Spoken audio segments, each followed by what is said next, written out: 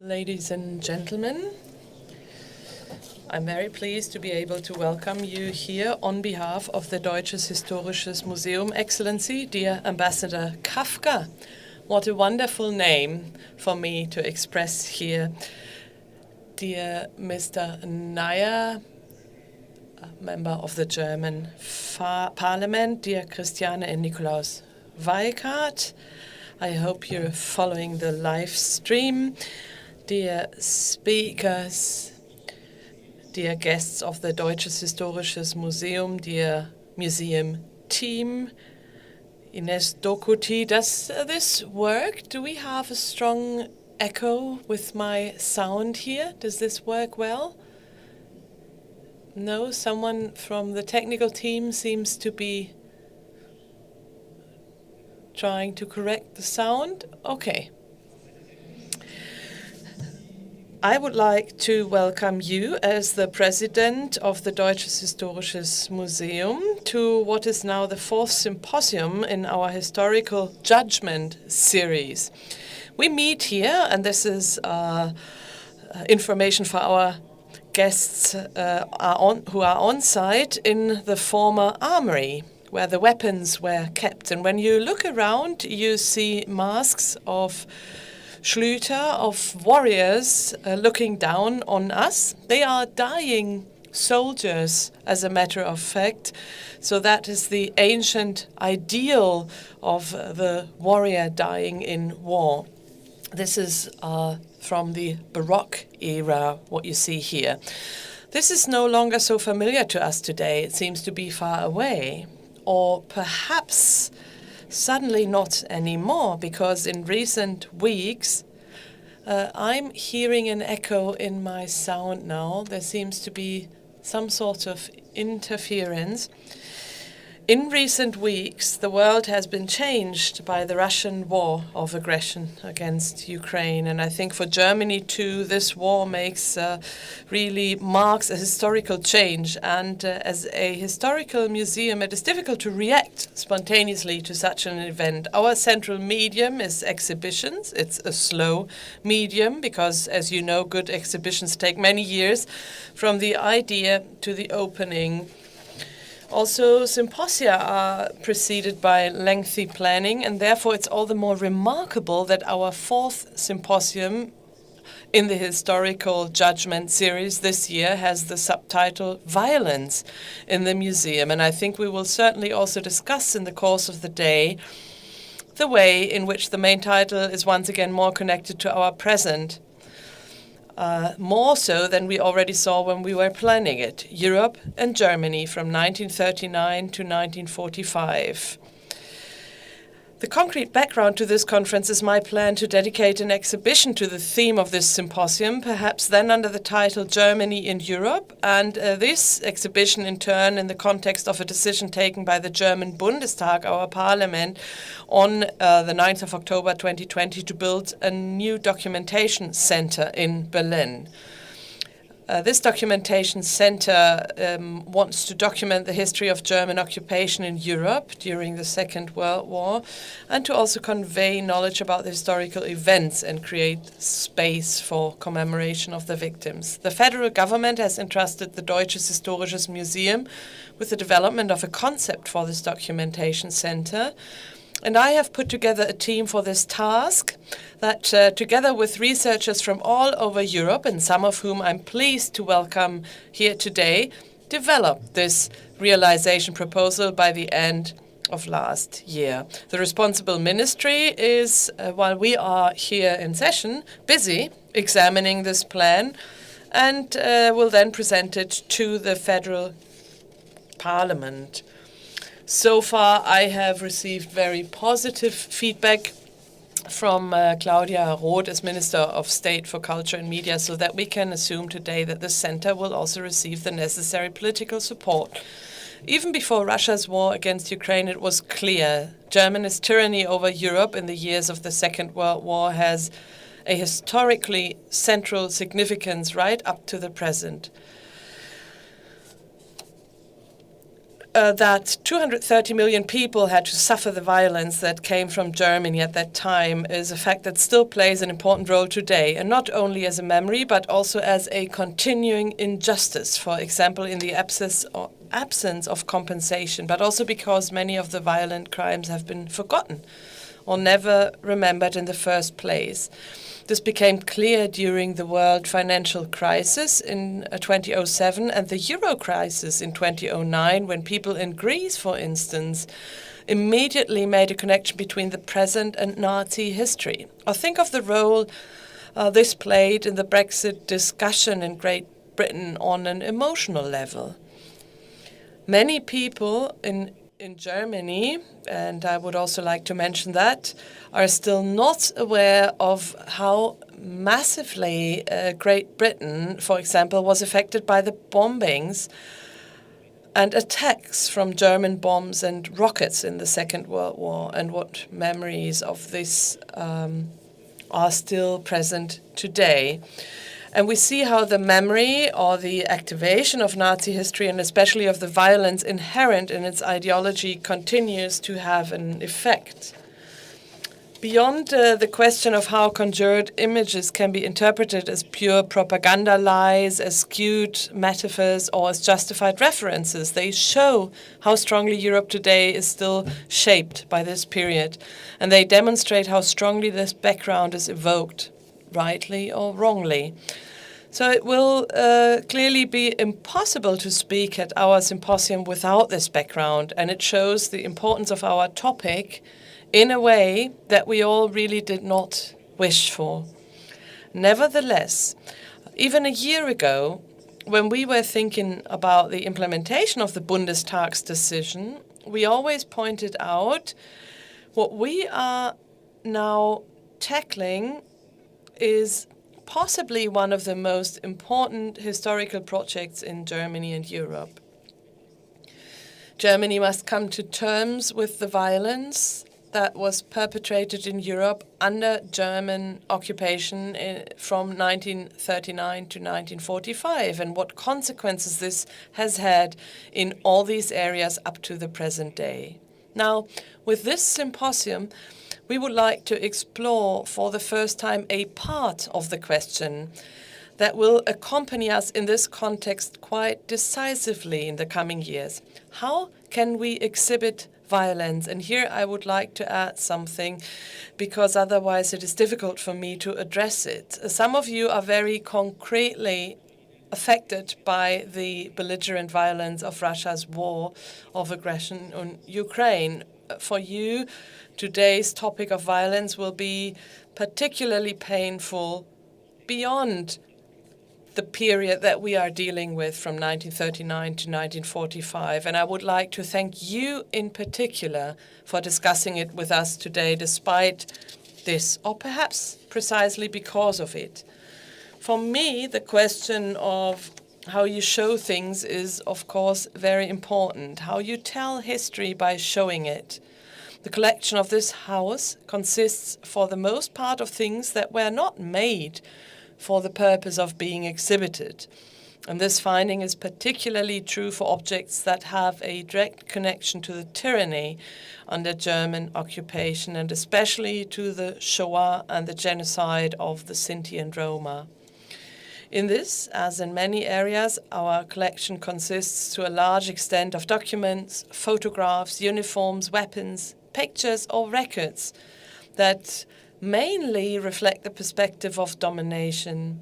The perpetrators explicitly wanted to destroy testimonies of the violence they exercised and the testimonies of the victims. The fact that there are things at all today that allow a clear and unvarnished view of the violent conditions in German-occupied Europe in that period of time is often owed solely to the victims.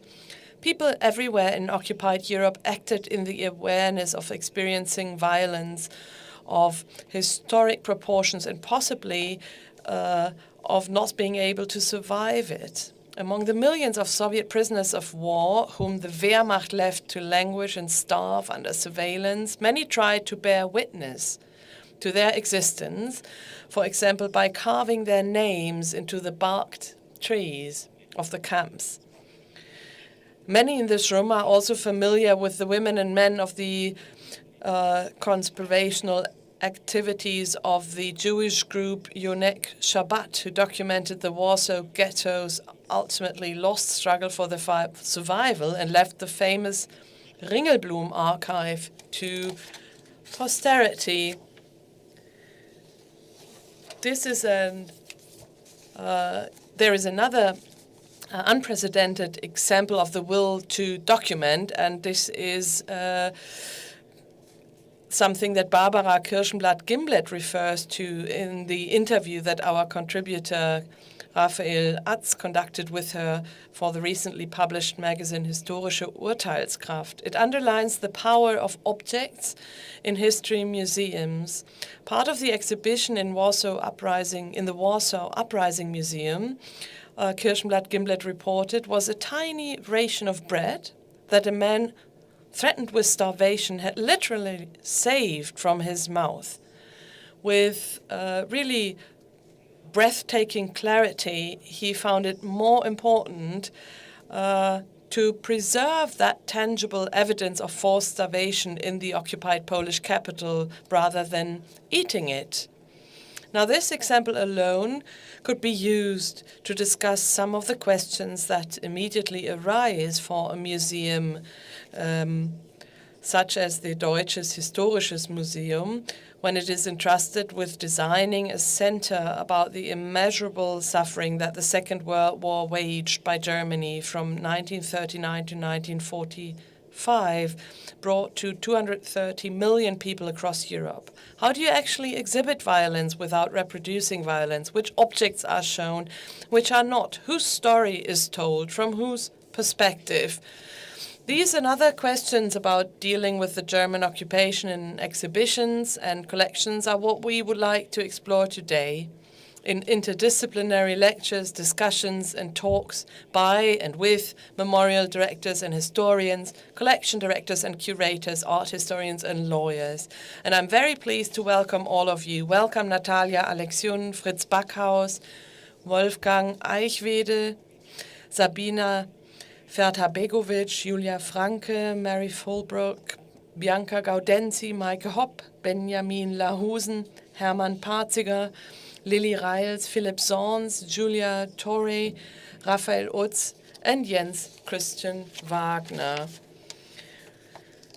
And I would like to thank Nike Thurn for their support in the conception of today's symposium, and Raphael Utz and Martin Borkowski-Saruhan, who together with two convened working groups and myself launched the realization proposal for the new documentation center last year, and whose expertise has also been incorporated into today's event.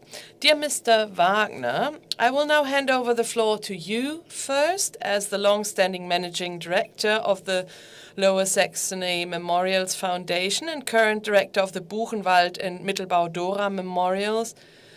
You have certainly designed and curated numerous permanent and temporary exhibitions on death marches and forced labor, among other things, and your expertise in this area has already been invaluable to us in the course of our collaboration on the realization proposal for the new documentation center on German occupation rule. I'm therefore very pleased that we were able to win you as today's keynote speaker, and I am, as I'm sure everyone in the room is, very much looking forward to your lecture on the title of Exhibiting Violence on the way to display this in museums regarding German occupation in the Second World War. Thank you.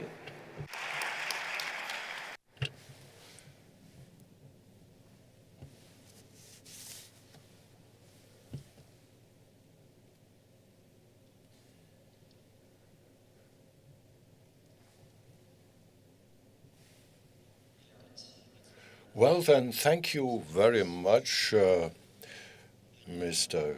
Gross and Mr. Utz for this invitation. Ladies and gentlemen, I'm privileged to be here.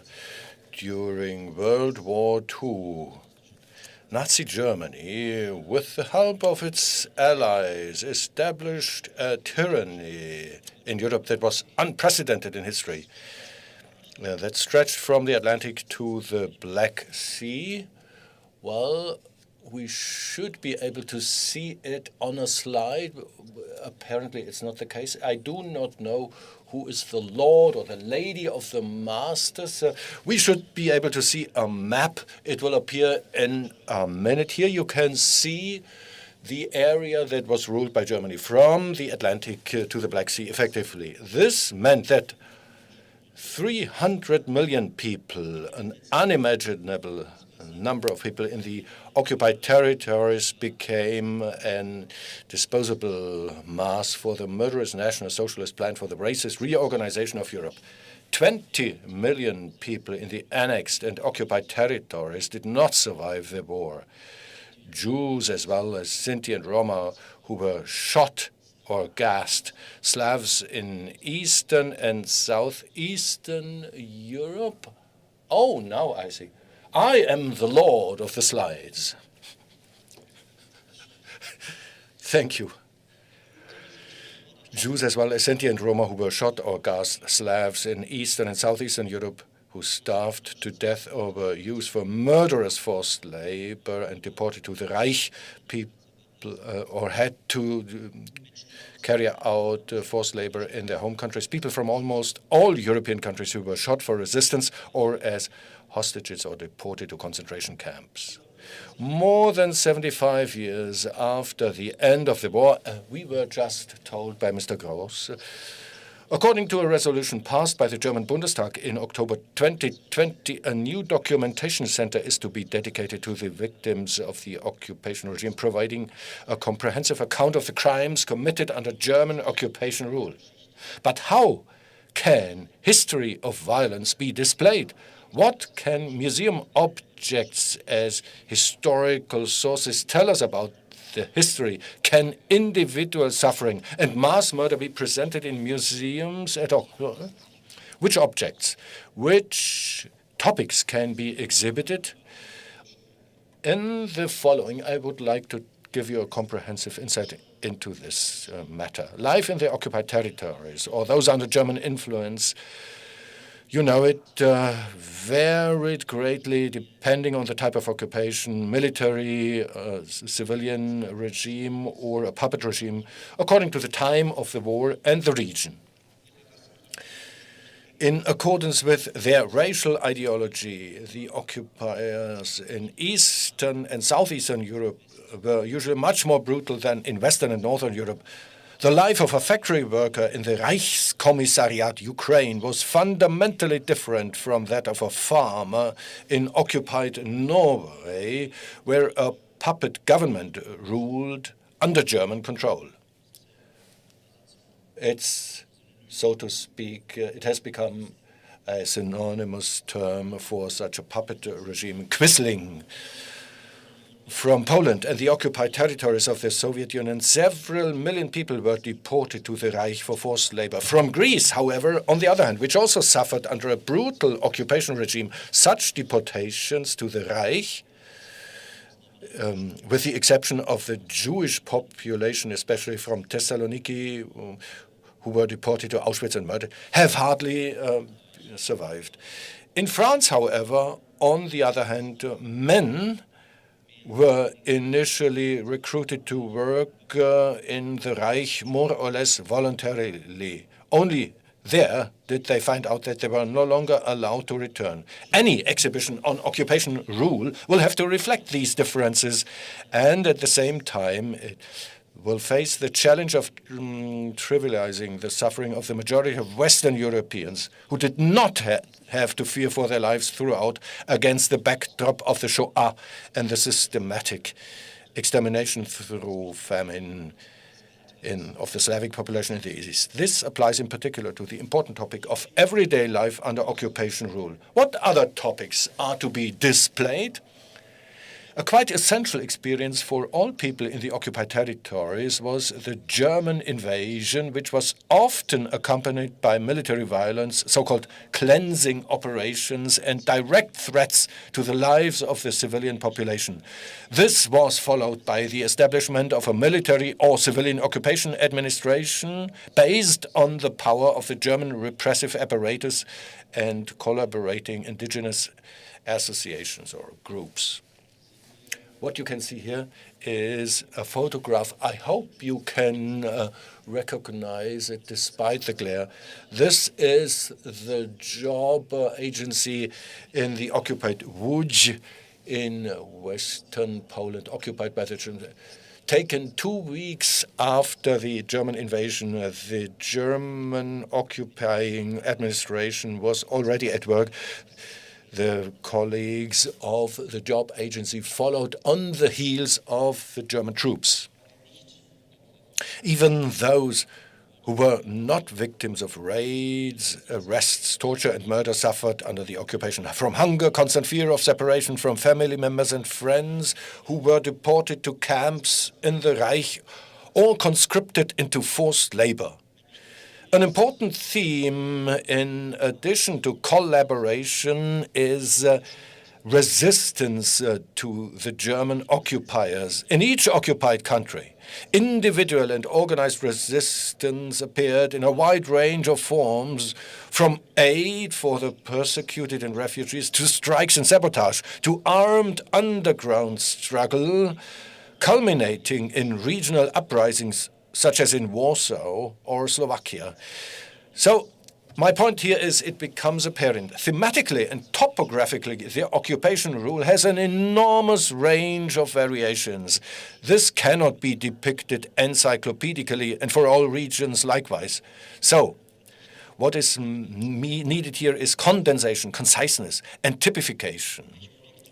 Which objects can depict the aforementioned spaces of experience of the people in the occupied territories? For some topics, this question is relatively easy to answer at first glance. Weapons, for example, stand for the uprisings, leaflets for resistance, work cards and also ration cards for the regulated life under German administration, suitcases for the deportations, barbed wire for imprisonment, a dented food bowl for the topic of hunger, the striped prisoners' clothing for the incarceration in the concentration camp, tattered clothing, and a hoe for the topic of forced labor. I picked some photographs the other day.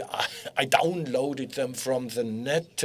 Look at the origins of these photographs. These have always been used as illustrations depicting visually certain topics. But can these exhibits really say something about the experiential historical dimension of this history of violence? Aren't they redundant, actually banal objects that cannot adequately represent the crime at all?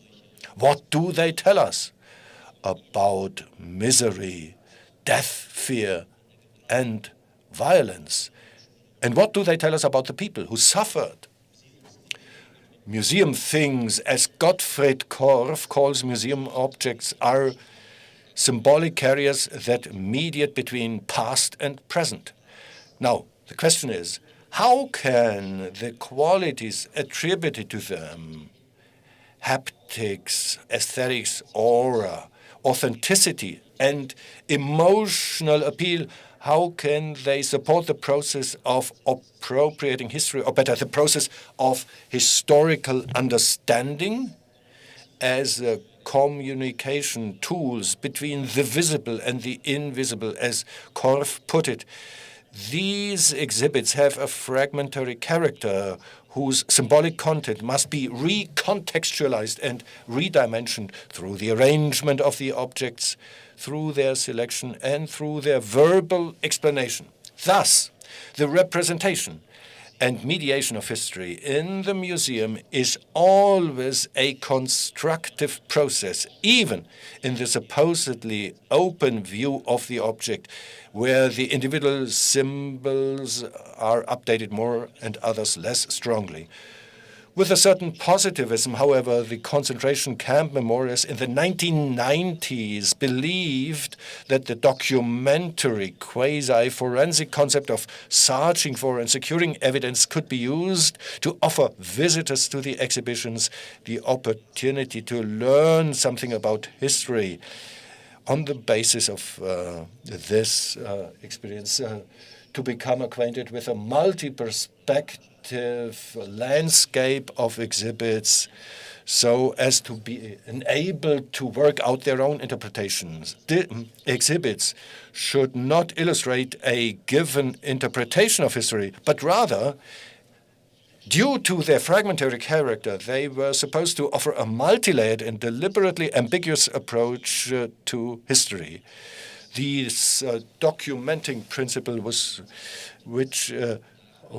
presented by the first post-transition exhibition on the history of the camps in the Buchenwald Memorial Site, which opened in 1995. This documenting principle was not only the result of turning away from ideologically distorted representations of history in the national memorial sites of the GDR, but it was also conditional upon the fact that objects related to the history of the Nazi crimes, as well as structural relics in the former camps, are not only historical symbols and objects of visualizations, but also evidence that stand for the credibility of what is being told. That's why we have also this ban on overwhelming, as we are used to say. This character as hard evidence applies in particular to written documents. Think of the minutes of the Wannsee-Konferenz or the Generalplan Ost as evidence of the criminal actions of the perpetrators in the ministries and the German repressive apparatus. In view of the charged function of the objects and documents and the attempts to instrumentalize history for current political purposes, as we can see today, or to cast doubt and to relativize Nazi crimes, and we have seen that also in the last 2 years. Think of the Querdenker movement in Germany. The forensic function of the objects and documents remains fundamental. The documenting principle, not only in dealing with the structural relics of the former camps, but also in the exhibitions, therefore remains important, especially for historical political considerations. In terms of methods and didactically, however, it raises doubts. Firstly, because of skepticism about a possible source positivism. And secondly, because it presents us with didactical implementation problems, relying on the relics and objects of their oratization alone does not help. The extensive detailed information, as valuable as it may be, blocks the view of the whole and can only be understood and interpreted with a wealth of prior knowledge that no average visitor brings with them. Many visitors are, for that reason, simply overwhelmed by an almost unmanageable wealth of documents and objects that are not classified and commented on. They cannot see the forest for the trees. Ideally, that's as we put it whenever we organize an exhibition. An exhibition is developed, spun out of the material. But let's not fool ourselves. Particularly in the case of the exhibitions on the history of the crimes of National Socialism, which have an important function for historical political education and the democratic self-identity of societies in Germany and Europe. So where we need to provide historical education against removal and trivialization, while at the same time paying tribute to the victims. Well, in most of the cases, we have the narrative in front of the crimes, an auctorial narrative. So in the worst case, these objects, think of the slide that you are seeing here, are then devalued to become mere illustrations. So The task at hand is then, despite all the dominance of the narrative, to grant the objects their intrinsic value as symbolic objects, an intrinsic value that clearly goes beyond the function of evidence and proof. The objects are more than the footnote apparatus of the historical narrative. They make history visible in the truest sense of the word. They are meant to arouse curiosity. And they are, hopefully, also unwieldy because their symbolic meaning is ambiguous and sometimes also contradictory. So we must not level out this contradictoriness and ambiguity. That's the challenge that we curators have to live up to. At the same time, they must help visitors to decipher and classify the message of the objects without restricting their open symbolic meaning too much. This is done by means of restrained, verbal, and medially prepared historical factual information, rooms, texts, and chapter texts, as concise as necessary, infographics or animated media installations. We have a great wealth of great technological options. Despite all the weight of the narrative and verbal medial contextualizations, the exhibits are at the center of the exhibition. Let me mention just a few examples from my own experience. In designing the international traveling exhibition Forced Labor, the Germans, the forced laborers, and the war of the Buchenwald and Mittelbau-Dora Memorials Foundations, whose first stop opened in 2010 at the Jewish Museum in Berlin. Well, we came up with a very surprising finding of a very dense photographic tradition of significant events after our intense archival research.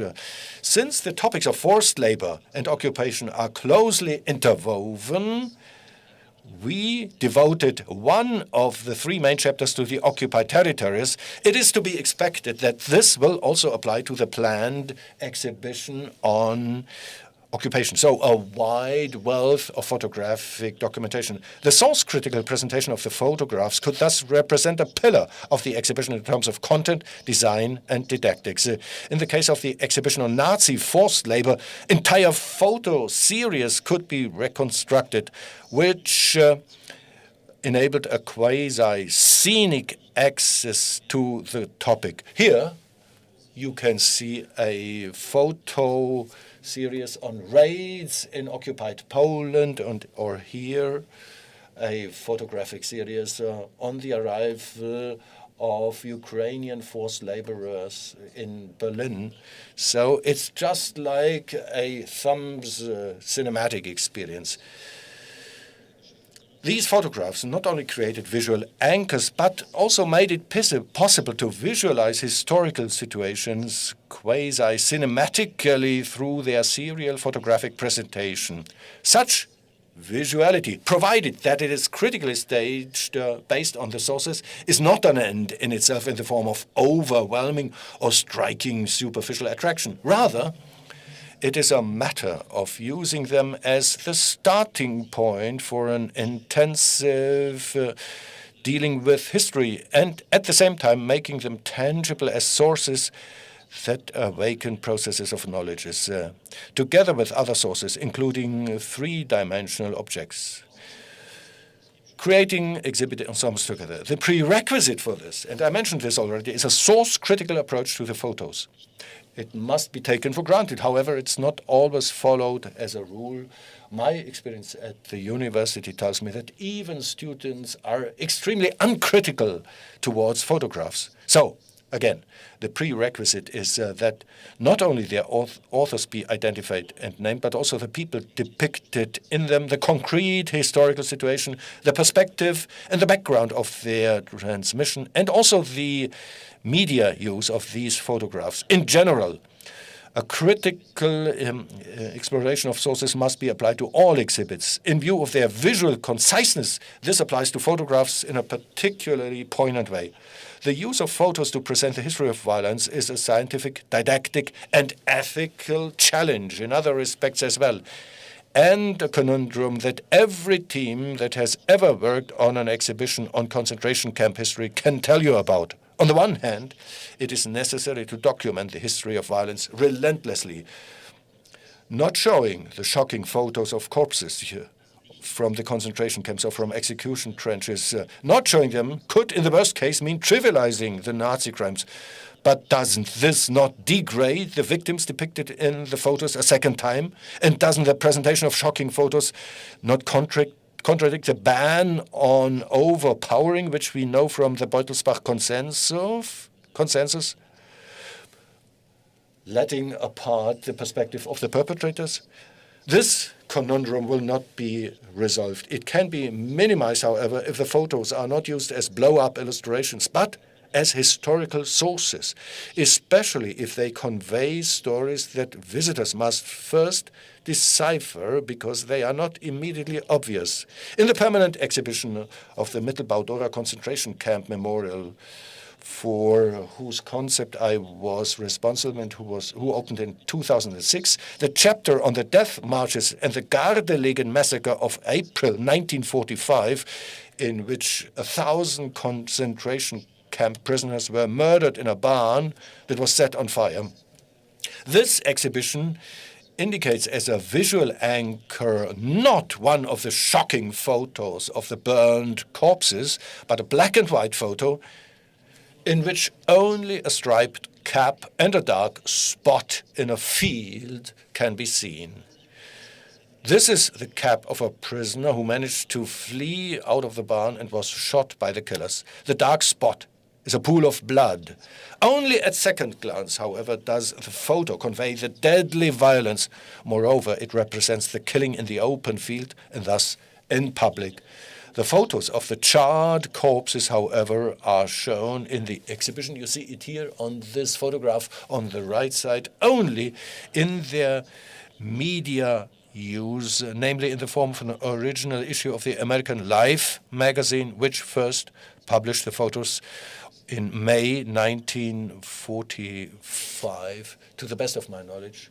This is the very first time that the term Holocaust was used for the first time with reference to the NS crimes, with those fire or burned corpses. In this example, too, the source-critical presentation of the photos plays a decisive role. The demand for source criticism, however, naturally applies to another type of source and exhibit that is also often the focus of contemporary history exhibitions, especially in concentration camp memorials. And I refer in particular to the eyewitness interview, so much beloved. On the one hand, it is supposed to enable access to the topic from an experiential historical point of view. In addition, it is intended to give a voice to the nameless in distinction to the history of domination, particularly in exhibitions on the history of violence, for example, on the concentration camps. Eyewitness interviews are also used quite often because, unfortunately, hardly any other sources have survived or seem suitable for presenting them. In view of this functional attribution, interviews are sometimes not presented as complex historical sources that are at once historical constructions and create meaning, especially if created with a great temporal distance from the subject of the narrative, but are alternatively degraded as surrogate sources, emotional attractions, or mere credentials or confirmations of the curatorial narrative. Very badly made in this, the introductory film on the National Memorial Site, Buchenwald, 1974. You hear the auctorial voice from the off, how great the German communists had saved the non-German prisoners, the survivors. Marcel Paul, a French, they all say in origin, the German communists have saved us. And to lend credibility, this you have the prisoners' code and also the red arrow and also a signature. A direct access to contemporary perception is, however, offered by diaries, letters, and other first-person documents. They have another advantage over retrospective interviews. These sources two come from people who did not survive the war and the occupation, unlike the contemporary witnesses reported in the video interview, embedded in a biographical perspective that is dimensioned in terms of structural and social history. Such sources provide information not only about contemporary perceptions of the occupation rule, but also about the actors' scope for action. The victims of the occupation are thus not presented as objects, but as acting subjects who, albeit in a limited way, certainly had certain options for action agency. And that is not only important for didactical reasons, but also in terms of the moral recognition of the people who had to suffer from German occupation. Using ego documents can also help to deal with a topic instrumentalized as much as the German occupation. It helps to use a multi-perspective, scientifically founded approach. But at the same time, this perspective should not be limited to the victims. I mean, in terms of appraisal and commemorating them, we do focus on the victims. However, if an exhibition wants to trigger processes of reflection, historical reflection, which I believe it's its main purpose, it needs to look at why these people became victims in the first place and who's responsible for it. That means for every exhibition on National Socialist crimes, it needs to look at the motivations of the perpetrators, the followers, and the standers by. And especially, questions need to be asked about how the National Socialist Society worked. It was radically racist. And it was built on two pillars. One, offers of integration to those who were considered part of the people, and then exclusion, killing, and extermination of all of those who were outside these racially defined boundaries. A multi-perspective exhibition that presents the victims as active subjects and that also looks at the motivations of the perpetrators under National Socialism, also at the collaborators in the occupied territories, such an exhibition will make it a contribution to our culture of commemoration, not to become too affirmative or focus too much on pathos, and that we don't just mourn without thinking. Instead, an exhibition looking at societal questions can create references to the present and, as I said, trigger reflective processes among the visitors, also when it comes to their own moral, political, and ethical convictions. The colleagues at the Deutsches Historisches Museum who are currently working on a concept for the exhibition on the occupation, I wish them that they may succeed in this endeavor. It is a highly complex project, and that is why I wish you every success.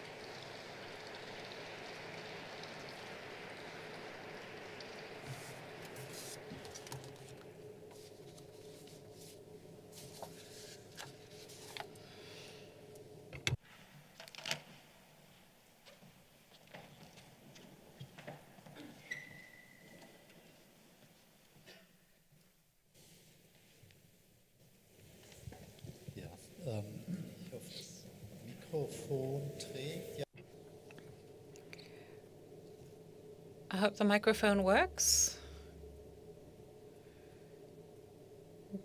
Not yet.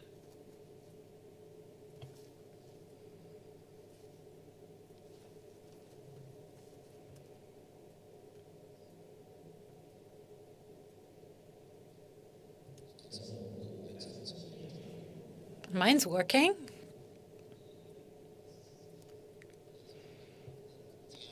Okay, so let's share the mic, although in times of COVID, that's not the ideal solution.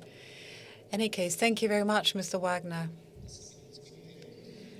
for thinking along with us, if I can say so, when it comes to designing such an exhibition. And I'm very pleased that you've focused very strongly on what is going to be our prime task, coming up with a permanent exhibition that is limited to this period and that does not yet operate based on the memory of that time. Because as we can see on a daily basis, that would make it even more complicated. There would be controversy over every detail. And we will have to discuss current nationalism and the like. But let's come back to your experience, and then I think I would like to open the floor for a short Q&A. Could you tell us something from your practical experience where you've dealt with this relationship between perpetrators and their motivations, their motives, and the depiction of certain types of crime? Were there good or bad examples where you've dealt with this challenge? And I mean, you have such a large amount of experience, so I'm sure that you have something in mind. Why am I asking this? You know, at the end of your presentation, you were saying that it will be a very important topic for us, for this institution. Because otherwise there's a risk that it will be devoid of content, apart from a general sense of mourning. Because it needs to be connected to the motivation and the intentions that led to all of this. I mean, we can assume that many people who will come to see the exhibition are relatives of those who were involved in these crimes.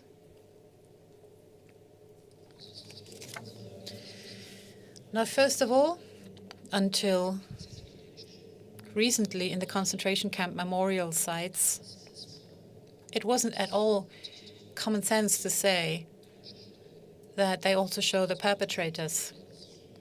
In 2007, for example, an exhibition was opened at Bergen-Belsen, where the perpetrators don't appear at all. And it was a conscious decision at the time to say that this is a place to honor the victims, and showing the perpetrators here is basically a slap in the face of the victims. I always disagreed on this. And by the way, there will be a new exhibition in Bergen-Belsen on the perpetrators. At the exhibition center in Mittelbau-Dora, I think we've succeeded quite well, without praising myself too much. From the onset, we also thought about the perpetrators. If we talk about the people who took certain actions in this context, one way of doing that is taking a biographical approach. And in this exhibition I'm talking about, there'll be biographies of prisoners and biographies of perpetrators at the concentration camp site. And both in the design, but also when it comes to the text and the exhibits, we've used different approaches. We provide biographical information on the perpetrators, but things like what school did the person go to, who was he married to, how many children, wasn't really of such great interest to us, compared to the victims, where we want to honor every part of their lives. The perpetrator biographies are used in terms of having a certain function, and we did so in a very systematic way. They're also labeled. It says the SS thug, the engineer, the missile baron. So we gave them, let's say, new names or titles, which we didn't do with the victims, obviously, because we wanted to preserve their individuality. You know, in the 1970s, we sometimes says these are the character masses of the pig system. What do we want to say? We are portraying them in terms of their function. That's our approach.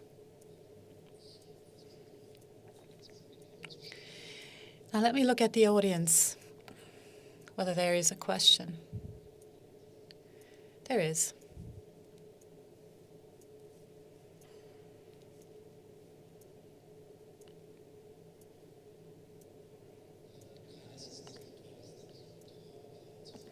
And please make sure you use the microphone also for the translation. Marius Monet from Maurits Media Publishing House. There is one picture in the magazine that was published by us, the Mind Test. What do you think would be the optimum source-critical approach for dealing with ambiguous content in photographs? I mean, this is indeed a very impressive photograph. And I would like to thank the colleagues at DHM for selecting it for the magazine. In this picture, you see a woman wading through the water. And if you look at it for the first time, you don't really know what you're seeing. But the terrible story underlying this is that this is a woman forced by the German occupiers to be basically the guinea pig and is asked to walk through the river to see whether there are any mines. And the horror and the violence contained in this picture only becomes apparent when people tell you what this is about. Otherwise, you might think she's just taking a bath, washing her feet, crossing the river. Yes, so source-critical contextualization of the photographs are important. Who's doing what, why, when. But what also matters are is the media context. Especially if you look at iconographic depictions, then there are photographs that you find in every history textbook. But sometimes you see that people are using different parts of that picture. And sometimes there are directions from the German occupation military. Frames have been put on these pictures, or the captions, sometimes written on the back of a photo, are also considered. I mean, ideally, you also publish them or transcribe them. It would also mean that you do your research to find out what is being shown on the picture, who took it and why. I mean, who took the picture of this woman walking through the river? I don't know. But this is a very important piece of information. Thank you. Let me look around the room. And there is another question.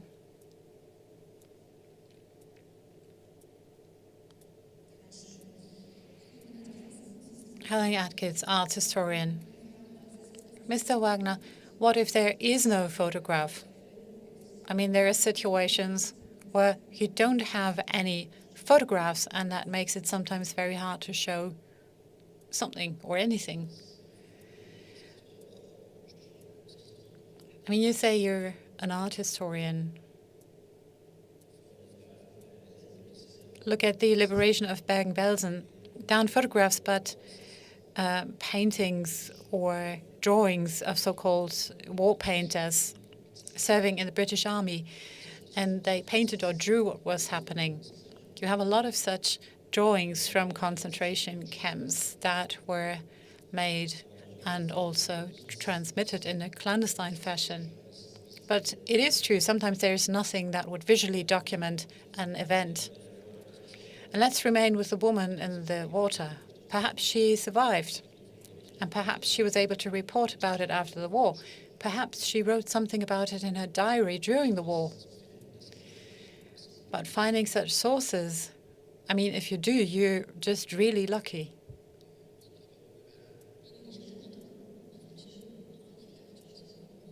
Sorry, I already had a mic for a question. Sorry, Dorothy Willing, historian. Mr. Wagner, first of all, thank you very much for your presentation. You were demanding that an exhibition has to make a connection between the perpetrators in the occupied territories and the National Socialist rule in general. I think that's a very important point. And it also means we need to look at yet another category, the profiteers. And then two things are really important. One is about economic profit made in the occupied territories. And that doesn't only affect individuals, but the whole people. I mean, the German Reich, during the war, takes its food from the occupied territories. And secondly, it was also a career opportunity. If you're still pretty young, you could be deployed to these areas and take on a role that would give you a lot of power over life and death of other people. So thank you for pointing this out. Yes, I mean, a resounding yes, you're absolutely right. And if I showed you this picture of the job office in Łódź, we could have shown the Daimler-Benz company establishment in Minsk.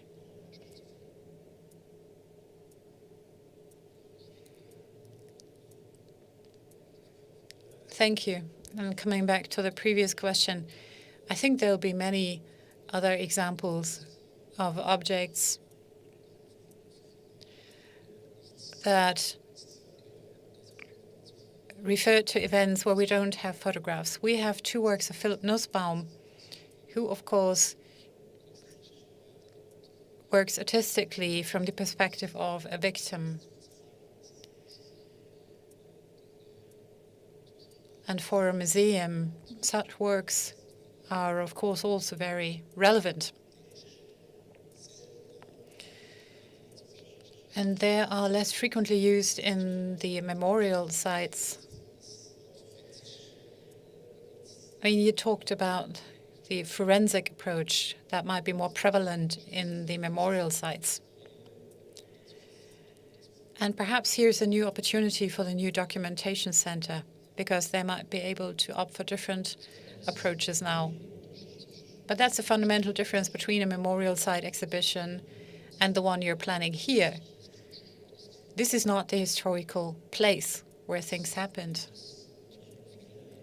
And sometimes that makes it easier, because the historical place or the site doesn't overwhelm you in the same way.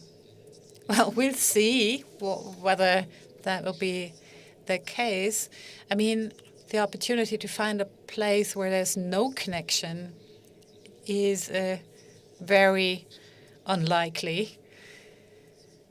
So I think we'll come back to that question. But indeed, our mission will be a different one. Once again, thank you very much, Mr. Wagner, for being our first speaker today.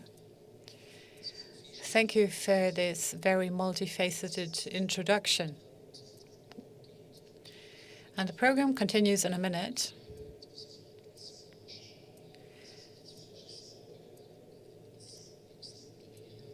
Let me hand over to the next moderator. Raphael Gross, thank you.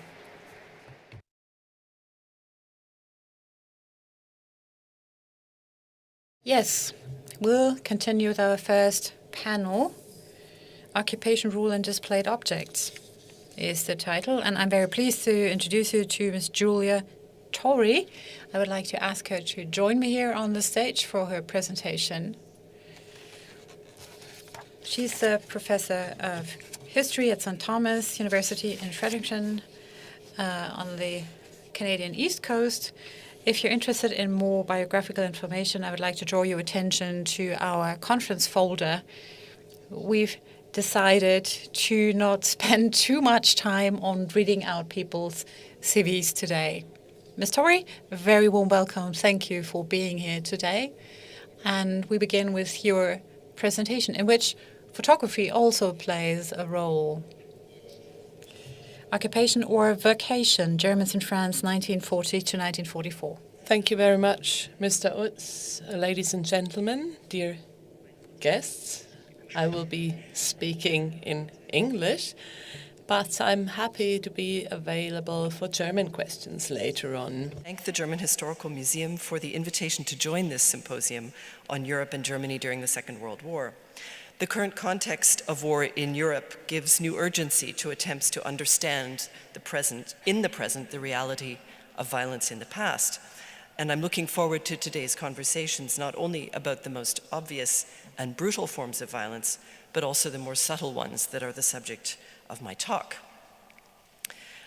I gave it a title which is a little bit questionable, perhaps, Occupation or Vacation, and I hope you'll bear with me as we talk about how the two things were interlinked in France between 1940 and 1944. The German Historical Museum's collections include a small paper-bound volume with the Eiffel Tower in red on the cover. I think you should be able to see it on the slide. It looks like a typical Paris guidebook, but the title, Kleiner Führer durch Paris für deutsche Soldaten, a short guide to Paris for German soldiers, suggests a more complicated story. Published in August 1940, with the permission of the military authorities, the book dates from the earliest days, or the earliest months perhaps, of the German occupation of France, and it was produced with permission. Why would the German authorities sanction the publication of a guidebook for soldiers? Why would the regime want such a book to be published, and what can it tell us about German rule in Europe during the Second World War? The occupation of France and of Western Europe is thought of as a comparatively peaceful occupation. On the Eastern Front, as we all know, Germany fought a brutal war, but conflict in the West was more temperate, less ideological in nature. Soldiers treated local populations with respect, or so the story goes. These perceptions, nourished by veterans' reminiscences, their photo albums and souvenirs, reflect only part of the picture.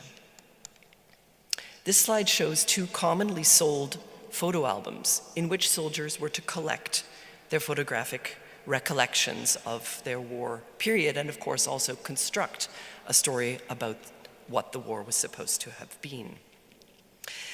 Drawing on narratives established during the war, these reminiscences echo stories about occupied lands that were constructed by the National Socialist regime. Occupations in Western Europe did not exhibit the same unrelenting brutality as those in Eastern Europe, but neither were they harmless. Rather, they were permeated by violence from the start. In France, as elsewhere, this violence took both obvious and subtle forms. As they invaded France, soldiers massacred some 1,500 to 3,000 French African soldiers, and they initially subjected African prisoners of war to harsh treatment, as Raphael, notably, a historian, has documented. Wehrmacht members sometimes killed French civilians, likely because they believed them to be francs-tireurs, or partisans. After a lull in late 1940 and early 1941, open violence resumed. Repression directed towards minority groups, especially Jews, and their deportation to extermination camps from 1942 was an integral part of German projects. From late 1941, French resistance attacks were met with escalating reprisals that included executing so-called hostages from the population. Later, German troops razed the village of Oradour-sur-Glane and killed civilians at Tulle and elsewhere. Occupiers routinely tortured captured resistance members and raped female prisoners. More generally, sexual violence and murder, particularly associated with soldiers transferred to France from the Eastern Front, increased from late 1941 onward. The shocking array of open violence was accompanied by forms of oppression that are much harder to recognize. Occupiers expressed dominance through everyday activities like tourism, leisure, and consumption.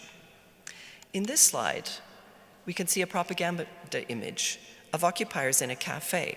The image was taken by Gerhard Gronefeld, and it is part of a collection that's held by the Deutsches Historisches Museum.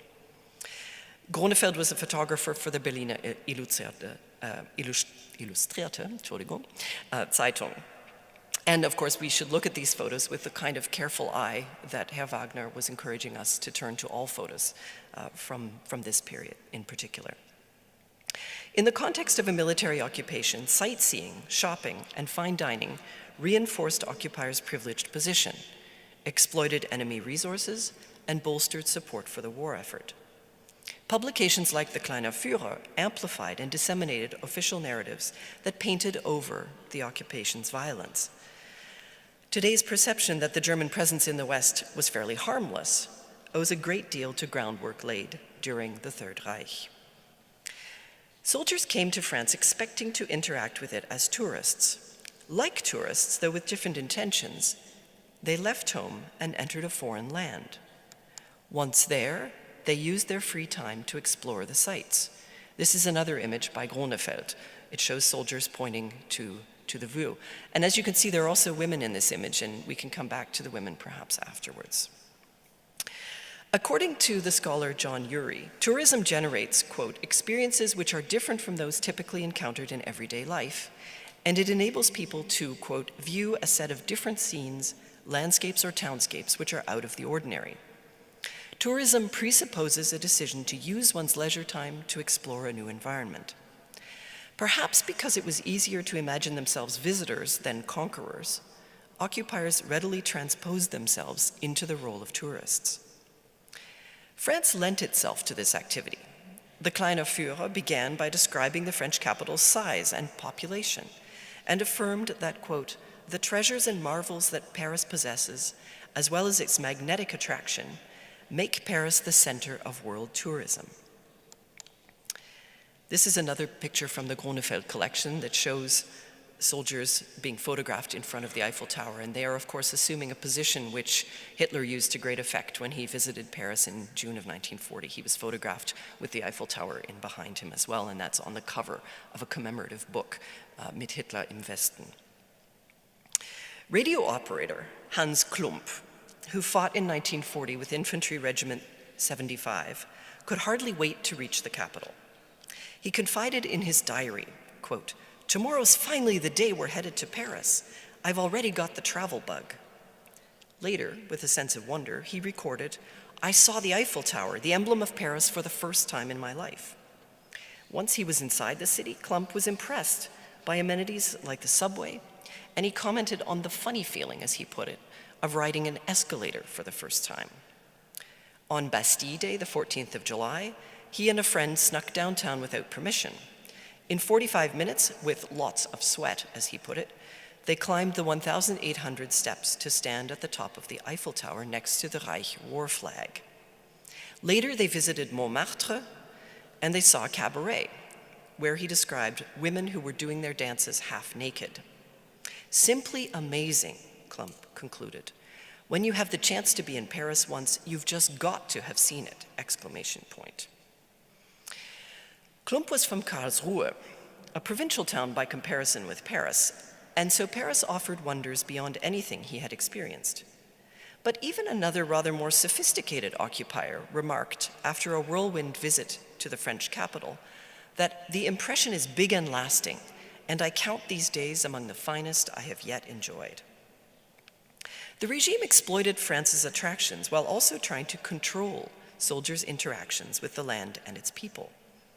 Organized tours shepherded as many as 6,500 occupiers through Paris daily.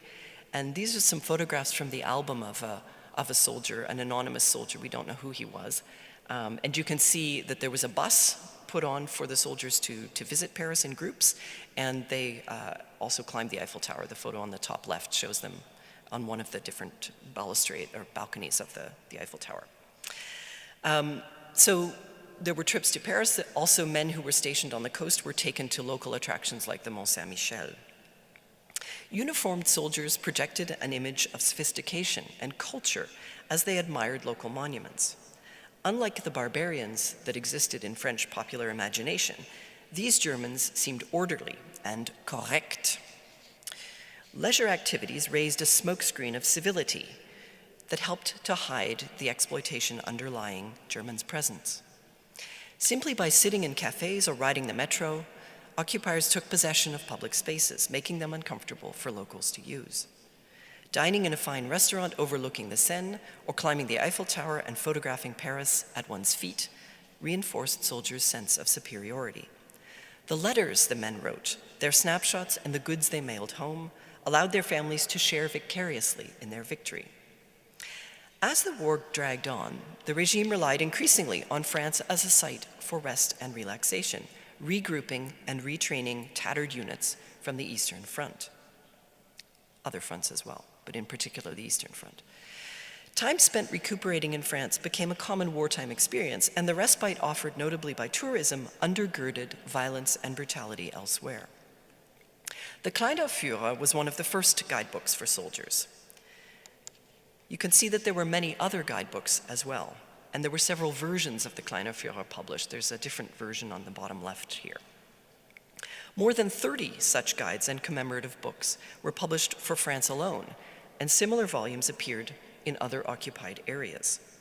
The pocket-sized Kleiner Führer was widely available in Paris from the late summer of 1940.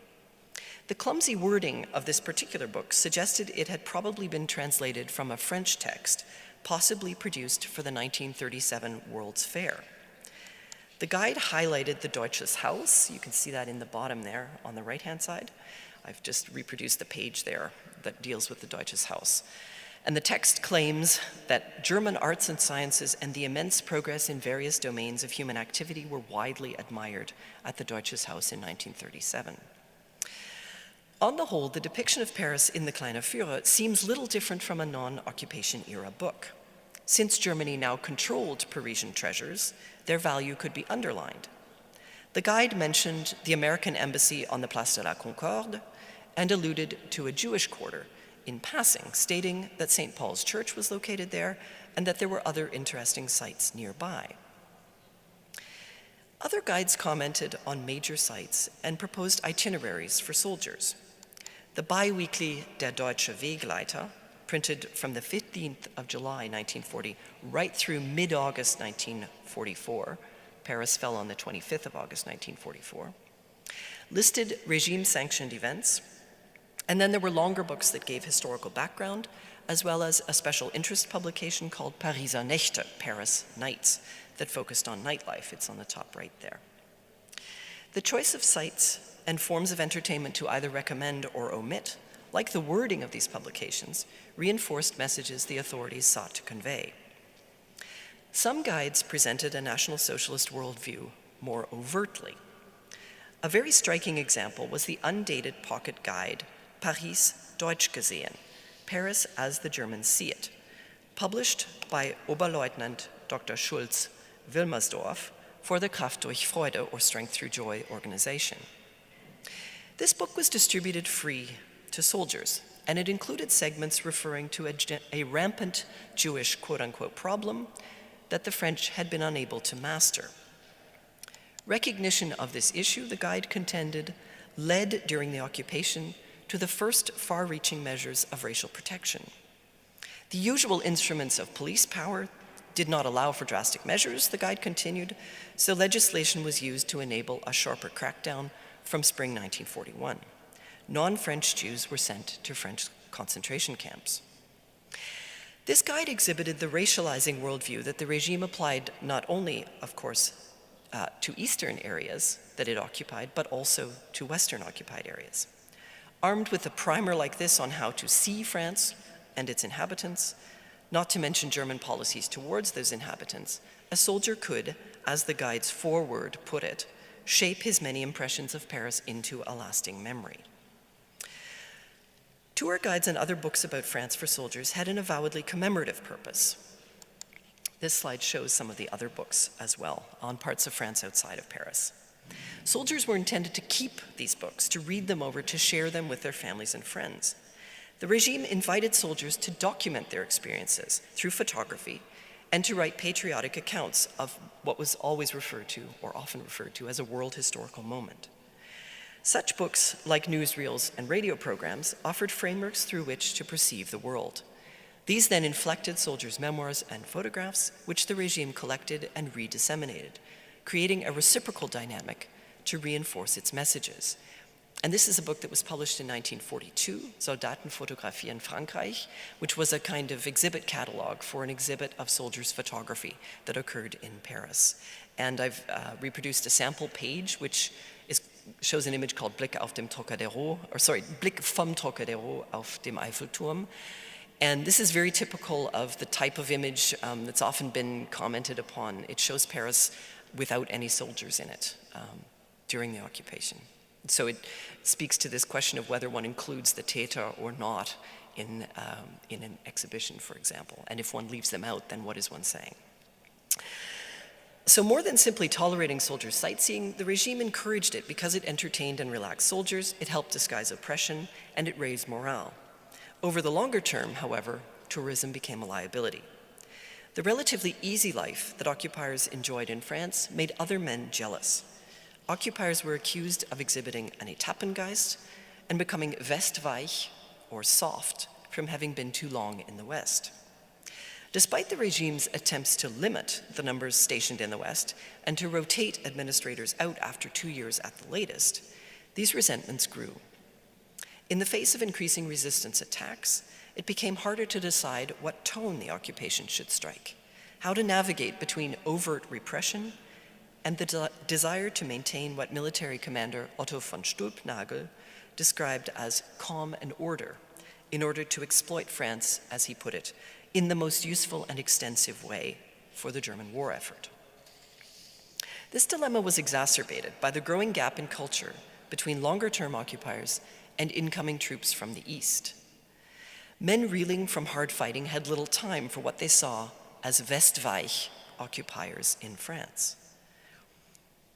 And the level to which the upper echelons of the occupation administration was sort of permeated by an attitude of tourism and in some ways peacetime is indicated by these two books. These were both published jointly with Franz Albrecht Medicus, who was head of the Militärverwaltung in Paris for a long time. The second book, Schlösser in Frankreich, actually appeared in 1944 when Medicus had been transferred out to Athens.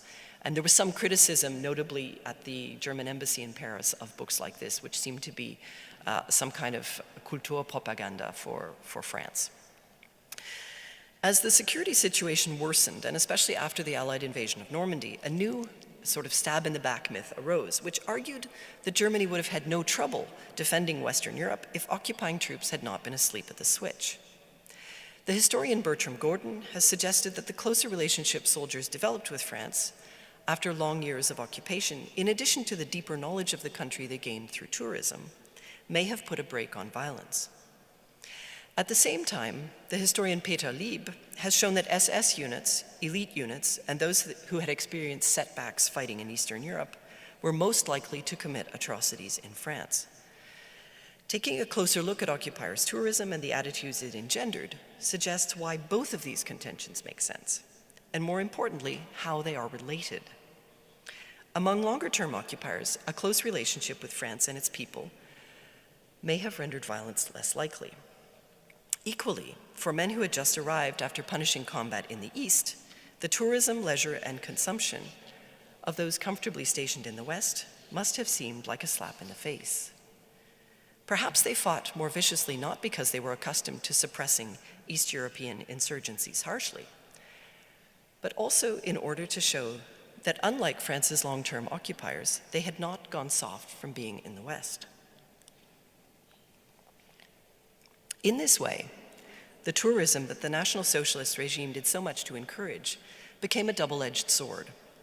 Even as it smoothed the path of occupation and increased support for the war effort, it also gave rise to resentments that undermined military solidarity and favored radical violence. Taken out of context, the many guidebooks, letters, and photo albums from the era suggest that for soldiers, being in France seemed like being on holiday. This is a sort of unfoldable map that came with the Kleiner Führer. But objects like these also draw attention to the occupier's everyday exercise of power. Not only are they a key to understanding the occupation's end, but they also reveal the subtle, insidious violence of superficially harmless activities. Activities that, for occupiers, made being in France seem more like a vacation soldiers wished for than an occupation they enforced. Thank you.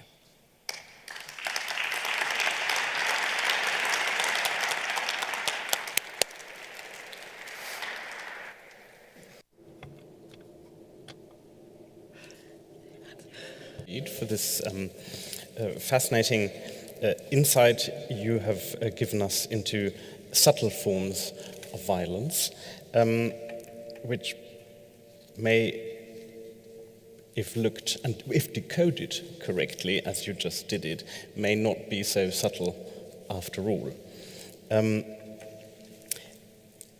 We are completely open to taking your questions. Please indicate if you wish to ask Julia Torrie anything. In the meantime, you hinted at that you would be happy to say a few things about the women pictured in these touristy propaganda photographs from the collection Buchenwald. Would you perhaps care to say a little bit more about that? Sure. Oh. We'll try this one. Let's try this one. This one is definitely on, yes. The women are fascinating to me. Actually, I have a newer research project on women who were part of the occupations Europe-wide, because there is some work, notably by Franke on female occupiers, but to my mind, not nearly enough. By 1943 or so, they made up about 2/3 of the staff of some of the Militärverwaltungsoffices. There were Stabshilferinnen who performed various secretarial tasks, and there were also, of course, the Nachrichtenhelferinnen who did communications, who were in charge of the telephones. And I see the women as sort of nodal points on a network, or in a network of German offices that ran the occupation Europe-wide. The women in those pictures could have been wives or fiancées of military administrators. In 1940, there must have been quite a lot of fiancées and wives and possibly daughters of military administrators, notably in Paris, because the military authorities had to pass regulations about it, that one could not simply employ one's spouse unless it had been approved by one's superior officer, for example. So there were a surprising number of women around. One thinks of the military forces as being male, but they were not exclusively. Do you think, just a tiny follow-up, do you think that people who saw these photographs would have identified the women as French or as German? That's a very open question, and I can't be certain that they were not French. I don't think they were. Certainly, if they were taken to be French by someone who viewed the photographs, that indicates a particularly nice relationship, a very friendly relationship between Germans and French, and suggests, or would have suggested to a viewer, that the occupiers were very welcome, which was one of the messages, of course, that the regime wanted to spread. Yeah. Yes. Right. Yeah, yes, thank please. you very much for your lecture. I'm Maria Neumann, historian, Documenta Institute. And my question is, do you know anything about similar sources for other countries or regions?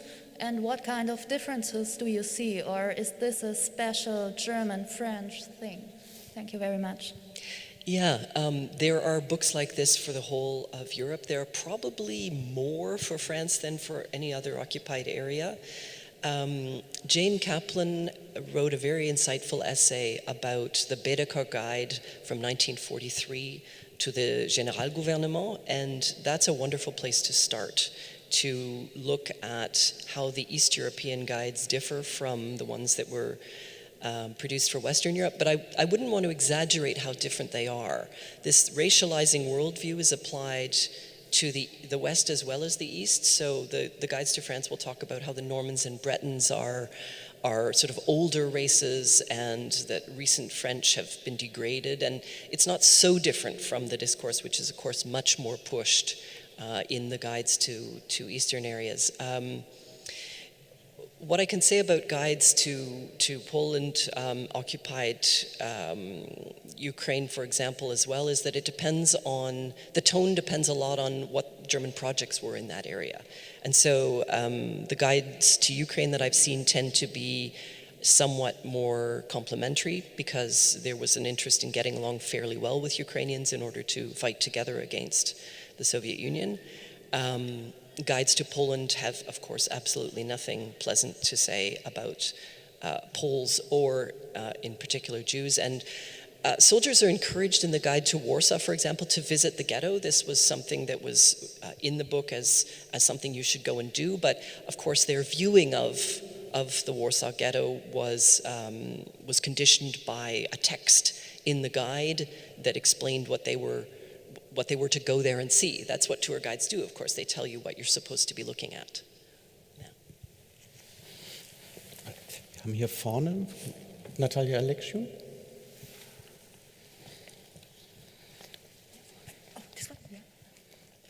Thank you so much for this fascinating lecture. I want to go back for a moment to the gender question. And I'm fascinated by where this project will lead you. But you mentioned tourism, pleasure, and consumption, and these albums, pre-made and put together, are all male, mostly. Male gaze, male experience. I wonder, given the numbers you just told us, is there some kind of tourism, pleasure, consumption account for these female helpers, but also for the fiancés and wives? Yes, and as the number of women increased, the regime found itself having to arrange activities for women. I mean, women were welcome to join, for example, an outing to the theater. There were tickets. Tickets were distributed through the military administration's offices in Paris. And so some of those tickets would have gone to Stabshilferinnen. But there are albums of photographs by women. They're very hard to get your hands on. So I can't say anything very much about them. I also know that, for instance, that exhibition of soldiers' photographs that led to the book that I showed on the earlier slide, there was at least one photograph by a woman in that exhibition, because the authors, or the photographers, are listed at the back of the book, and one of them is listed as, she has her title, I forget whether she's a Stabshilferin or whatever. But the other thing, too, where women are specifically mentioned is sports teams, because there are so many occupiers that they have football competitions, and there's, for women, I forget which sport it is, maybe Rudern, that there's a female rowing team in Paris. I might be wrong about that, but there's definitely mention of female athletes during the occupation in Paris as a leisure activity. Yeah. Yes. Mm-hmm. Marius Monet again. About the sentiment of the West troops and the East troops about the vacation, are there difference in the end of the at the end of the war? Yes.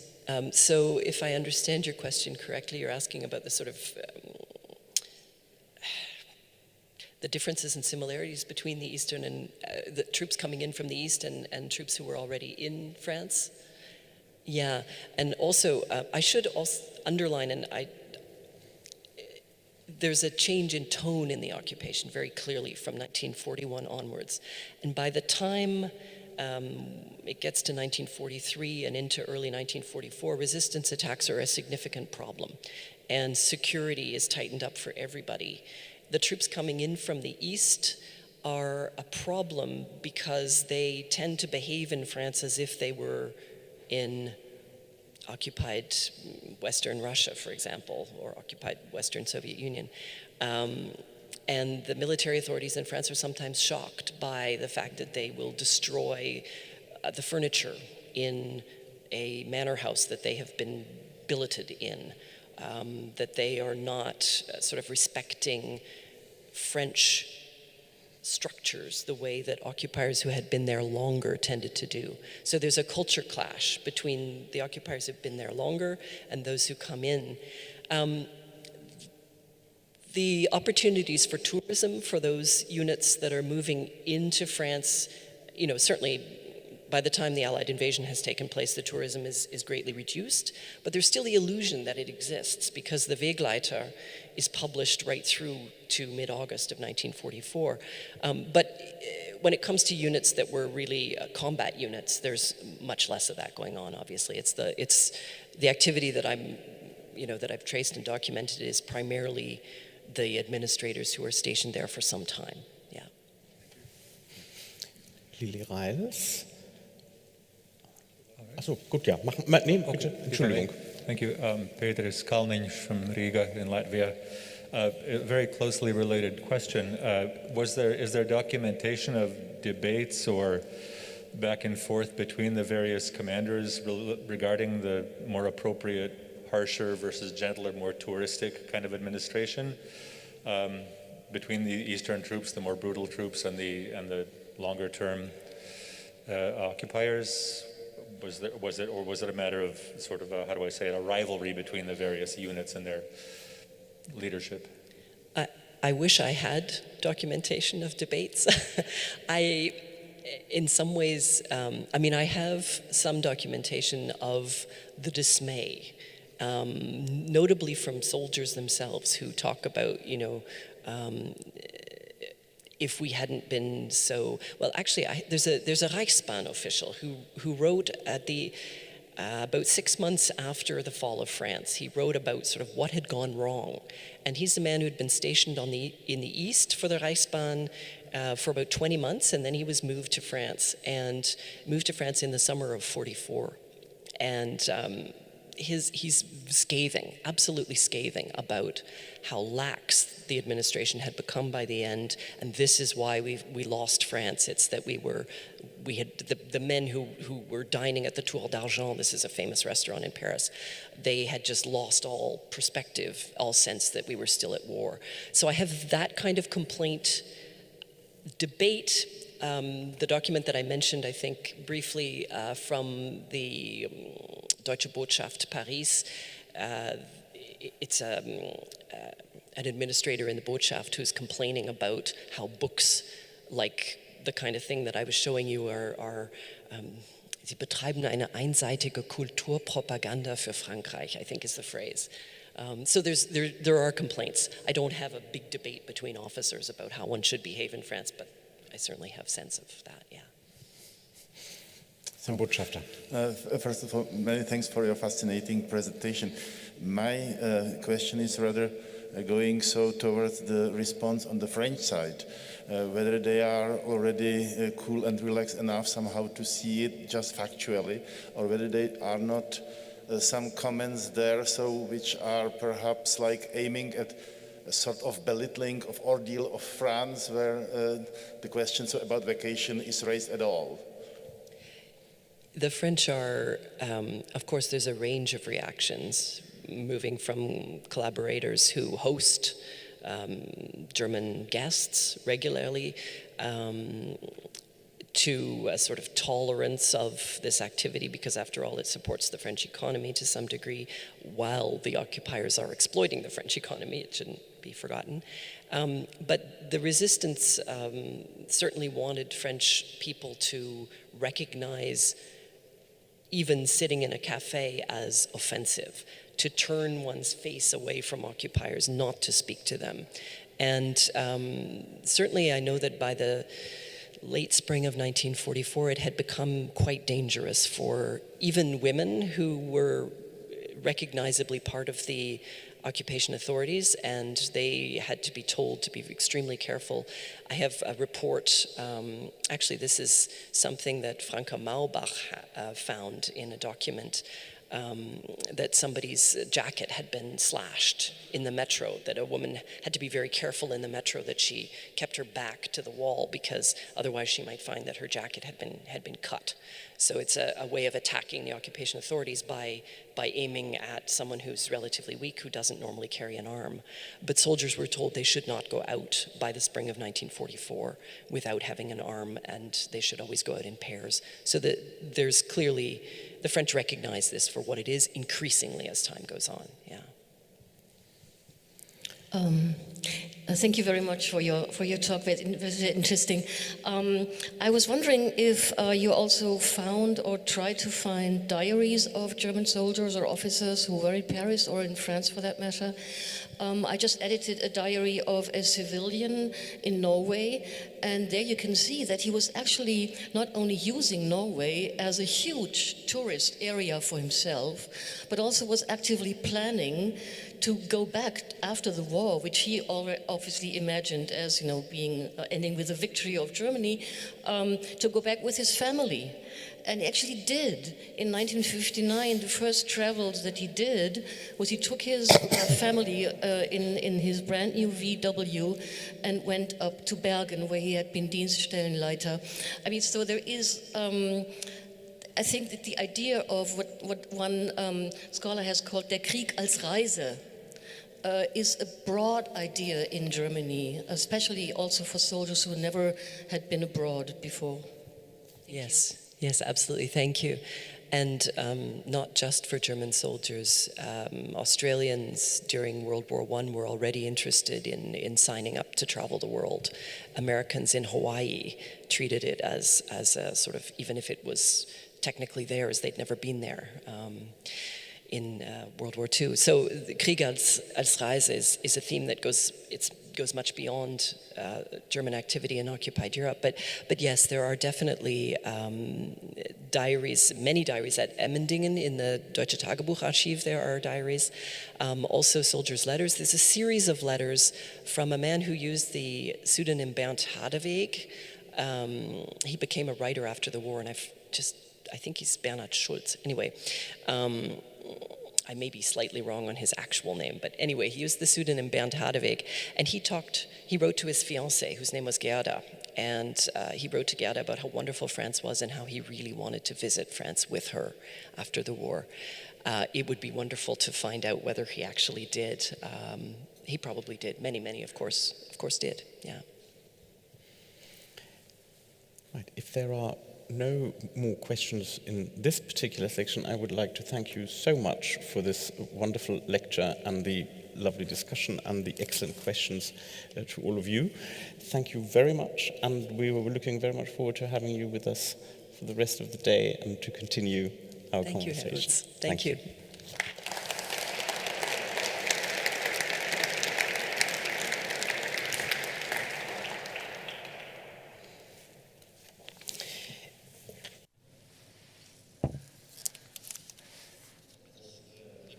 As next speaker, it is my pleasure to ask Fritz Backhaus to the floor. I need not present him because he is the collections director at the Deutsches Historisches, and we are looking forward to listening to his talk. A perspective at the German occupation by identifying, researching, and displaying objects of the occupation. Please. Thank you very much, Mr. Utz. Ladies and gentlemen, dear guests, between 1939 and 1942, Nazi Germany managed to occupy large parts of Europe and to coerce what is today 27 states. The ideology of National Socialism made a distinction between so-called Aryan and other peoples, and these were also assigned different roles in a future Europe. The concepts of a greater Germanic Reich or Europe of the peoples under German domination changed according to the course of the war. However, under German domination, according to the course of the war was, as Adolf Hitler repeatedly put it, the supreme goal of occupation policy was that occupied countries had to supply industrial goods, foodstuffs, raw materials, and also people for Germany and the German war effort without regard for the indigenous populations, and that they had to remain militarily quiet.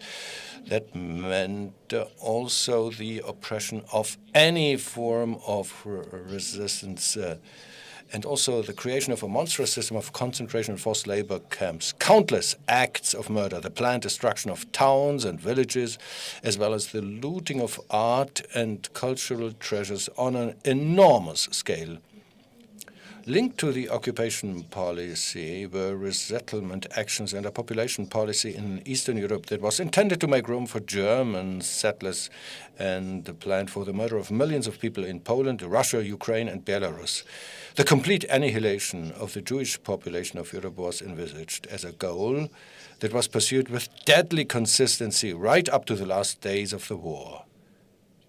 The murderous outcome can be guessed at in sober figures that can only be approximations of the actual figures to this day through starvation, forced labor, and terror.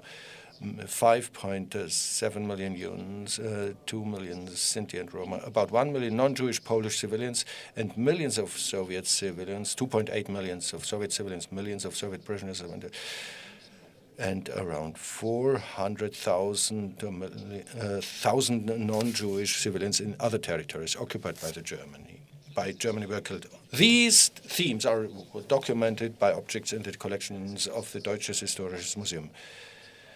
During the time of the National Socialism, the Second World War, and the occupation of large parts of have an outstanding importance between the effects. Well, we have about 80,000 objects, but it's only an approximative guess. 8 to 10% of the entire collection, which comprises 1,200 years from the Middle Ages to the present day. So 8 to 10% of all of our exhibits regard this. Well, the outstanding importance of the National Socialist era for the DHM is also made clear by a look at the DHM's history.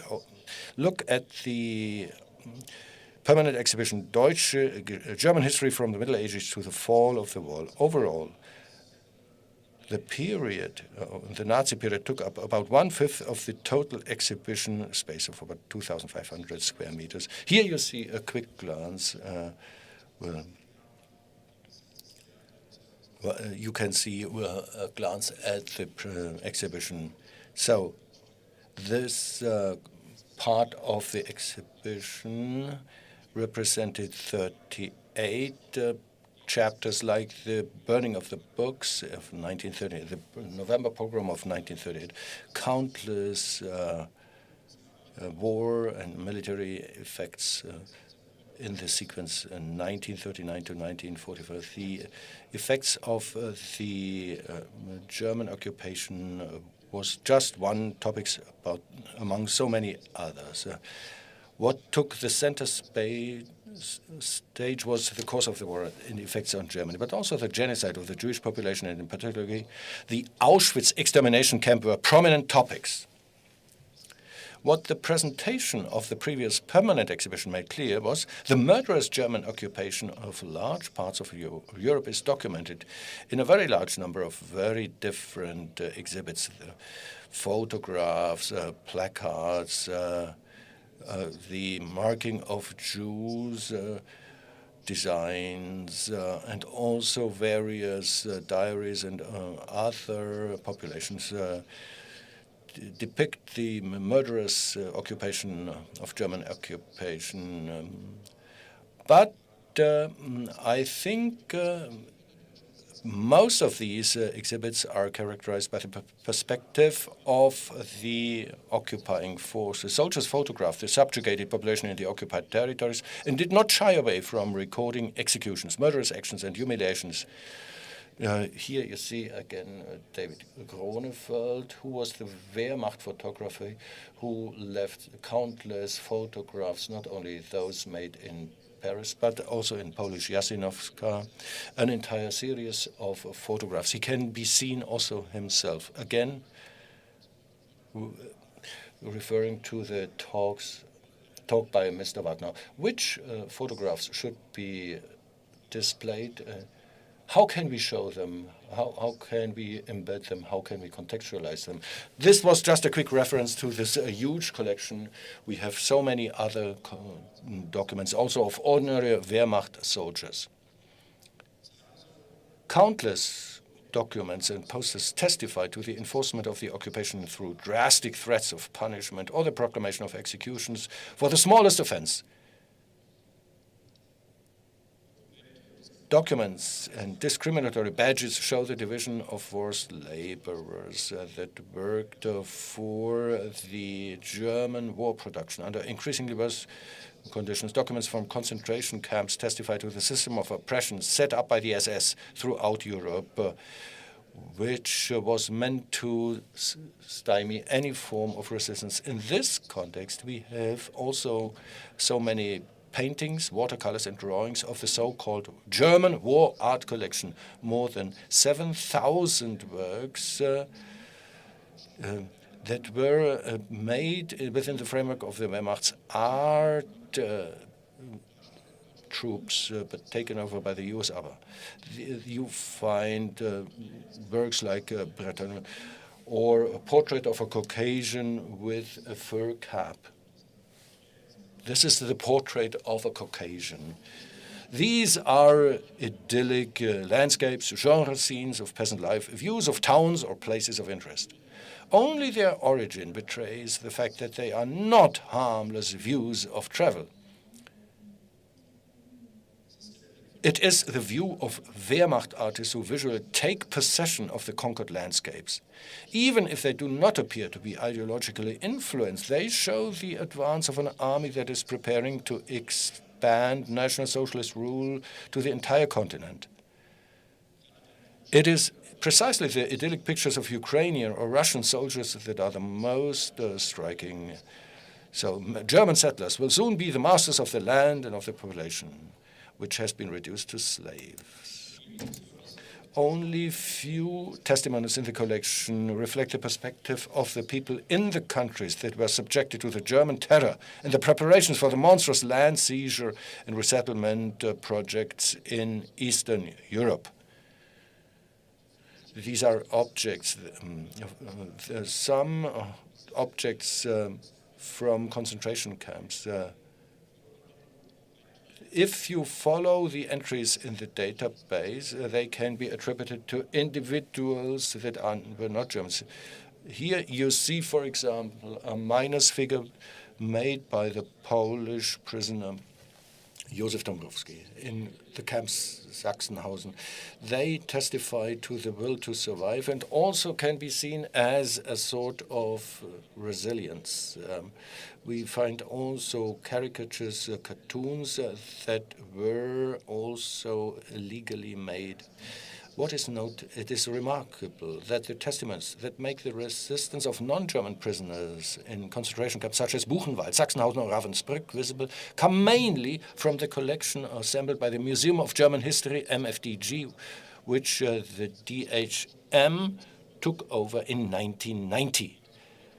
Just as a comment, this Zeughaus was also the headquarters of the Deutsches Museum für Deutsche Geschichte, MFDG, which was taken over by the Deutsches Historisches Museum.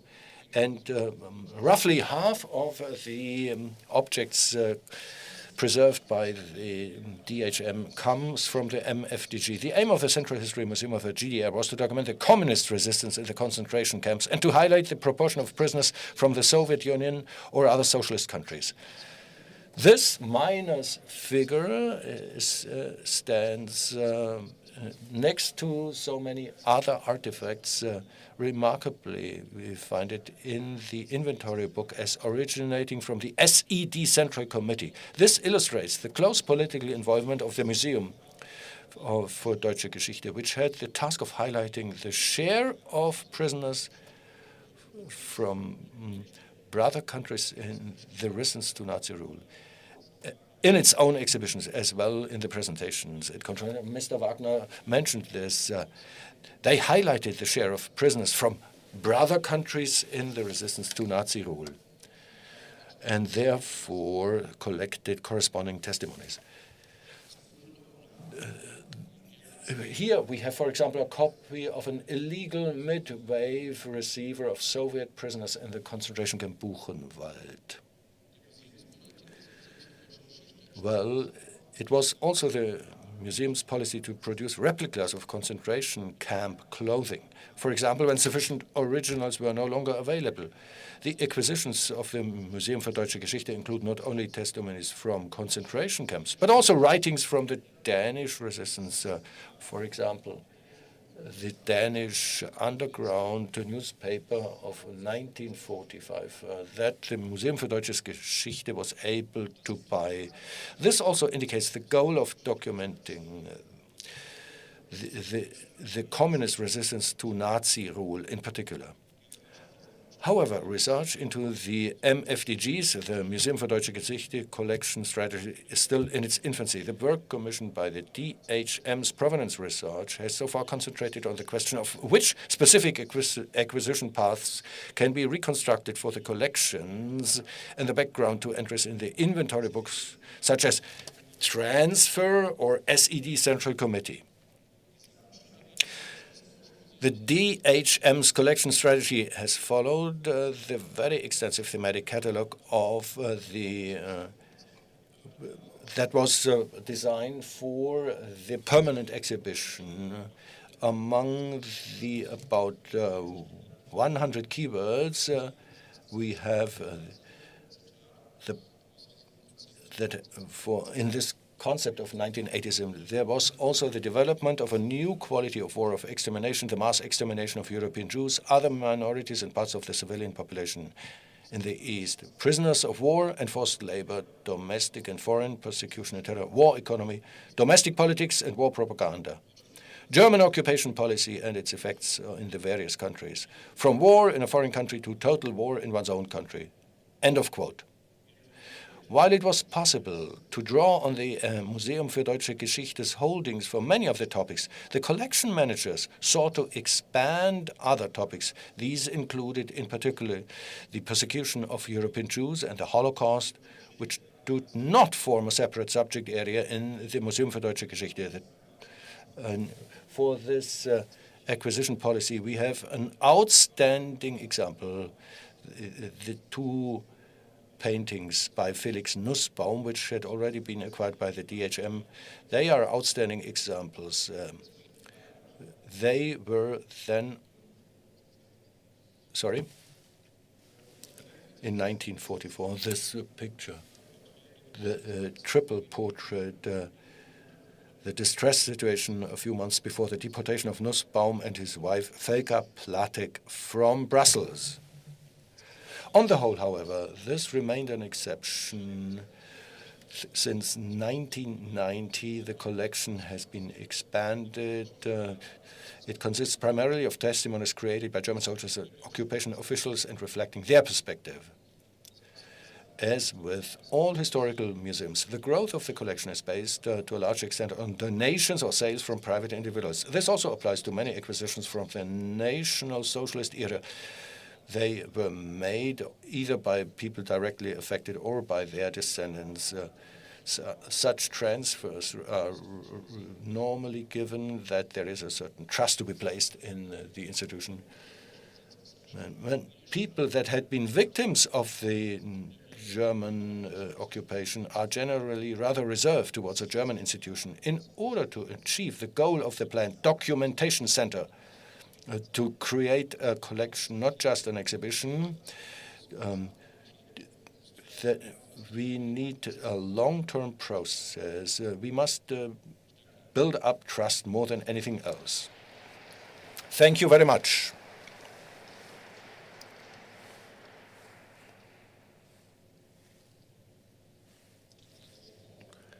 Thank you very much, Mr. Backhaus, for this highly interesting insight into what can be found in this museum here, and also these short glimpses at questions of strategies of historical collections and, that objects need to be placed into a context from the, for example, if they come from the assets of the Central Committee of the SED and what the contexts are. Not only the object itself, but also the context where it was found. Offen für Ihre So we are very open for your questions to Mr. Backhaus.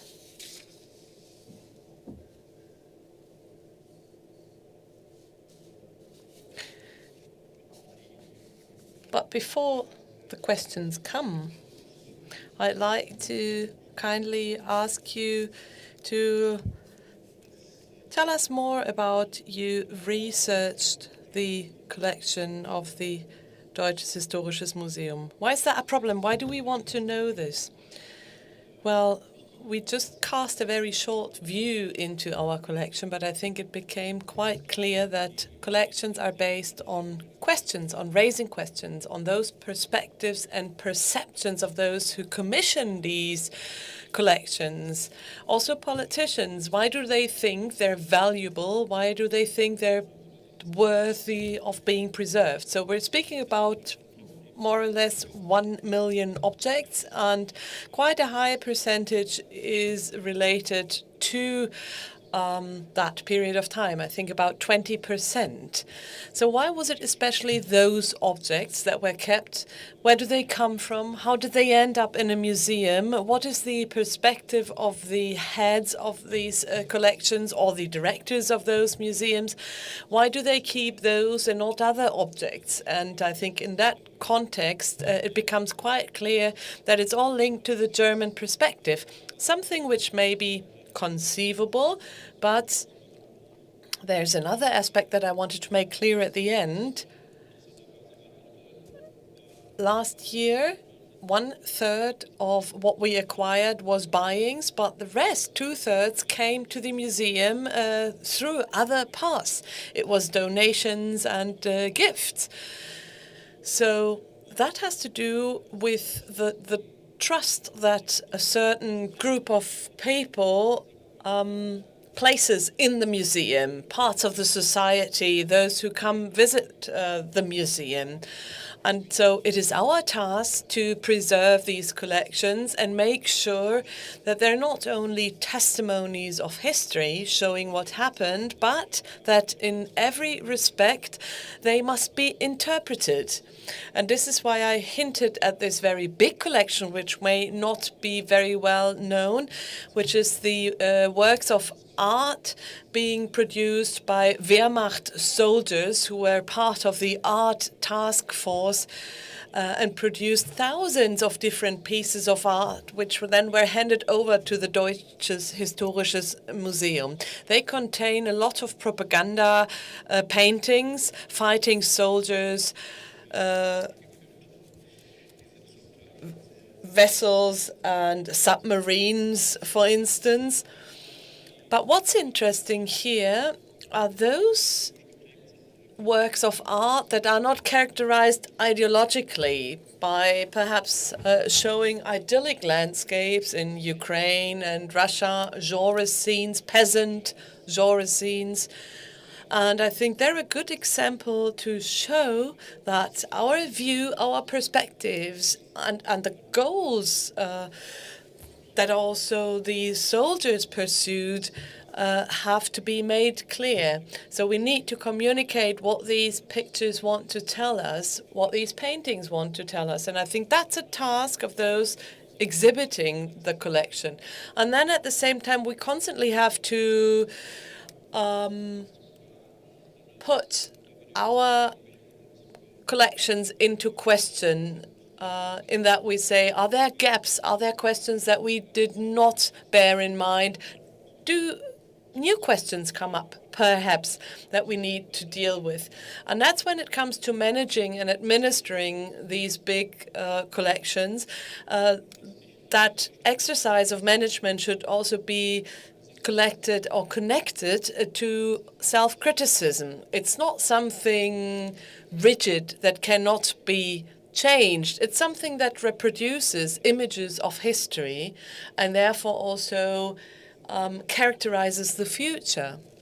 Well, time and again today we've been speaking about subtle forms of violence, also in connection with artistic work, but also in the testimonies of victims, clandestine paintings, for instance. And now we're looking at the Wehrmacht work of the art squadron of the Wehrmacht. Is that some form of appropriation that takes place and is displayed in art? Yes, I think it's some sort of visual land grabbing, if you like. They appropriate Europe, also Eastern Europe, and I think the Norwegian example also serves to show quite clearly that many soldiers had the idea that at the end of the war they would be the lords of these territories and they would exploit the national population as slaves. And when you look very closely at these paintings and works of art and try to interpret them, I think that's quite a conceivable line of argument also with rather harmless paintings. Yes, there is a question. Yes, on the collection policy, I'm from the Allied Museum. The concept for the new documentation, will that have an influence on the collection policy of the DHM? And if the documentation center is to be having a collection, then it will be turned into a museum. And how will these two museums be intertwined and interact? So, in other words, your collection policy, is that being influenced by the development of the new documentation center? Well, I think I would not want to anticipate too much regarding the concrete terms of that documentation center. I think we will have to wait and see what shape it takes, and then we'll have a look at the cooperation between these two institutions. Well, is that not in your concept, the way these two institutions are intended to interact? Because I'm curious. Well, yes, we do want to do an exhibition that also uses objects of the collection, and that's should not only be leased. Well, as the director of the collection here of the DHM, we're not giving you any objects. No, that's of course a joke. Yes, I think the collections of the DHM also display an excerpt, if you like, of the German occupation from the perspective of German officials and soldiers. That is why I pointed to the long-term trust that you have to build. And this level of trust can lead to a situation where our collection that may exist only in fragments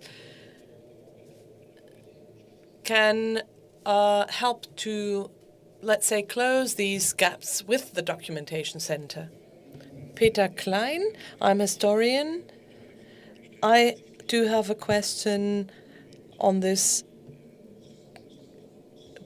big projected development of the collection that you mentioned. Are you already cooperating with the so-called occupation museums that exist in Europe in many places? And also in this context, is there a uniform classification or categorization of objects regarding occupation? So are there databases that you can use to find out whether there are existing collections holding certain objects that display, let's say, a certain aspect of occupation in the different countries? Well, I can only speak for the DHM, and one must say that databases are very individual to the institution because they reflect the collections of each institution and are rather individual. So a collection is rather silent, I'd like to say. When I think about these million objects that we have, they cannot be classified and put in structure if you're not using keywords in the databases. And the keywords that are selected, that's based on the choice of the heads of the collection. And that then again is of course linked to the perspective of the heads of collections. And there will be a change in generation which may lead to new keywords, which then perhaps are also based on new questions linked to these collections. What about the other occupation museums? Well, that's something I don't have very much information on. Maybe these databases are available publicly. I'm not sure. Well, perhaps I can briefly react. Of course, I am convinced that this documentation center will be in close contact to all the other relevant museums that are linked to this topic. But the way this is then put into practice in very concrete terms is something I cannot say as of yet. Please bear in mind that the documentation center does not yet exist. Your Excellency, yes, please. You have the floor. Yes, I would like to know more about the collection and the philosophy behind it. Shouldn't we also reflect on what Ivan Krastev recently said in an interview? We're no longer living in a post-war era, but perhaps in a pre-war era.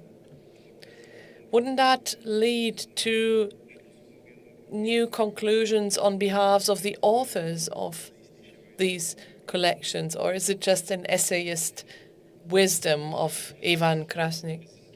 Well, as the heads and people in charge of collections, we are, of course, also temporary witnesses. So my impression is that the current experience of war and what that means to us certainly also changes our view on the collection so far.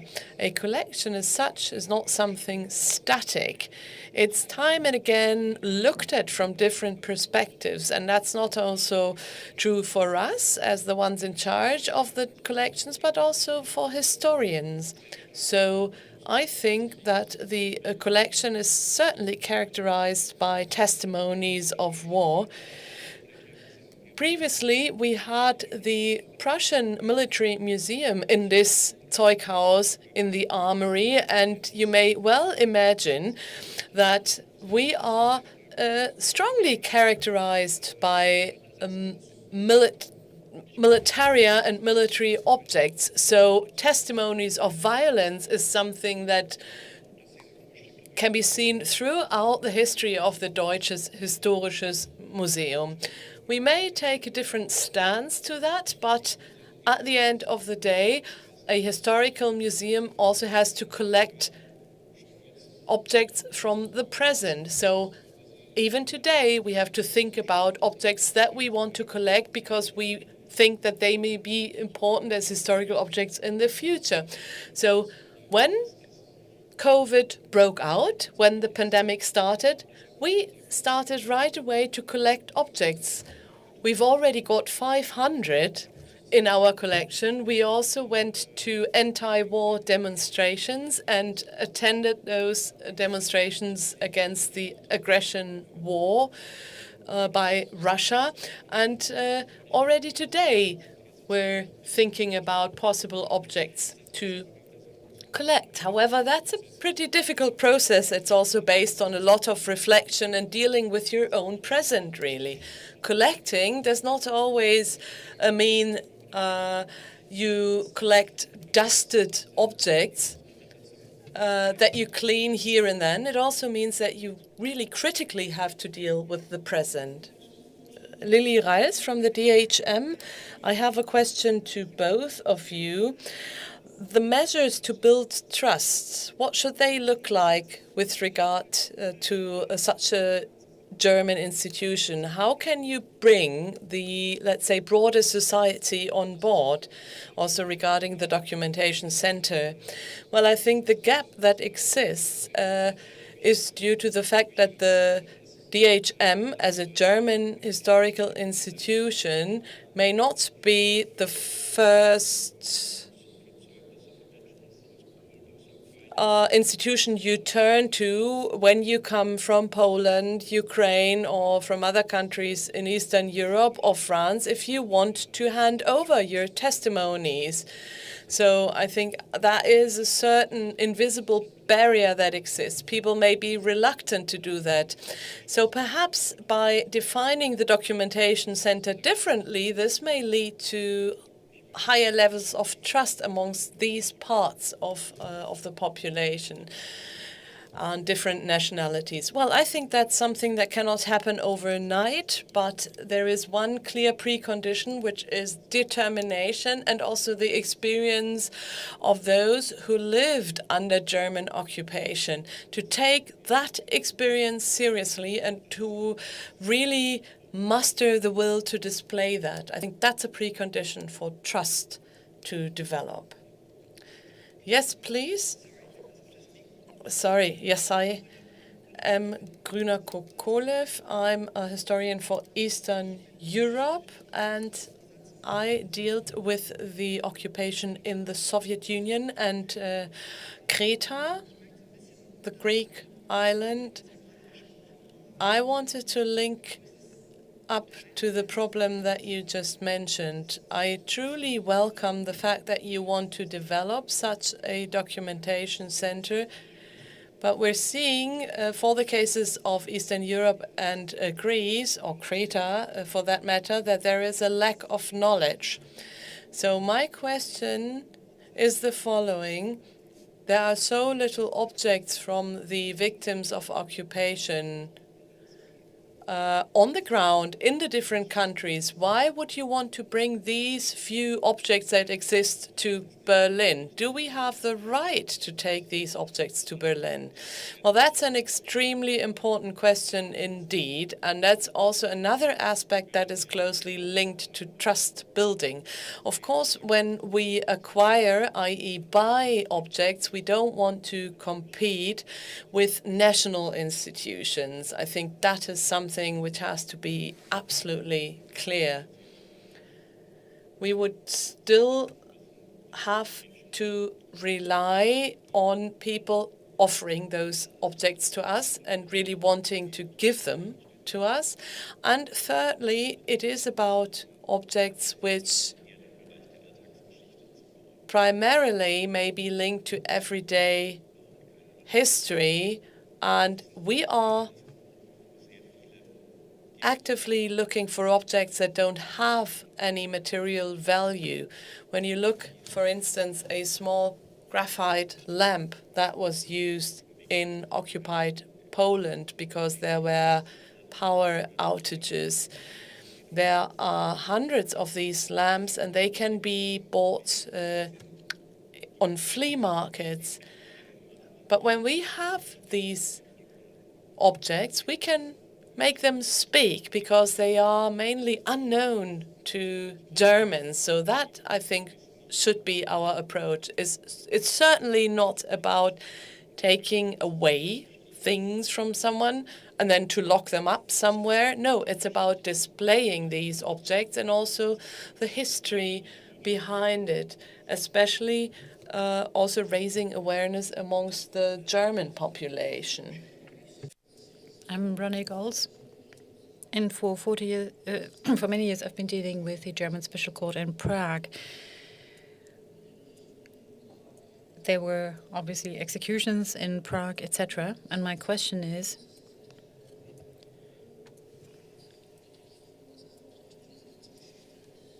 how would you put this into a context, looking at the German justice system in the occupied territories?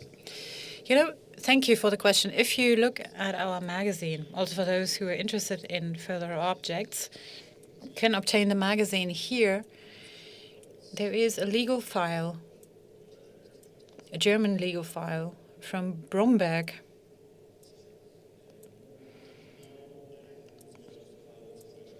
That describes precisely such a case.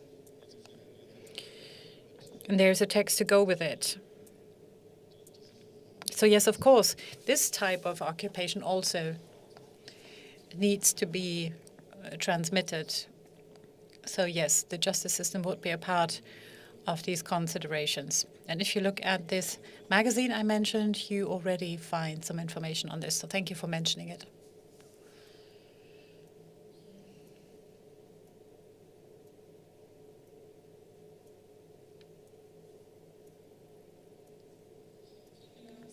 Thank you, Christiane Janik, Military Historical Museum in Dresden. I would like to go back to the question, do we have a right to collect these things?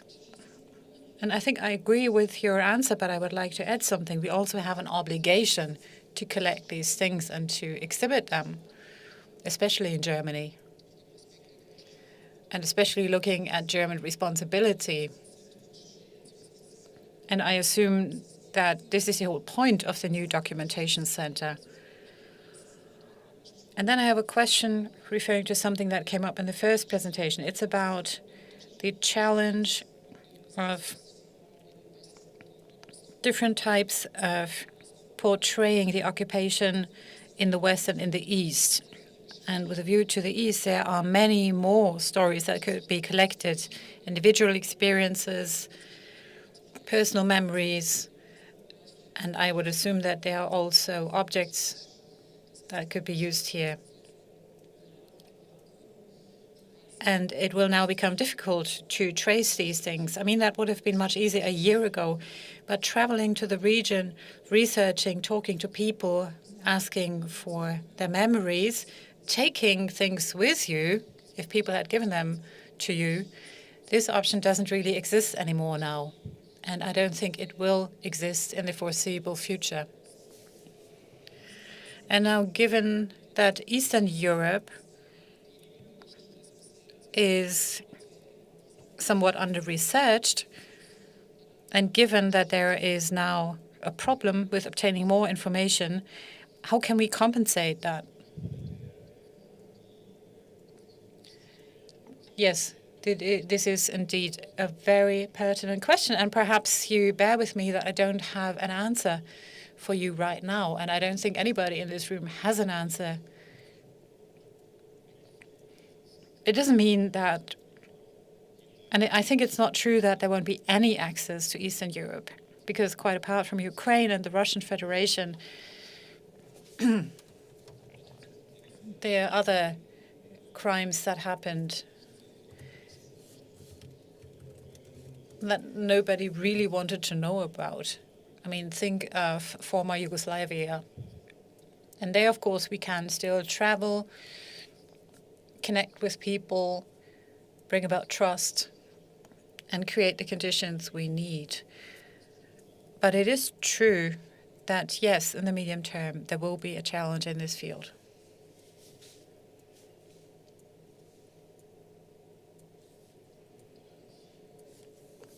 Okay, thank you, Mr. Backhaus, for your very interesting presentation, and thank you for your questions. And now I'm very pleased that two of your colleagues will join us on this stage, Lili, Reyels, and Julia Franke. And all of us together, we'll look a little bit more in detail at certain objects. Thank you, Mr. Backhaus.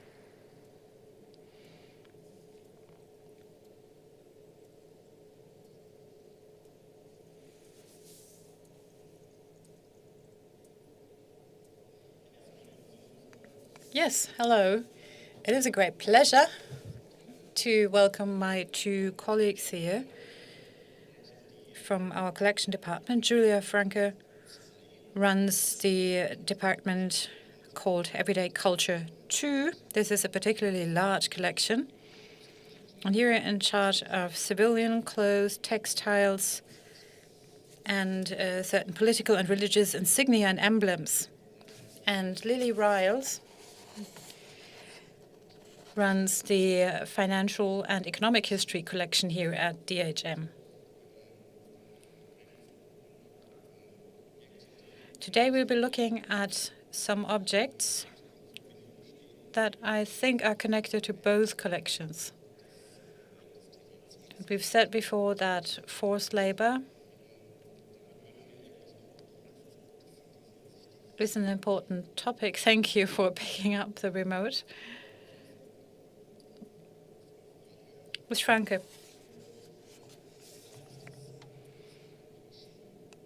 you brought us a picture of shoes. And my question to you is, why? What can we see on this picture and why is it important? Yes, I hope you can see these work shoes. They were made in Bad Ramsdorf near Coburg in Bavaria. And then there is a description. You see that many different materials were used to make these shoes. You can also see that they have very hard, wide wooden soles, and that is already a first indication of where they were made. They were made in a woodworking company where forced laborers were employed. And how did these shoes make it here? Actually, they were offered to the museum, not from private people, as Mr. Backhaus just described. That is a very common way, but by the State Archive of Coburg. Coburg has a lot of written documents, and then they also found these shoes in the basement of this archive. And since the archive didn't really know what to do with them, they offered them to the DHM in 2004.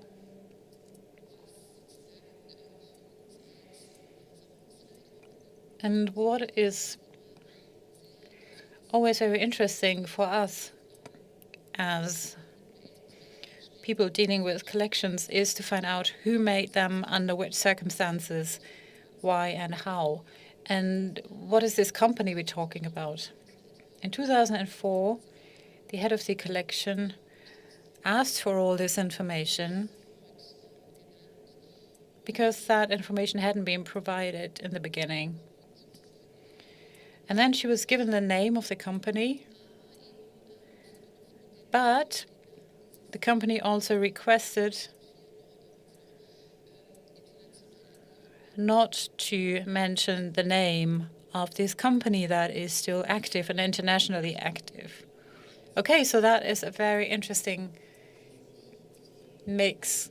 So let's say somebody hands this over to someone to keep it, to potentially show it, but at the same time, somebody doesn't want to take the, or not even disclose the full responsibility. Yes, exactly. I think the historical significance was recognized, but they weren't given to a local museum, but to the German Historical Museum in Berlin. Although we have to say that the city of Coburg doesn't yet have a historical museum, but there would certainly have been other places in the region. And how much can be said and talked about these shoes? I mean, the importance of shoes and clothes in general. Also referring to forced laborers, especially in the last few years of the war. In 1943 and 4, they arrived in these places with what they were wearing at that very moment when they were forcibly displaced. And so the very fact that somebody kind of improvised and made his own shoes is very interesting. But if you go back to 2004, I think this exchange of letters tells us very much about how today's society, or let's say society in 2004, dealt with this topic. And then you can look at larger topics like remembrance, responsibility, and also the whole compensation debate. that was very fierce, from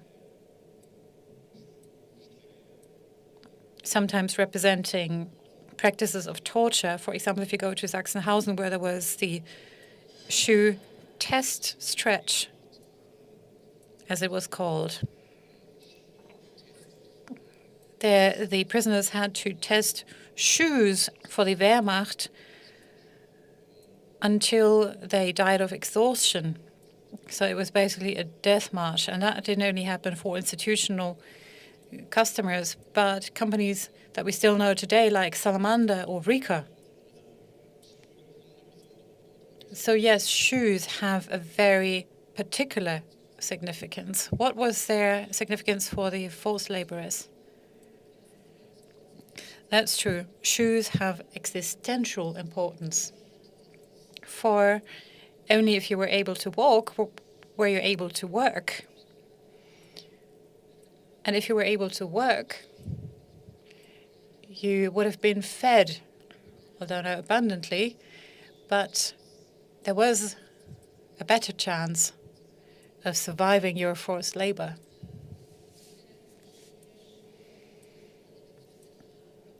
And that's why shoes play a very major role in the everyday lives of forced laborers in the German Reich.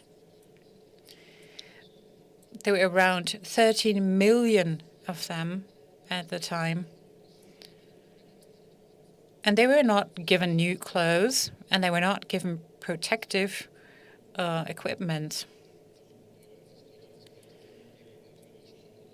Okay, so looking at this object, I think we can already tell that very many questions can be asked about this object, very many stories can be told, but it also tells us that the better the tradition history or the transmission of information, the more you can do with it. I mean, if we didn't have any information about the company's request and the archive in Coburg, it would mean that we wouldn't even have the possibility of exhibiting such objects.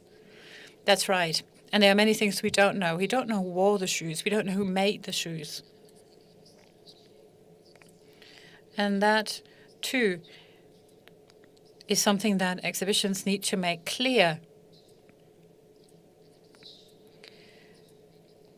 So basically, you could argue that these shoes are fragments. They are a piece of a huge mosaic telling the story of forced labor. And they are, of course, ambiguous, multifaceted, and controversial, just like many other objects. Ms. Reyels, forced labor is, of course, very closely connected to the financial and economic history, which is what you are dealing with here at the DHM, i.e. the economic exploitation. And you have a note from the, from the Reich Credit Bank. Perhaps you can tell us more about this. This is something that seems to be an everyday object, and it obviously reminds us of regular money. Yes, and there was already a very important word you mentioned. It looks like money, but it isn't money. It is a type of banknote representing the occupied territory. So whenever the German occupiers came to a region, by decree, these notes were introduced as a means of payment, and people were obligated to accept them, for example, in shops. The idea was that the German army, as soon as they marched into the country, would be able to pay for services and goods without actually owning local currency and without having actual German money on them. This means it's part of the occupation. It's an occupation measure. The notes were printed in German denominations, in Reichsmark. Here you can see 5 Reichsmark. And if you take a closer look, what you see is a stamp, obviously the imperial eagle. It's actually the Weimar Republic eagle, although they were made much later. And then you have the medallions. There are two idealized pictures. One is a peasant, and the other one is an industrial worker. Then you see central administration of the Reich Credit Bank and the serial number at the bottom. There would always be one letter, in this case R, and then the number will make it possible to identify the note. So this is pretty traditional in terms of how it's made. And in this case, we know that this note came from a private collection in France. And it was given to the DHM in the 1990s.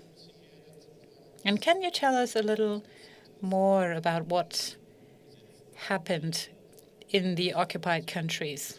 What was the purpose of this? Where did these notes come from? What happened in economic terms? What happened in the shops?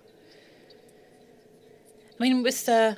Wagner said this morning there are objects that could represent certain topics. If you look at this particular object, I think it symbolizes robbery, disguised by an administrative measure. Here's how the system works.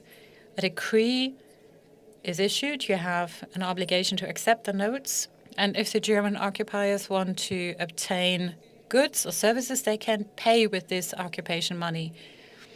The traders must accept it, give it to the local bank. The local bank needs to exchange it with the central offices of the Reich Loan Bank or Credit Bank. The headquarters of that bank were, of course, in Berlin, but they were local branches. And then the notes actually came back to the central offices and could then be swapped against goods. So the idea was, first of all, liquidity, but also when you confiscate things, there would be much more violent and immediate opposition compared to when you still allegedly pay for something. But the currency exchange rate that was applied was not very favorable for the occupied areas. So inflation and the scarcity of goods were the consequence. And the interesting thing is, this is, let's say, a mass object. But because of people buying things on a daily basis, the act of buying was also an expression of power, because the consumption of the occupiers fueled the economy. And what does that mean for the individual soldier? Could they use this to buy things? So service pay was partly paid in these particular notes.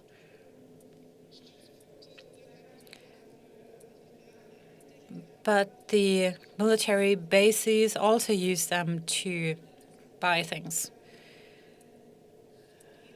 And interestingly, this object even shows a certain connection between the occupied territories. In France, there were obviously different things to buy compared to other areas, but after 1942, there was what was called the Schlepp Decree, which meant that the soldiers were allowed to take with them from the occupied areas as much as they could schlepp, as they could carry. And then some soldiers or administrations would send whole squads of shoppers to go to other areas, buy stuff, and bring it back. This is basically unregulated exploitation. And that's important if we want to show in an exhibition how the different types of occupation were interrelated. So So this was a European-wide, differentiated and interconnected system of economic exploitation and robbery.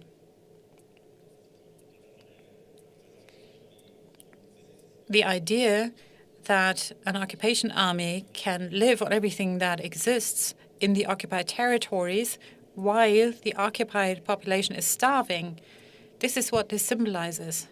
And it shows the underlying economic relations.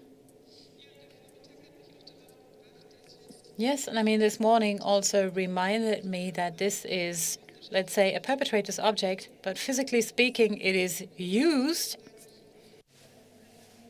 by the occupied population, which means that there is, so to speak, a forced exchange between them. And it also represents a totally asymmetric relationship. Yes, indeed. I would now suggest let's move on to the next object.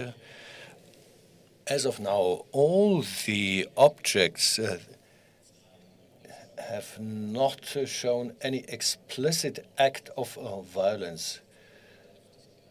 So the intrinsic violence does not shine through. It not necessarily must be placed at the center of our attention. And now a strikingly harmless, innocuous thing, a small box of straw, a straw box.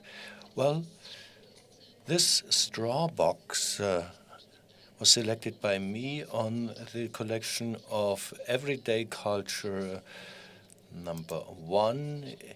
It shows the change of perspective.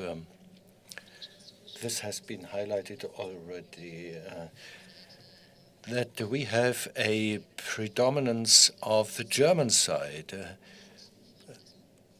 However, this artifact was not created by a member of the German military or civilian administration, but, and this brings us back to the topic of forced labor, but by a Polish forced laborer.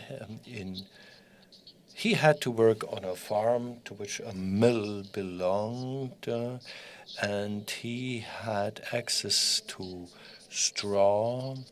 This entire box, well, it is only held together by so many straws.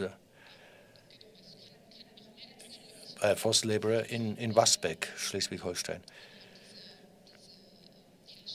Now, the production of such handicraft with straw has a long tradition in Eastern Europe. These boxes are displayed in all their ambiguity in many exhibitions. For example, in the Museum Karlshorst, there you find it linked to a positive narration, a narrative that is also in the mainstream of the DHM. Well, this would rather refer to the malnourishment of the forced laborer or by the family that employed him.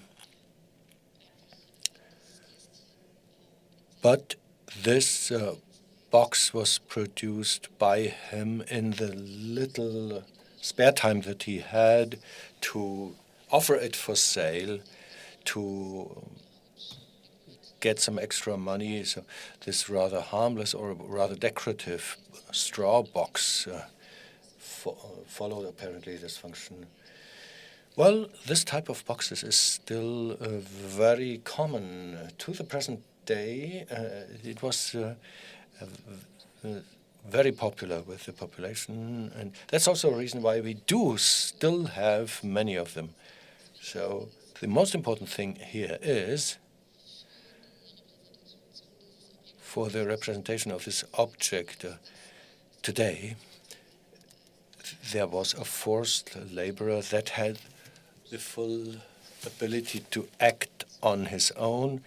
He was undernourished, has little access to food, but becomes active on his own. Although he had only very tiny maneuvering spaces, he tries to benefit from them, trying to get hold of additional food stuff.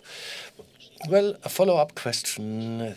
You refer to the various economic relationships played out in various regions of Germany as a sort of mutual story of relationships. Forced laborers in German farming. Quite often you might hear, yes, we too did have a Ukrainian man. Typically, they would never mention names,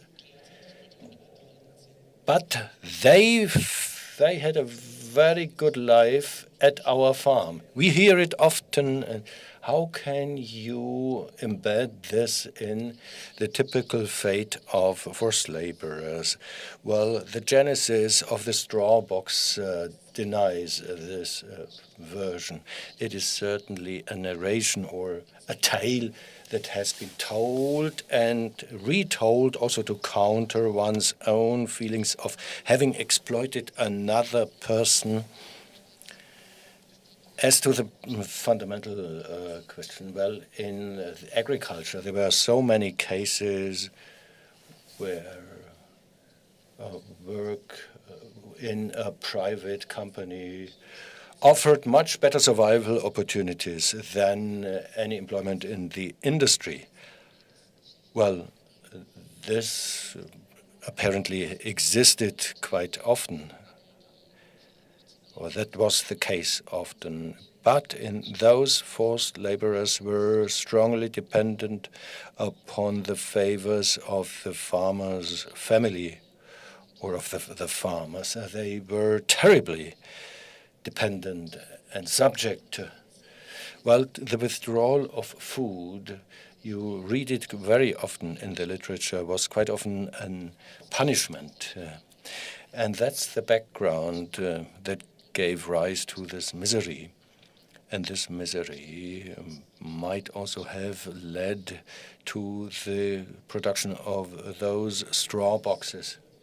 And how did this exhibit find its way to your collection? Through the manufacturer's family or through the family that employed the forced laborer? In 2004, we received this exhibit in our department for Everyday Culture 1.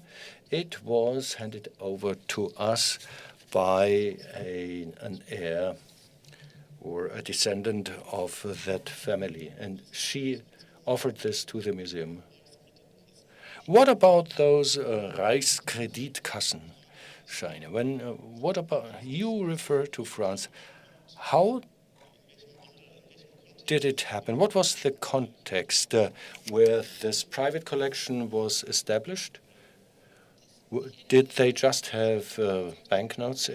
Well, it was added to our collection only in 1993. I know it only from the database.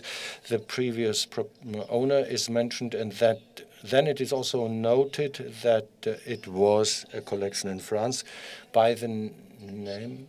Well, it was not a gift, it was a purchase. So the museum, my predecessor, thought it was worthy of being collected, which in fact it is. So he purchased it against a price. I do not know anything beyond that from the database. Where we have paper money, paper banknotes, or money replacement on paper, substitute money, well, they are also traded on the internet. You could buy such a banknote for yourself anytime, because these are mass objects.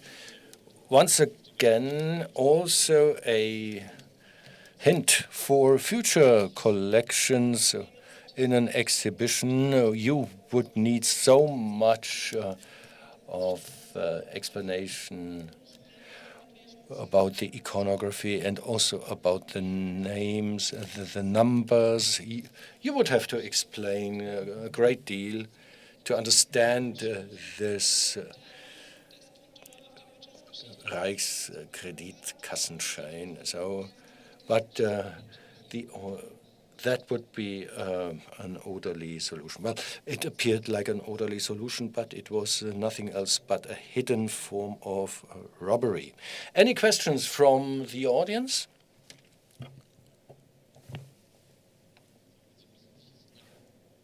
Please.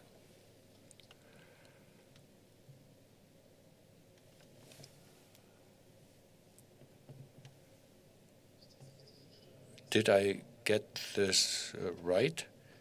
Based on the number printed on this note, you can also realize the journey of this banknote. Well, I researched this. I tried to explore it. I do not have a clear answer. Probably someone else here in the audience knows it better. To the best of my knowledge, there were two series of those Reichskreditkartenscheine. First from 1939, because they were employed in Poland, and 42, a second series, undated. That's why we also added undated, without year. So just a number in 1939, 7 billion Reichskreditkartenscheins, or such false banknotes called Reichskredit or the armistice. In 1943, 10 Reichsmarks for 100 lire, so in terms of currency. At times, they were used only for a short period of time, at times also for a longer period. Natalia Alexiou. Puzzled by everyday life #1 section, so I'm curious what is the other one, and I wonder about the sense of gaps. We talk so much in these discussions about silences and challenges and things we don't have. So if you could, maybe both of you, address the question of objects you dream of, the kinds of objects you would like to have and you don't have yet. Thank you.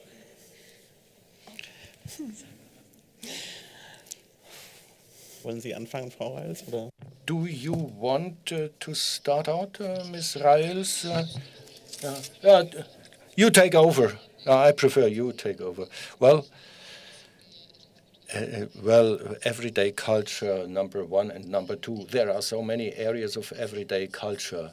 That's why we have split it up, the entire.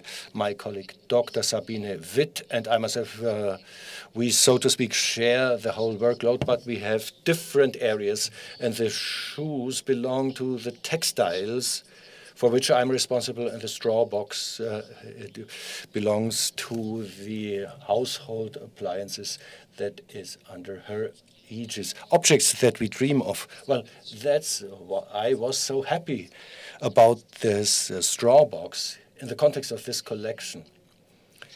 There are exhibits talking about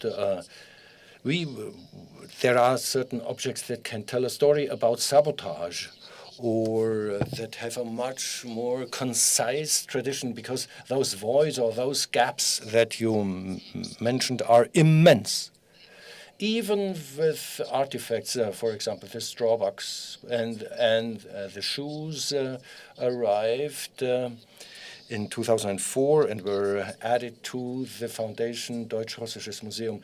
Still, there is a plethora of things that we do not know. Nonetheless, these gaps should be highlighted and should be explained explicitly. Whenever we display objects on the German occupation, but also on any other general theme, we should be explicit about things that are missing. Thank you very much for your lead. Well, for my collection altogether, I could fire away with my answer, but we are talking about this topic here. We have banknotes from occupied countries that were graphically modified and were transformed into an object of resistance. We have a Breton fisherman with a rope and an edited version. He uses this rope as a rope around Hitler's neck. So I think it would be great to have such objects in greater numbers, because these things tell a story in themselves. Sabina Fischer-Begovic, this is not a question but a proposal for an object, probably also for the Department of Textiles. In Sarajevo, in the Jewish Museum, a burqa was a Muslim woman that rescued other human beings. She handed over, she gave this burqa to female Jews so that they could travel to another territory as Muslims, because Muslims were treated differently from Jews in those territories. Objects from those countries from southeastern Europe or from Eastern Europe that can certainly be found. They must be retrievable in the families. Somehow you could try to get hold of them. Thank you very much for this idea. What a fascinating story that you have just touched upon. If now there are no other questions, it is my pleasure to thank the two of you and to say farewell to you and to allow you to go to the lunch break 3 minutes early. Thank you very much.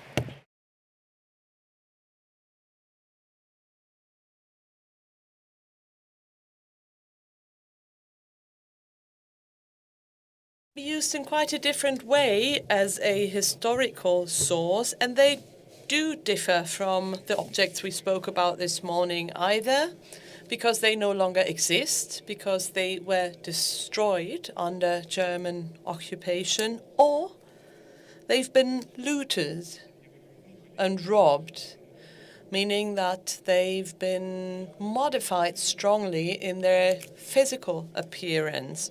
And I would like to warmly welcome Meike Hopp, our first speaker. She's from Technische University TU Berlin, where she is a junior professor of digital provenance. Please read more information about her in the biographies that we present. But I would like to say that much, that she earned her doctorate with the dissertation Kunsthandel in Nationalsozialismus Adolf Weinmüller in München und Wien. She chose a rather skeptical title, The German Looting of Cultural Assets in the Occupied Europe, Why Efforts at Categorization Quantification Fail. I'm glad you're here, Meike Hopp, and we look forward to your lecture. Yes, thank you very much for your introductory remarks, and I would also like to thank the organizers of this lecture series for having invited me. It's a pleasure for me to be speaking to you today. And I'm not sure whether it's going to be a story of ephemeral facts here, but it is really something that I feel strongly about, to be speaking about categorization and quantification, because time and again provenance researchers like me are asked for figures by employers, funding agencies, politicians, and journalists. So I often hear the question, well, Ms. Hopp, how many objects have been robbed? How many need to be restituted? Can't you at least give an approximate figure? These are questions that really can never do justice to the complexity and multi-layered nature of this field of research, because even with the gradual digitization and publication of source materials and databases, many connections can often only be assessed to a limited extent. The ruthless and brutal actions of the German occupation forces and the authorities and agencies acting under them, which took place against the backdrop of the worst crimes against unimaginable masses of cultural objects, really makes this very clear. Do you happen to own an antique furniture, a secretary perhaps, or an armchair, maybe inherited from your grandparents or bought at a flea market? Have you ever asked it about its history, listened to this piece of furniture? Well, actually, you can do that at least sometimes, because also objects tell stories. They provide clues through features that may be inconspicuous at first glance, features such as stamps, labels, adhesive residue, abbreviations, numbering, or erasures. They can bear traces, scratches, sometimes scars. Surely you have once bought an old book from a second-hand bookshop. Then you should pay attention to its messages, old dedications or ownership marks, notes, signs hidden between the lines. Objects can speak to us. They can tell us their stories. The story of your antique could possibly be the story of relocation, for instance, that of a transport in autumn of 1943 from Paris to Berlin, loaded by one of the 30 female or 82 male civil servants and employees who were there on behalf of the Western Office of the Reich Ministry for the Occupied Eastern Territories until July 1944. The objects were loaded onto 674 trains and 26,984 railway wagons with a total of 1,079,373 cubic meters of freight space. They were then sent on their way to be given to bomb-damaged citizens in Germany or distributed in other ways. So if your object tells you a story of such a transport, then you should listen very carefully, because it is very likely that your object came from one of the 69,619 Jewish dwellings which were destroyed after their emigration, arrest, or deportation in France, Belgium, or the Netherlands, and whose contents were then confiscated by the aforementioned office by the end of July 1944. I am deliberately giving these figures in such detail. Why? Well, for one thing, because numbers serve as a seemingly reliable and objective parameter to be able to describe and define precisely historical or political events, contexts of injustice or atrocities, and to measure and make their extent visible and tangible.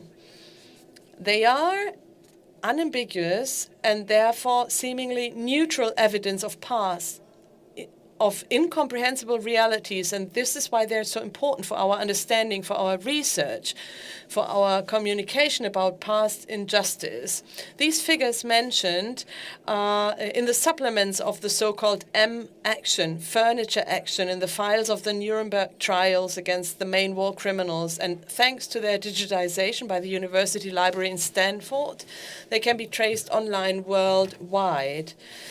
These are numbers that shock us, that leave us startled, and yet these very figures, in their sobriety and objectivity, prove nothing more but that they cannot actually say or clarify anything. They are only a small excerpt of what we today refer to in short as the Nazi theft of cultural property, and which simply cannot be quantified, because neither the number of evacuated flats nor the cubic meters of fright space allow us to draw conclusions about the extent, the material or non-material value of the objects contained or relocated and shipped elsewhere.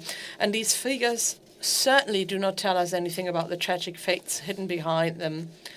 of their former owners. They say nothing about the perfidious mechanisms of systematic stigmatization, disenfranchisement, and expropriation of cultural assets between 1933 and 1945, under which where under National Socialism, those who were racially, politically, or otherwise persecuted were forced as early as 1933 to liquidate, sell, or leave behind real estate, assets, property, or possessions. What we today like to sum up in subcategories such as Nazi loot, booty or flight, or escape property refers to the transition from the wild Aryanization in the German Reich, in which authorities, but also private companies and the civilian population carried out increasingly concerted confiscation campaigns, especially in the German occupation zones from 1940 onwards. There is a gradual institutionalization, radicalization, and even brutalization of the process, which was by no means only carried out by Nazi authorities, organizations, or services. It was also academics, directors, curators, museum, archive, and library employees who served just as willingly as experts or intermediaries in the finding of the property of Jews who had emigrated or been deported, as well as in the bureaucratic administration and finally in the logistics of what Götz Ali now calls a mass robbery murder. Processes that were not infrequently characterized by violence, torture, and extortion. There was the Reich Minister for Popular Enlightenment and Propaganda, the Reichsführer SS, or the Foreign Office, with their respective sub-organizations that shaped the work of the so-called ERR just as much as wartime and developments and the constantly changing military, political, and administrative conditions. As a organization of the party, they confiscated not only arts and cultural assets, but also archives, maps, textbooks, research material, photos, and records since 1940 in the Western occupied territories and after that in the Eastern territories. You can see some photos here, and on the very right-hand side there is one of Kiev, which is actually something that I feel strongly about now. Now, we had the Reichsminister for People's Enlightenment and Propaganda and the Reichschamber of Culture and also the Foreign Office, and they shaped the work of the ERR just as much as what happened in wartime developments. And although Alfred Rosenberg is considered the chief ideologue of the NSDAP, he struggled for recognition within the party for a long time. His Kampfbund für Deutsche Kultur, founded in 1928, was countered in 1933 by the Ministry for Propaganda and Popular Enlightenment and the Reichschamber of Culture under Joseph Goebbels, a state sovereign control authority for all cultural policy in the Reich. Rosenberg's appointment as the head of the NSDAP's Foreign Policy Office also rivaled Hitler's foreign policy advisor Joachim von Ribbentrop. In 1934, Rosenberg was finally appointed the Führer's representative for the supervision of all ideological training and education in the NSDAP, and he founded the so-called Hohe Schule, an elite university project for future party leaders, whose central library was established in Berlin. To gather the material needed for this, Rosenberg planned to access confiscated library and archive holdings. After the invasion of the Netherlands and Belgium and the invasion of France by German troops and the armistice agreement of the 22nd of June 1940, the German ambassador in Paris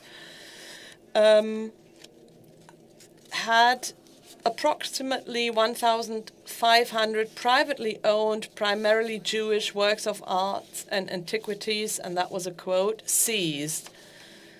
Although the German military administration quickly put an end to the seizures due to concerns under international law, Rosenberg nevertheless demanded that the cultural property be transferred to Germany. Rosenberg then was finally authorized in July 1940 to search for corresponding literature in France. With the founding of the ERR, he sent staff to Paris to seize holdings initially from synagogues, associations, and lodges, and to confiscate documents of Jews who had fled. In mid-August, Rosenberg arranged for the first transports of 11 wagons of records to Frankfurt am Main. As early as the beginning of September, Rosenberg then demanded that he also be allowed to confiscate objects from so-called abandoned property. That this was already about access to cultural assets in general became obvious when the ERR inventoried works of art in the Paris flat of the Rothschild family, which you can see here on the left. Protests from the military administration were countered with the statement that these were assets of enemy powers. And Rosenberg's order again was confirmed by the High Command of the Wehrmacht and in October extended to northern France, Belgium, and the Netherlands. The confiscated objects were deposited in the Jeux de Paume Museum at the Tuileries Garden in Paris. You can see this also on the image here on the screen. When the Reichsmarschall and Commander-in-Chief of the Luftwaffe, Hermann Göring, had works of art removed for his own collection without prior agreement, Rosenberg wrote a message to the Führer on the 13th of November 1940, where he emphasized that the ERR had already collected cultural property worth 500 million Reichsmark, and he also referred to abandoned assets from removals and from moves and relocation goods in the ports of La Rochelle, Bordeaux, and Deauville, where he wanted to enforce in a timely manner the removal of these assets in order to prevent other interested parties, for example, the special representative for the Führer Museum in Linz, to get a hold on these goods. Hitler finally extended the Führer's reservation, which had guaranteed him first access to confiscated cultural property after the Anschluss of Austria in 1938, to the occupied western territories. Although the Vichy government denounced the confiscation as a violence of the Hague Land War Ordinance of 1907, Hitler ordered on the 31st of December that in 1940 that 25 railway wagons with cultural property be transported to Neuschwanstein Castle and in France, meanwhile, the ERR seizures continued in the south with non-valuable objects being segregated. At the same time, Rosenberg had been able to expand the ERR's activities after the capitulation and surrender of the Yugoslav and Greek forces at the end of April 1941. He confiscated assets from synagogues, schools, clubs, and other institutions. Further liaison offices for the Yugoslav territories were established in Belgrade and the Italian-occupied part of Croatia, as well as in Zagreb. Also, an office in occupied Denmark was set up. In a memorandum on Eastern Affairs, Denkschrift über Ostfragen, of the 2nd of April 1941, Rosenberg laid the foundations for the ERR to be able to continue its activities in the Soviet Union without restriction. With his appointment as Reich Minister for the occupied Eastern Territories, he promoted Gerhard Utikal to head all operational staffs in the Ostland, which would be Estonia, Latvia, Lithuania, and Belarus, and instructed them to confiscate cultural goods.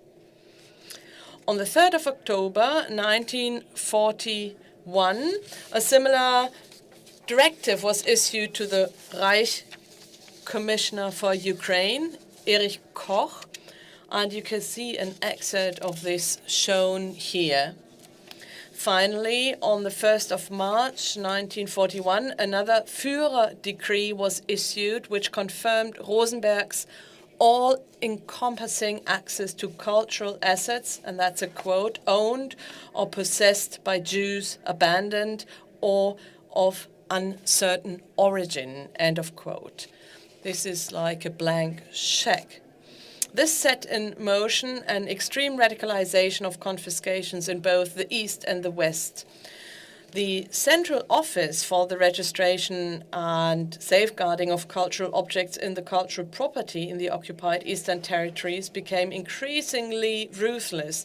In the Eastern Territories, the ERR was also authorized to operate in areas under military administration.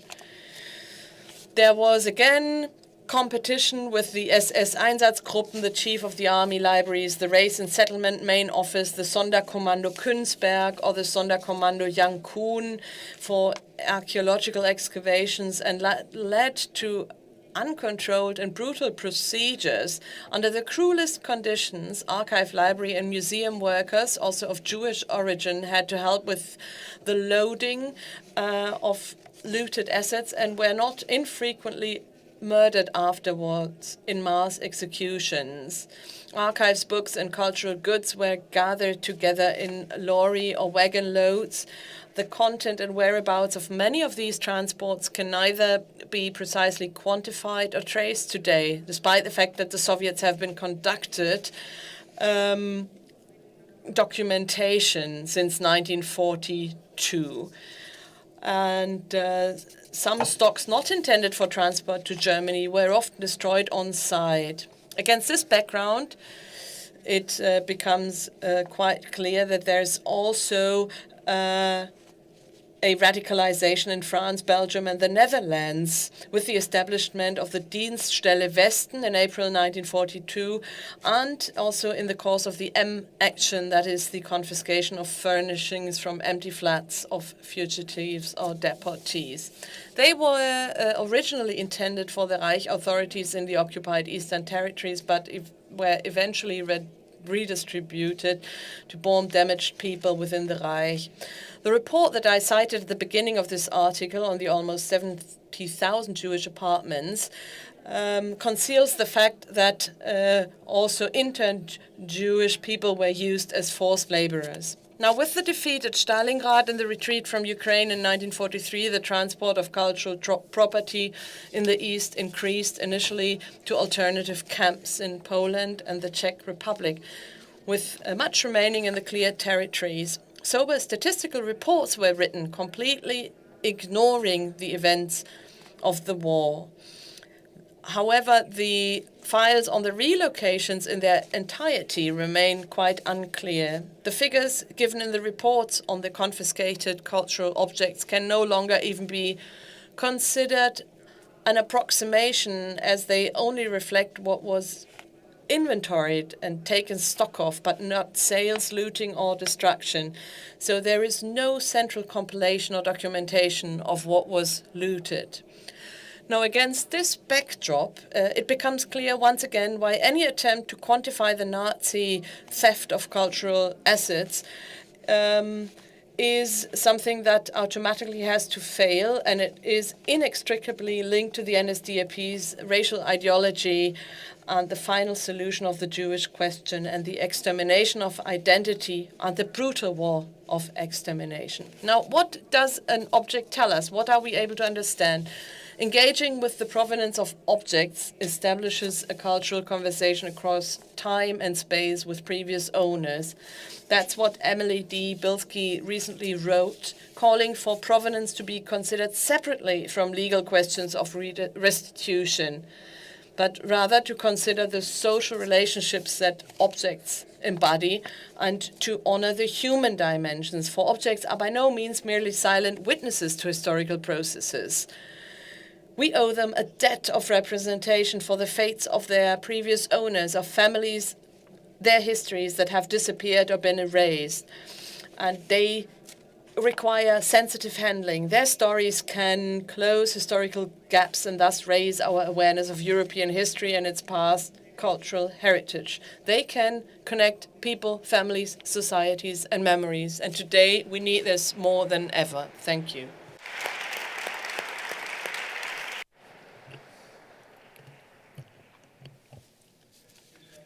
Thank you so much, Meike Hopp, for this very broad swipe and this perspective that leaves you again and again perplexed and concerned.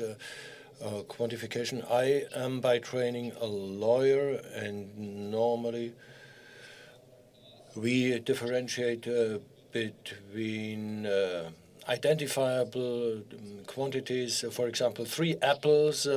But as soon as you start talking about cultural assets, you will fail, because it would be nonsensical to say that 2 Picassos are less worth than 3 Picassos. Quantifiability pushes against its limits. The source situation is quite vague and unclear due to competence conflicts and the conflictuality of various national socialist organizations. Well, let me ask you, although we know that quantifying is bound to fail, it may still have a certain importance. You said numbers that shock you and that may probably still raise your attention. So I would say numbers or quantification can serve as a good purpose. Well, can you hear me? Well, of course, it's a very good question. In my presentation, I mentioned this also. We do need these figures, these numbers at least. We need to have an idea of the dimension, the quantitative dimension, and to bring this to the fore, this rather shock-producing numbers, these masses of assets. Well, it heightens our understanding, but also the way in which we treat cultural essence need this. This is of the essence. So you have to live with that difficulty. If, for example, a third-party sponsor needs some figures from you, you are clueless. Well, that's certainly an impediment to the provenance research, because these researchers are required to provide numbers, but they are not able to give you exact numbers. Even the identification of the assets to be restituted turns out to be difficult.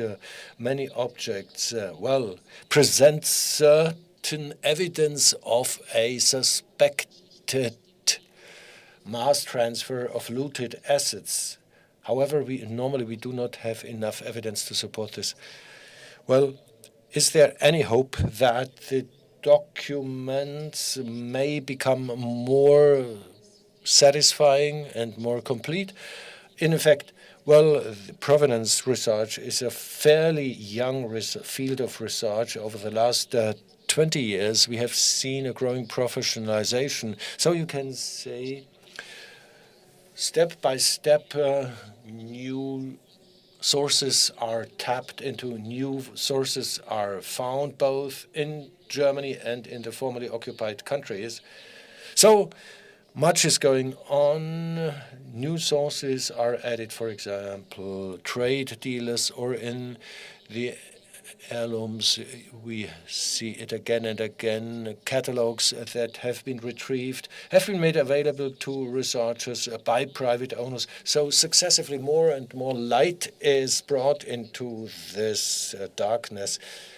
Databases are generated. The entry of all this information into databases is also essential. But still, there are very wide gaps, things that we would need For example, the documentary evidence on the Gestapo is only marginally present, which is one of the cul-de-sac with which we have to fight. Thank you much. Well, I'm looking around. I'm eager to take some questions. Thank you, Meike, for this great talk. Ebers from the Deutsches Historisches Museum. Well,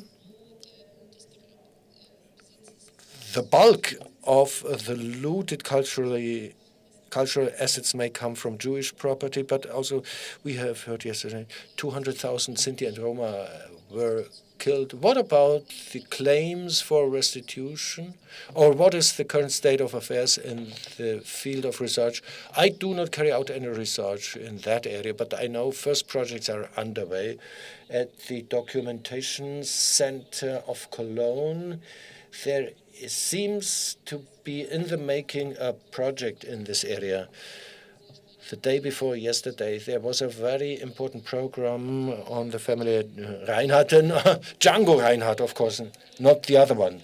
So it's a remit of research that has been neglected for a long time, but it is being taken into consideration. Not only do we have those who were persecuted for racial reasons or for reasons of their Jewishness, but also political persecuted or persecuted for other reasons, homosexuals and the disabled. Well, these are all groups that have hardly been taken into consideration in the provenance research. But I think things will change over time. If there are no other questions, I would venture to ask my own question. You talked about robbing and looting. What about destruction? It's certainly much more difficult to find any evidence about destroyed assets. I worked a lot about file destruction in the judiciary system. Quite often you see I have shredded the following files, so you can somehow reconstruct what has been shredded or destroyed. How can you get along with such a phenomenon in the area of culture?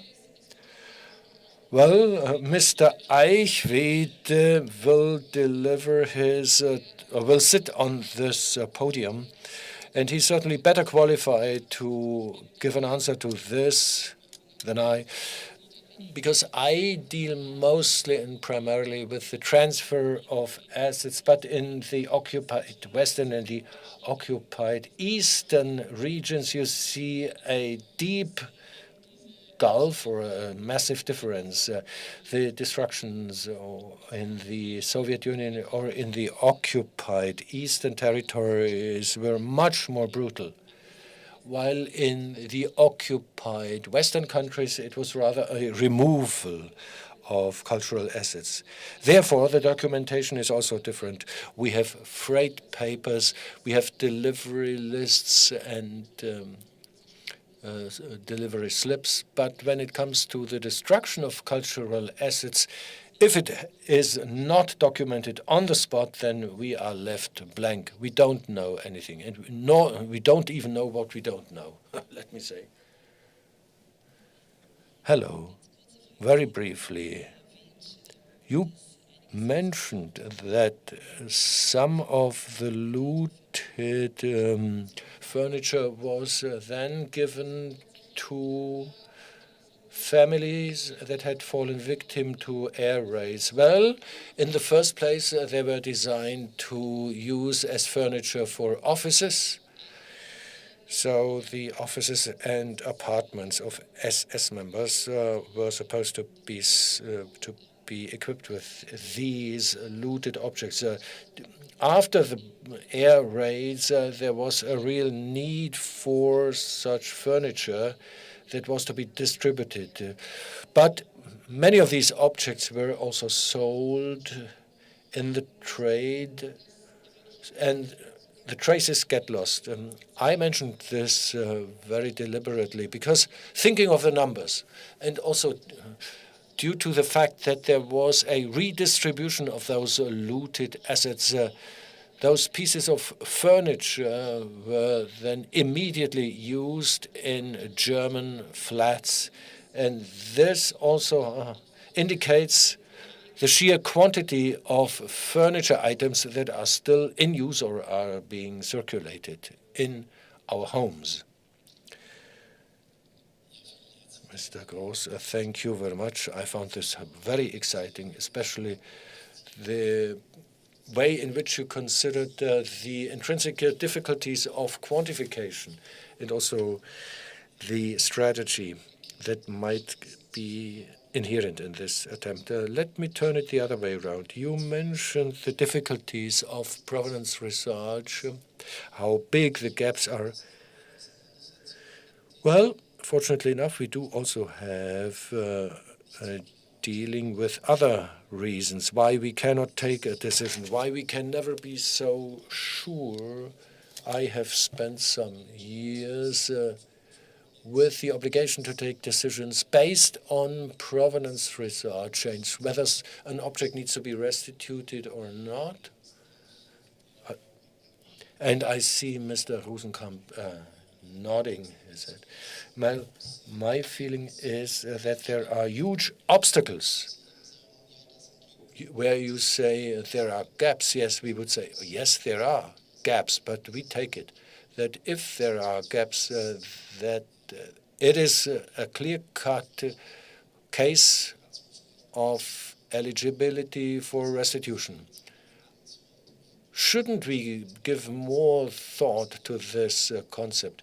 What does it mean in the sense of an anthropology of the fact that is it just a standard attitude that no one wants to admit then their own fathers and grandfathers were murderers, were robbers, looting foreign territory? This is less a question, but rather a very sensible suggestion to elaborate on this. The reasons are varied. Inside institutions, you can observe this too. You do not want to pester or to bring your predecessor in your own office in connection. There are still so many reserves and a great deal of reluctance in the provenance research, in the expropriations in the Soviet occupation zone and in the GDR.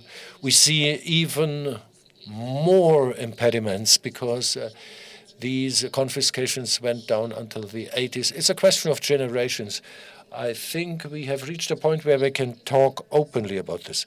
Well, as to the gaps, especially in the cultural assets looted in the context of NS persecution, to who will we give the restitution, provided that there is a legitimate claim? The former owners can no longer be named or defined. Therefore, quite often we cannot find any family members. So at the latest here, we are faced with the problems. We do have these objects, but we do not know who is entitled to them, and we cannot identify them. I think we should not talk only about whether we can restitute in the presence of gaps, but we should also keep in mind that how can we present the sheer presence of gaps, and can we also display those gaps, and can we go about them in a more transparent way? Because I think one can also close those gaps in part, but we cannot wait endlessly until one object is crystal clear in its definition. But you can somehow manage this uncertainty in your presentation. There is yet another question. And then looking at the clock, I would ask you to clarify the remaining questions afterwards in the follow-up, the next round of discussion. Well, we are in a museum, and it struck me, why has it started so late in museums, this process of provenance research? Quite often by processes initiated by material or ideal reasons or processes. Then museums reacted and said, okay, let's do some provenance research. What's your judgment about the way in which museums deal with their own history? I think there is a lot to be caught up with. Well, quite often there is a shield placed for the protection of the predecessors. The Museum for Art and Handicraft has carried this out and has brought out those assets and has openly denounced the greed of the predecessors. But for other museums, well, do not have an overview. Well, in principle, the situation has improved a lot, but you are utterly right. There is so much to be done. There are institutions that still deny any dealing with it. There are institutions that deal with it very transparently. They do a lot about it. They organize exhibitions. They order or commission research. There are also institutions that initiate smaller projects. Then you have for 2 or 3 years an assistant research and a fellow. And once the project is over, everything falls into utter disarray. So the funding structure for provenance research is primarily supported on third-party sponsorships and through the German Center for Looted Cultural Assets. The maximum duration of such projects is 5 years. Until recently, it was only 3 years. So things are changing, albeit too slow, in my view, which is good. So the hope is the last to die. We hope that we can also involve Meike Hopp in the next discussion, in the next panel. For the time being, I would say once again, thank you so much for your talk. And it's now my rather unpleasant duty to watch out and to adhere to the time schedule.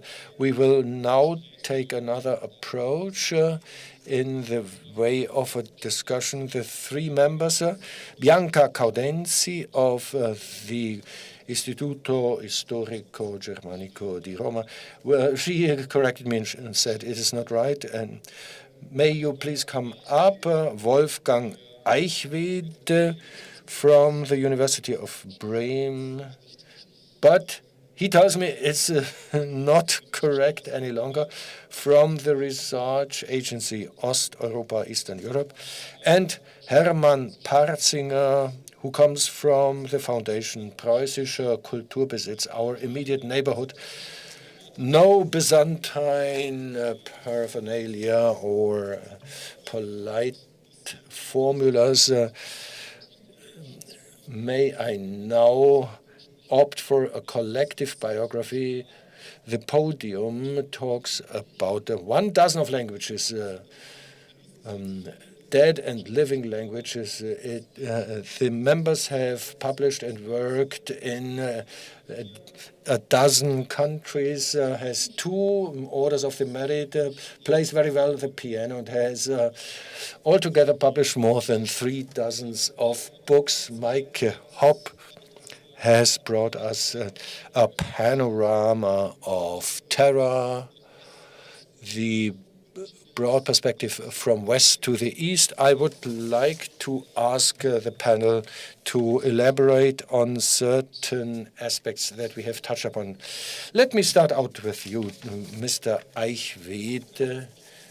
We talked a lot in the morning session about the fact that the occupied territories can be anything, spaces of violence. But when it comes to German officials, also spaces of enrichment and of very self-interested looting. You worked a lot about Russia, Eastern Europe, Ukraine, and I would like to learn from you, beyond the National Socialist polycracy, the countless number of agencies and offices that were competing with each other, the individual that worked there as a member of the Wehrmacht and seizes this opportunity to enrich himself or herself by looting those assets. Thank you. I would like to make a provisional comment. I speak to colleagues in Kiev on a daily basis. And I hear from those who've done research on the Second World War together with me that these days they are doing precisely the work that we've done in our research on the Second World War. They're packaging books. If they have enough material, they pack up the paintings, put them in the basement, although they don't know whether they will be safe there.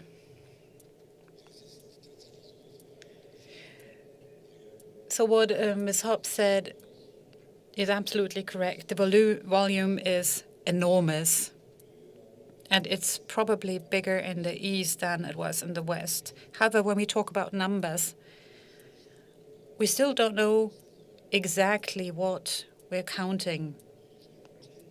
My Jewish uncle survived in France because he was able to sell the first edition of his Bach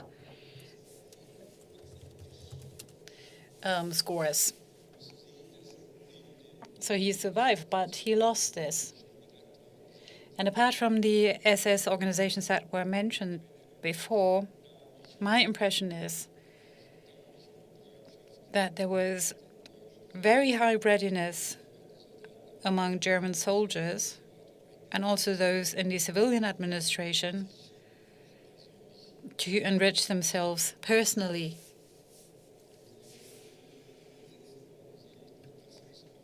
And then the persons who were given this task, and that's important to keep in mind, many of them were specialists from libraries in Berlin or Leipzig.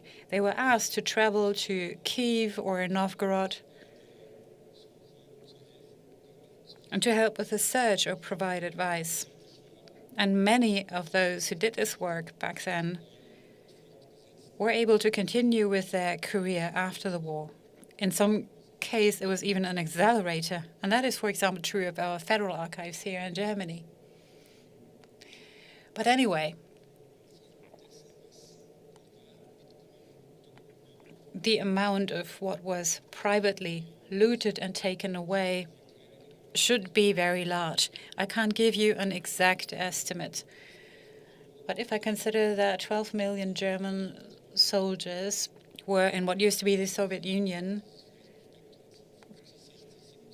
and based on my experience, I would say that 1/3 of them took something with them, then already the number would be very big. I know this is not historical evidence, but I think it's plausible. My father-in-law was a pastor, and just before he died, he told me there was this icon, and he said, "I think I would like to give it to you."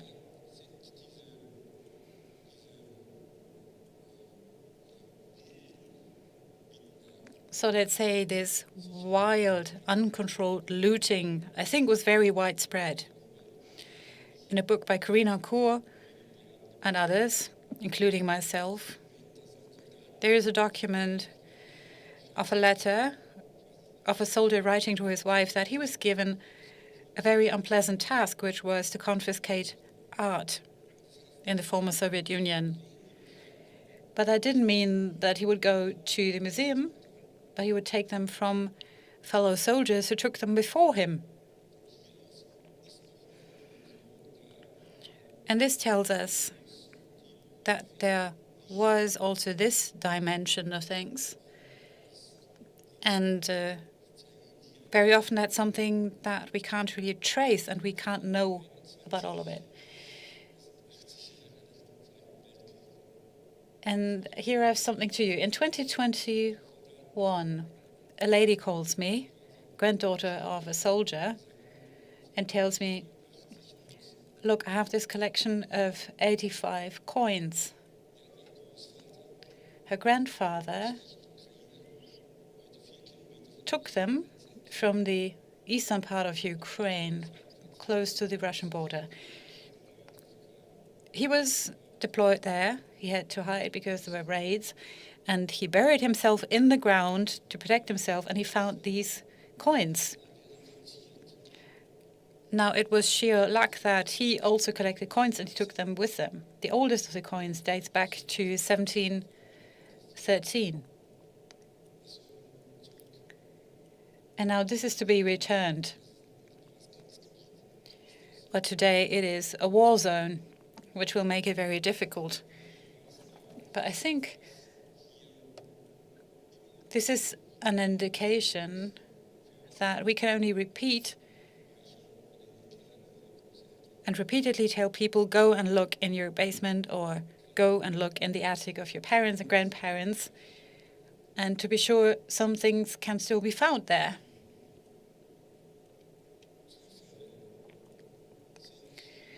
Coincidence happens a lot. And I would like to give you another example to illustrate this. The wife of a famous art protection worker of the National Socialists called me. She was already 82. And she told me, listen, I think there's something I need to put in order before I die. And she gave me 30 things, and I really didn't understand what this was. Her husband had died in the war, and one of these objects was a little piece of cloth. I packed it all up, and I gave it back to where it came from, and the people were absolutely happy about this piece of cloth. It came from a room that was destroyed by fire. But thanks to that little piece of textile, they were able to reconstruct what the wallpaper would have been. And this is a very illustrative example that shows what might have happened at the time. That same lady also gave me a small Madonna. And I said, but this is not a Russian Madonna. She said, yes, it is. My husband brought it. And I told him, no, perhaps it was only kept in Russia.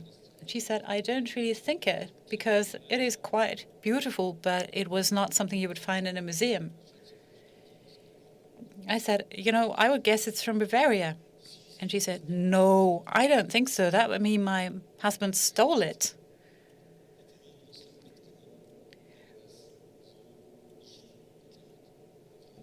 If he had only taken it from Russia, it wouldn't have meant that he stole it from her perspective.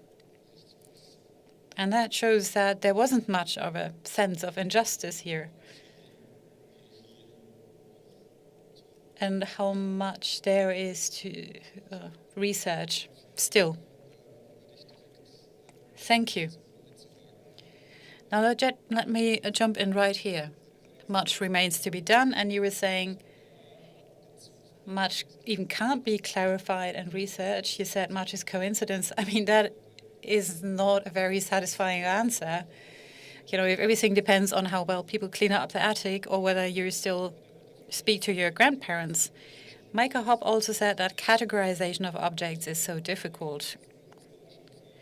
One categorization was made by Götz Ali, a mass robbery, is what he called it. And you, Mr. Patzinger, spoke of cultural genocide. Depending on how you define it politically or legally, that is a very strong term. And if that's how you categorize it, and there are reasons to do it, then the obligation to take a closer look into this becomes a necessity. And given all the challenges that exist here, could you perhaps tell us, with a view to Germany, how cultural redress could work, or what should have been done in the past? Now, first of all, let me come back to something Mr. Eichwede said, and then I'll answer your question. He made a very important point, a sense of injustice. Are people aware that something was unjust? When something was taken from the former Soviet Union, well, not a problem, it's just a souvenir. And that is already part of the problem, taking down the inhibition threshold. And that goes back to all the propaganda. The campaign in the East was a war of annihilation of a people that was deemed to be inferior, the Slavs. They were deemed to be an inferior race and they were to be destroyed. It wasn't just about conquering the space, but there were plans to let people starve in the first winter. I mean, something that really gives you the creeps if you think about it. But it does take down this inhibition threshold. I've spoken a lot to people who researched on this. A lot of things were just thrown on the street. The tanks crushed all of this. And this is what I mean by cultural genocide. Of course, after the war, like in many other areas, some people who had been involved still made a very good career in post-war Germany. There was no sense of injustice. And then everything we had in our museums that came from the Eastern territories was normally gathered in collection points and then returned. We know that around 500,000 objects were returned from the Western Allies to Soviet Russia. But of course, this can only be a minuscule share of what was concerned. And much, of course, is in private property. And talking about redress also to Jewish citizens, there were the large negotiations, mainly about property, real estate, and the Prussian Cultural Heritage Foundation was founded in 1957. There was a case in the Constitutional Court. In 1961, our foundation took up its work. And then many of the claims were already barred by the statute of limitations. But then there was a real push to do more work on this. Then came the Washington Principles, and then a more systematic work on the inventories to look for unlawfully looted cultural assets. So yes, we need to think about cultural assets, but this whole process started rather late. Thank you. And here I have a follow-up question too, and let me ask Ms. Gaudenzi. Taking the comparative approach is always helpful. So what about Italy? What happened in the immediate post-war period? How much of an obligation was there on the part of the Allied forces to do something, and then what happened after 1989? Ach ja, darf ich ganz kurz, Entschuldigung, Bianca Gaudenzi hat mit Rücksicht auf den Schnupfen, die Erkältung, den auf Englisch antworten zu dürfen. Ja, wenn das okay ist, dann würde ich lieber vielleicht und schneller auf Englisch sprechen. Ja, also the case of Italy is actually particularly enlightening, I think, also even for the German case, and in particular West German case, because you had a really big and crucial discrepancy between the so-called external restitution, so state to state, and instead internal restitution. What do I mean with this? I mean that like the restitution of state-owned collections, and you have an example here, these are the Uffizi and other Florentine collections being brought back in all pomp and circumstance by the US Army in the summer of 1945. they had total priority at the end of the Second World War.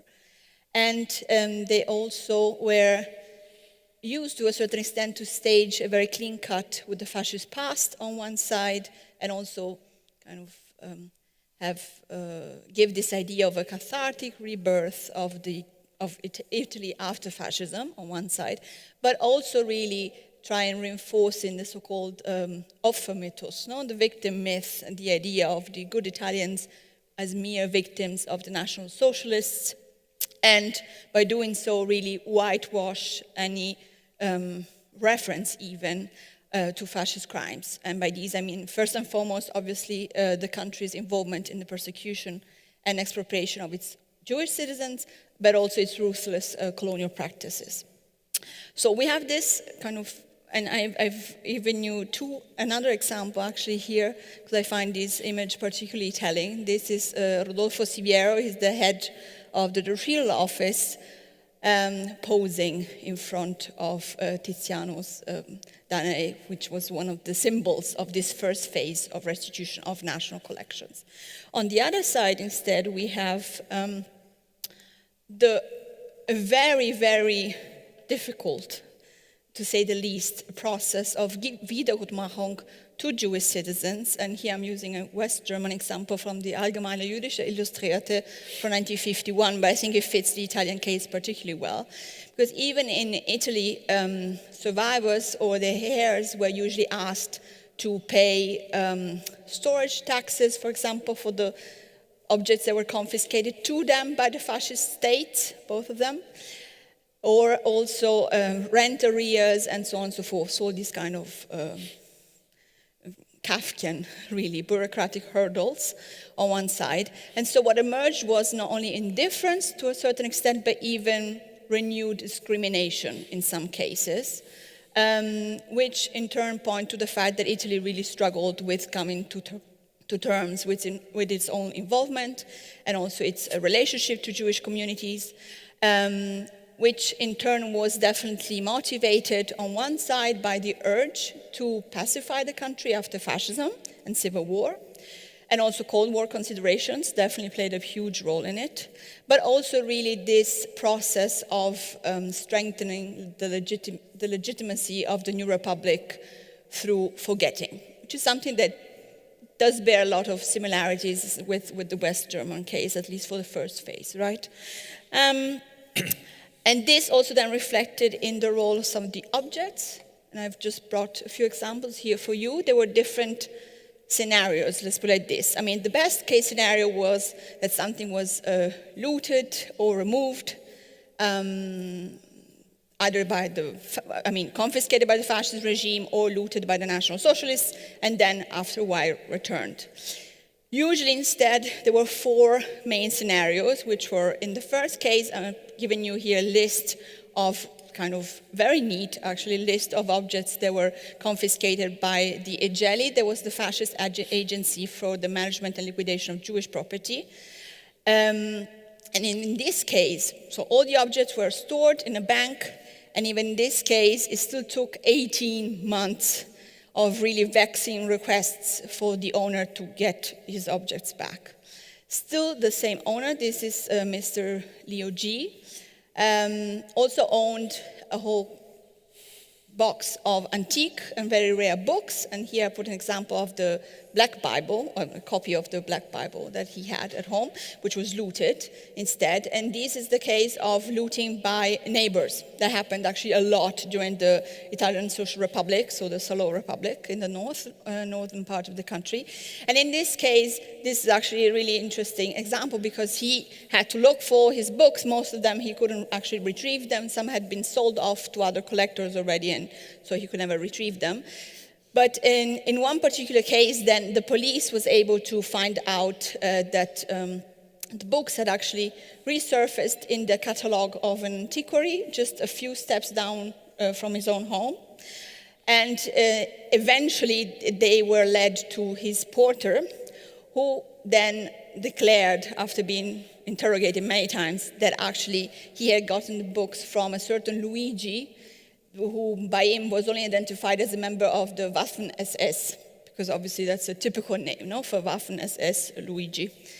And so this is also a particularly telling example because it really shows how often, even in this case, looting was presented as a national socialist enterprise, even when it blatantly was not.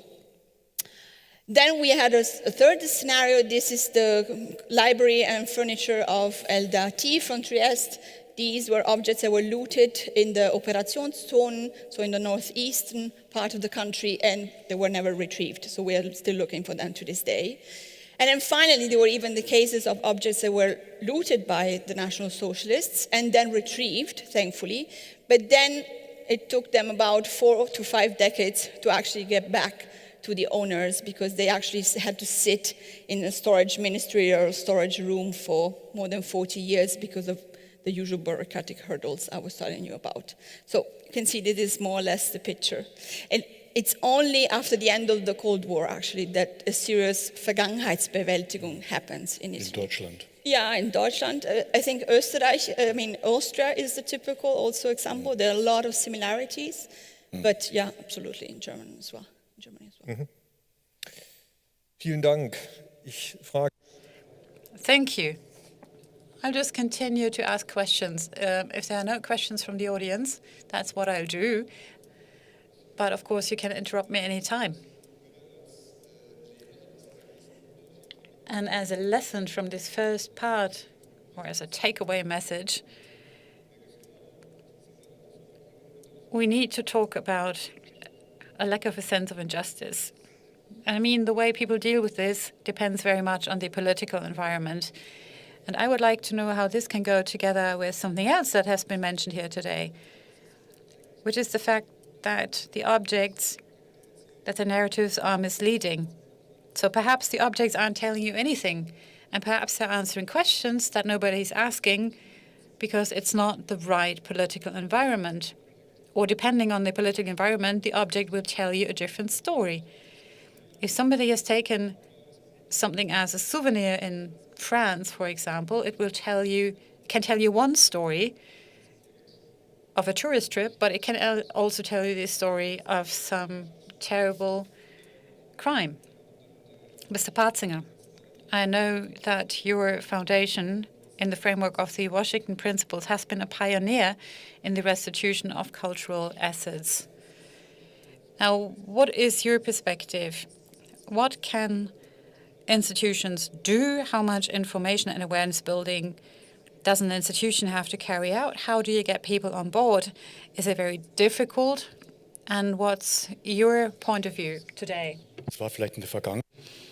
No, I wouldn't say it's difficult. Perhaps that was the case in the past, but now we have a general sense of injustice, and with provenance research, we are now really offering full-time employment, which is great because there are other institutions that don't have the possibility. And then in addition, we have third-party funds. Then we look at suspicious objects, classical modernity. That was the major projects that we started. Now we look at antiquities because they were also looted from Jewish people. And there's one project from the Museum Berggrün that was a joint project funded with third-party means, which then led to an exhibition. And that was an exhibition where the images and paintings were shown from the back, and you could see stamps and notes and really find out about the origin and provenance of these objects. So when you go to museums, even as an archaeologian, it wasn't that important to you in the past where the object would come from. But now you have this story of the object, how it ended up in the collection, and that's what actually museum visitors are interested in. And you can also draw some lines. There are connections. Let's say a Jewish art collector acquired a sculpture which is now in Russia. It has been confiscated by the Nazi regime and then once again robbed by Soviet soldiers. So there are links, there are overlaps really, irrespective of what the object wants to tell us about a certain culture, which of course is also very significant. But this other part of the history written into, the narrative written into an objective is what visitors are interested in, and that's also part of museum work. You also requested the floor. Let me just sum up briefly. Interest, yes. Exhibiting, yes. Is it enough to really exhibit the provenance of an object, or wouldn't you have to return it? Well, you know, against the backdrop of what Mr. Partinger just said, namely that we've really increased our awareness regarding the provenance of objects, and I'm still surprised at how many objects we find by mere coincidence. Even though you may say that this inner inhibition and obstacle is no longer that strong, but when it comes to very concrete objects, people are still very reluctant. There was a woman who called me through 3 years ago. Her dad had died, and she took down the icon that was hung up over his wall, over his bed, excuse me, and she found a writing on it and thought, well, we have to do some provenance research, and this icon now has been returned to the Tsar's palace today. So let me put it rather polemically regarding public awareness. The leap from lip service to really asking in very, very concrete terms, what does that object have to do with me, is a rather big leap. Last year, and I have to say I'm no longer dealing with this specific topic, I was notified 4 to 5 times by people who said, oh yes, we've got this. In one case, it was 91 books from a Russian library, which is now called to the war region. And the gentleman said for 15 years, he has tried to find the owners. And then by coincidence, he found it out and he returned them within 3 months. There were originals from Pushkin, from Kramzin, codes of conduct for young people of 1763, how young people are supposed to behave. So very, very valuable books. But really dealing with the provenance of these works in many, many cases just takes place by coincidence. And I'd like to mention one more thing. I do have the impression that we're speaking a lot about the loss of Jewish cultural assets, which is brilliant. However, we're not focusing a lot on Eastern Europe. And we have to assume that the figures that have been given by the former Soviet Union and Russia today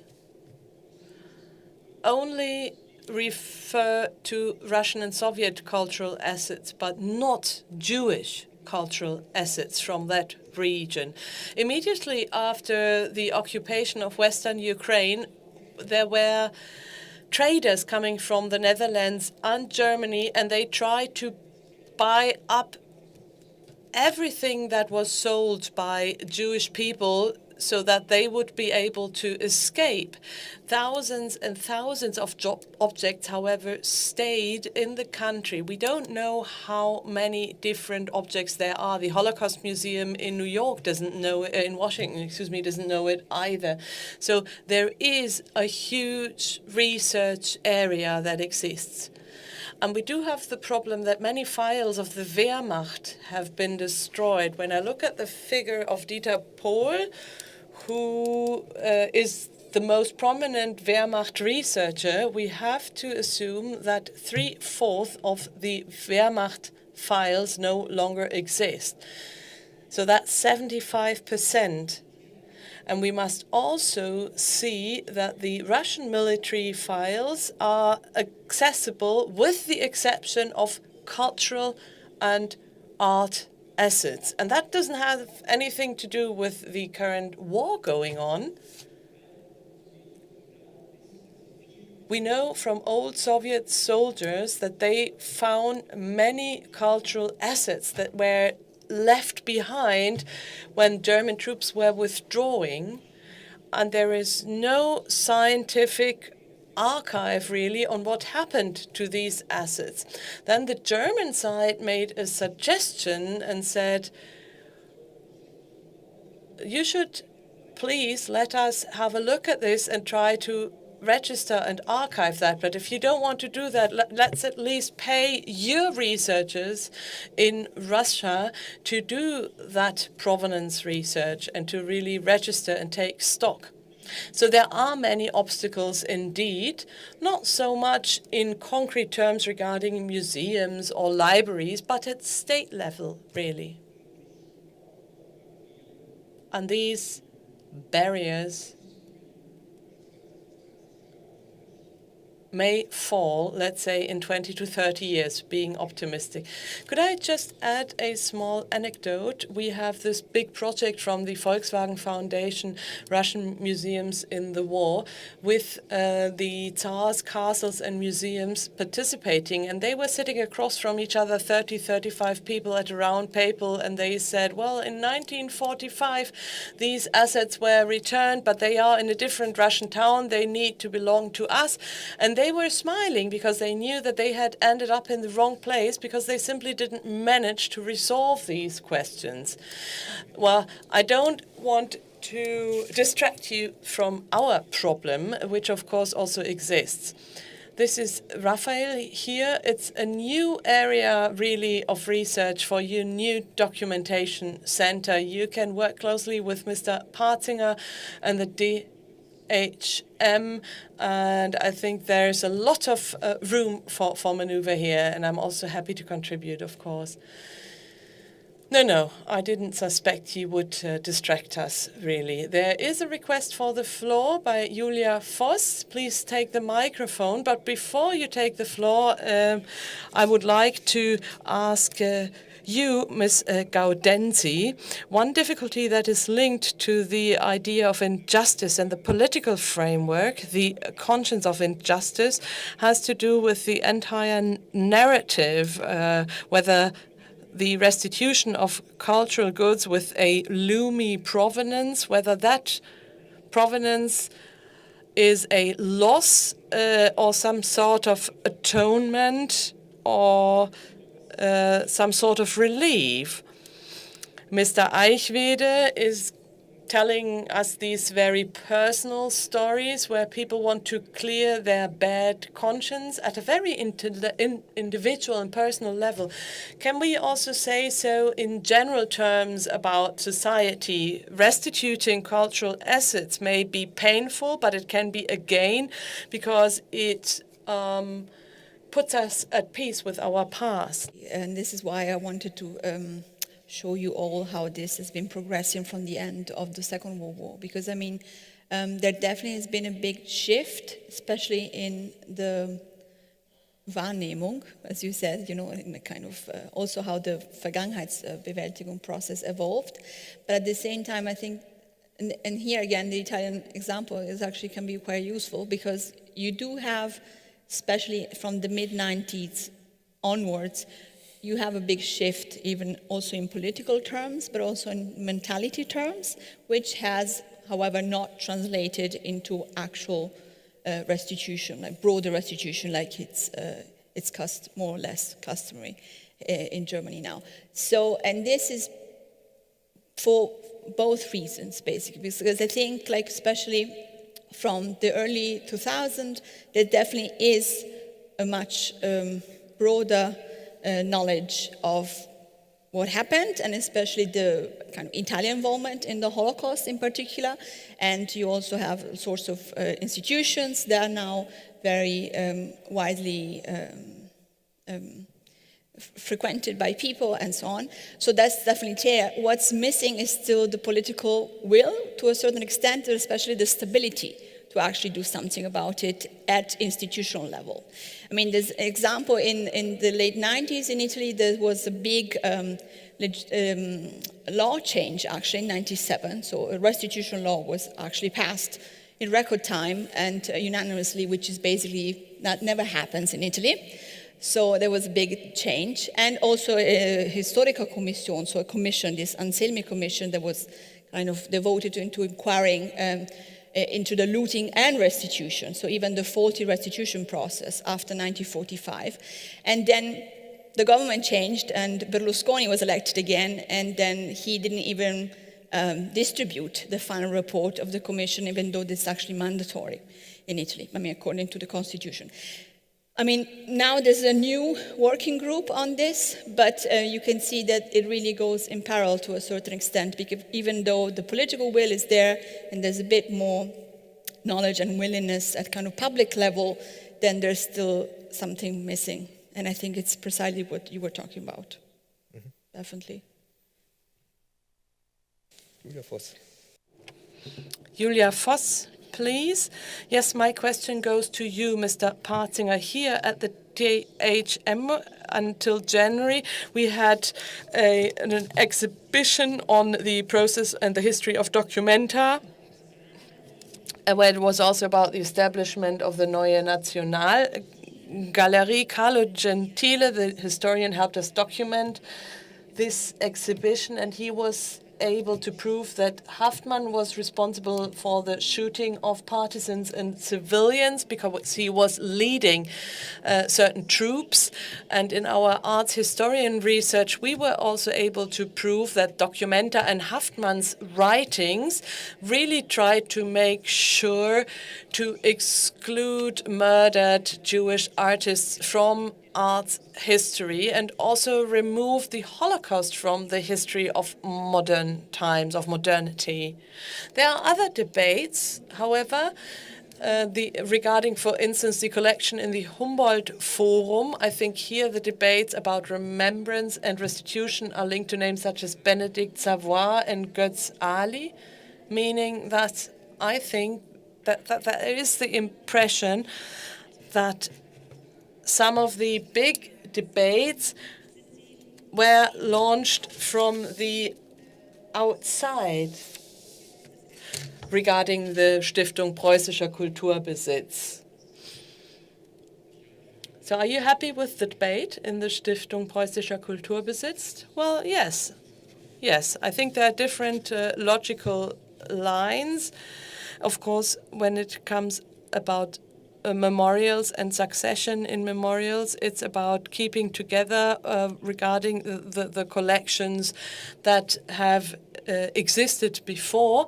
And of course, you don't want to have any unjustly acquired objects in your collections. And that, of course, is something that you have to look at when you find successors of the directors of collections. Now, in the Humboldt Forum, I think this year we will be restituting ownership of the bronze statues, but we are also in close contact with the Nigerian authorities and also people from Benin to make sure that these objects can still be displayed here as a permanent loan. And I think the debate that we've launched now is very important because it's not that long ago that the a former president of the German parliament spoke about the genocide against the Herero, and at the late 1990s, that was when only when we started to look at the crimes of the National Socialists. But it's important to really deal with these issues, and I think we're doing that. Also, the public is expecting us to do that. They want us to look at the different histories and stories objects have to tell. Now, when we look at the Humboldt Forum, I think there's room for improvement as well. But if we want to have a good relationship with the Global South, that's a good starting point. And I think we don't have to exhibit everything that we have, or we have to own everything that we exhibit. We can also work with loan. It's not that we are so generous and send objects to Africa. That's not what I mean. I think it's about restituting and then loaning objects from Africa or elsewhere to be able to exhibit that here. That will take time, but it's not, that museums with 500,000 objects will return them piece by piece. You have to think about them in bundles or convolutions where you can say, okay, where were they been active? How can I return volumes of objects? And I think that's a central task for the future. It's important because it's a social task. Now, could I just come in at that point? A central task for the future.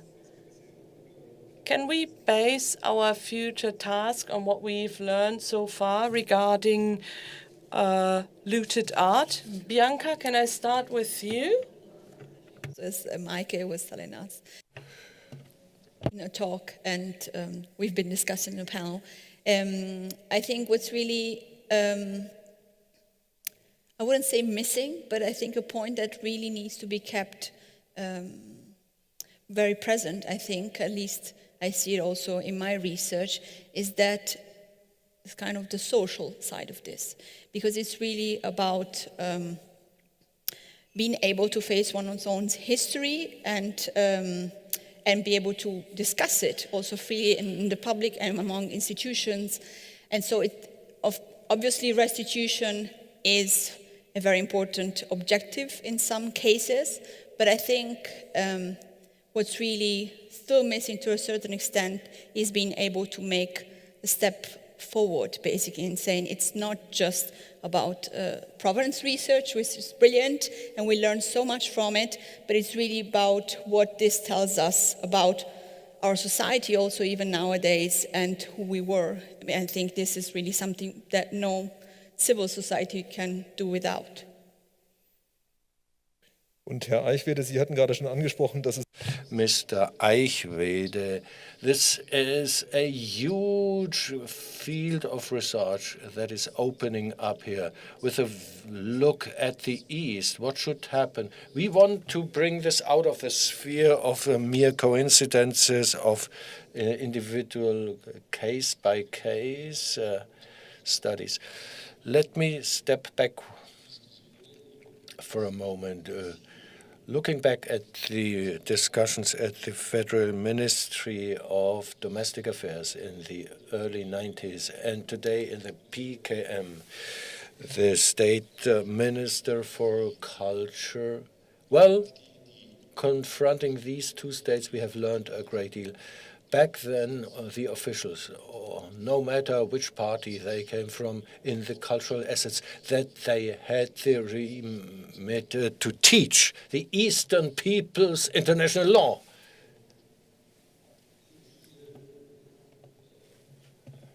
This arrogance has disappeared. At least it is no longer voiced explicitly, to put it positively. Much has changed. Comparing the current state of affairs with what we should do and could do, well, I believe it's still too little. I welcome very much this discussion about the colonial past. I do not want to make a trade-off between the two aspects, but just to hook up with a current topical aspect. Looking at the pictures from Mariupol, well, everybody was aware of the necessity to help in the reconstruction afterwards, and At any rate, we need to make sure that the cultural heritage be reconstructed once the war is over. Such thoughts could not be found for decades after World War II, when it came to the Eastern countries, in view of everything that had been destroyed during World War II. Therefore, in the common cultural heritage, I think we need to reach out for new forms of cooperation. In the context of the topic we are discussing here, there is still an outstanding issue. A number of German cultural assets are still in Russia. Russia so far has not declared its willingness to come to an agreement. Probably we could use these assets as a leverage to understand certain cultural assets as a common responsibility, or to lend these cultural assets, these works of art, in regular intervals for display outside. Although it's 80 years ago, so much has been destroyed and is destroyed to the present day. Under the present conditions, I would say, I think first and foremost of Ukraine. Ukraine was the one country. We need to keep this in mind. That was completely occupied during World War II. The Soviet numbers of the destructions, well, if we break it down by nation states of today, these were 2/3 of the damage done in Ukraine, today's Ukraine, followed by Belarus, what is today Belarus. So not only in restitution, but also in the question of how can we deal with everything that was irretrievably destroyed during World War II, also in view of a common cultural heritage. If we want to foster this, and if we probably we need to find new ways of life. Herr Partzinger, I don't understand why we haven't talked about it earlier on. Well, I suggested repeatedly, one German region should take 2 years' time cooperating with the media outlets and rolling out an information campaign or a public appeal. If any objects can still be retrieved, or one city could take this bold step, I'm sure that so much would emerge, and it would also be rewarded in the public sphere. Beyond all those general speculations, I think there are concrete objects and concrete options in which the future Center for Documentation could be loaded with so much work and with so much enthusiasm. However, talking about concrete exhibits, well, how do you want to define these objects with looted art? We have a problem on our hands. The Washington Declaration has one way. The German legislation goes back to the Allied military legislation of 1947 with the allegation or the hypothesis of doubtful property. You mentioned the autograph of Bach music. You mentioned, well, is this all fulfilled in what is called the handout? And my feeling is no. I would say in abstract terms, there is no doubt about the necessity for reconciliation. But the more you become concrete, the more you pinpoint the whole thing, the more heated the debate becomes. This or that object, Mr. Partzinger, he claimed that the SPG had a trailblazer's role, no matter whether it was an input from outside. Do we have to go further down this road, or have we gone enough? As Meike Hopp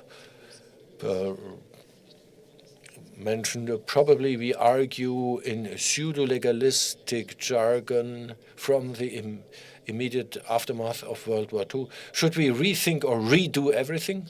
Or can we just work with the existing toolbox and with the stock that we have had? And I think we do have a toolbox that has been very helpful for the last 20 years. It is still open for optimization. A law on restitution would be a good thing. It would facilitate so many processes. For example, we would not have to make appeals to American courts. There is more and more willingness to pass a law on restitution with respect to NS looted art, especially private withdrawals. The handouts, the joint declarations, and so on of the cultural institutions of the Federal Republic, the regions, and the municipalities. Regard objects that have expired. Nobody would say that the period has elapsed. In view of the experiences I have accrued so far, that would be a huge progress. It would also mean interfering with the private. The Washington principles, it's a fairly blunt sword, fair and just solutions. I think it's a very wise declaration. In cases where neither the one nor the other party can prevail, we need to find a compromise.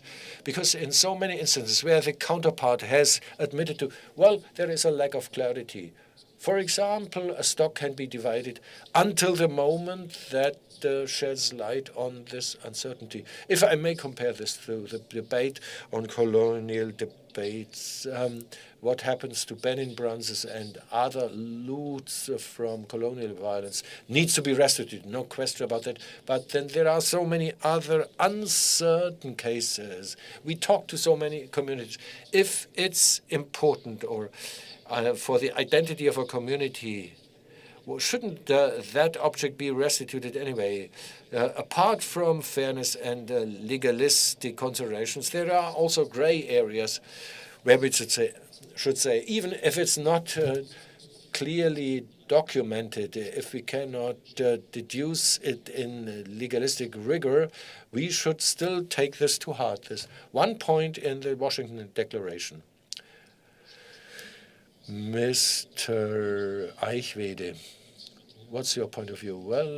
I think we have a good deal of tools. Listening to Rita Süßmuth or Marie-Louise Beck, who is sitting on the commission or were sitting on the commission for the restitution of Jewish cultural assets. I am extremely doubtful how cumbersome and how long winding streets have been trodden. So solutions are certainly not easy at all times. Still, I think we need to do so much in politics. At times, you need also to grow over your own physical height. In the 90s, there was a question about the so-called King's König's collection. König was a banker who in the 30s went to the Netherlands and had given a part of his assets to the Rotterdam Museum. After the occupation of Holland, the collection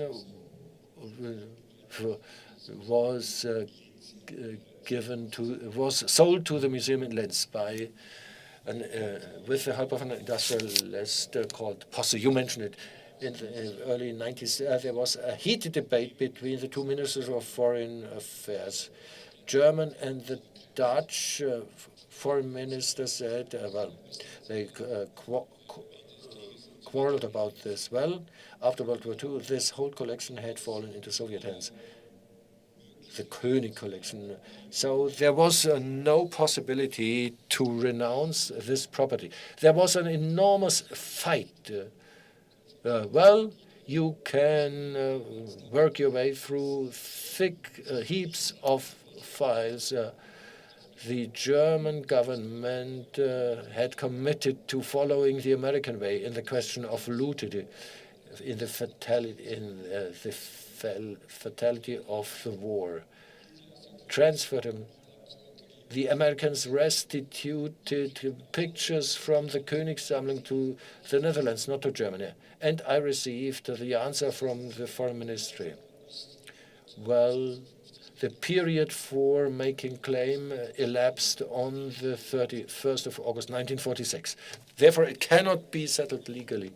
Well, the application was submitted to the Allied Control Right, and the Foreign Ministry replied, we do not recognize the Allied Control Council as a sort of substitute government.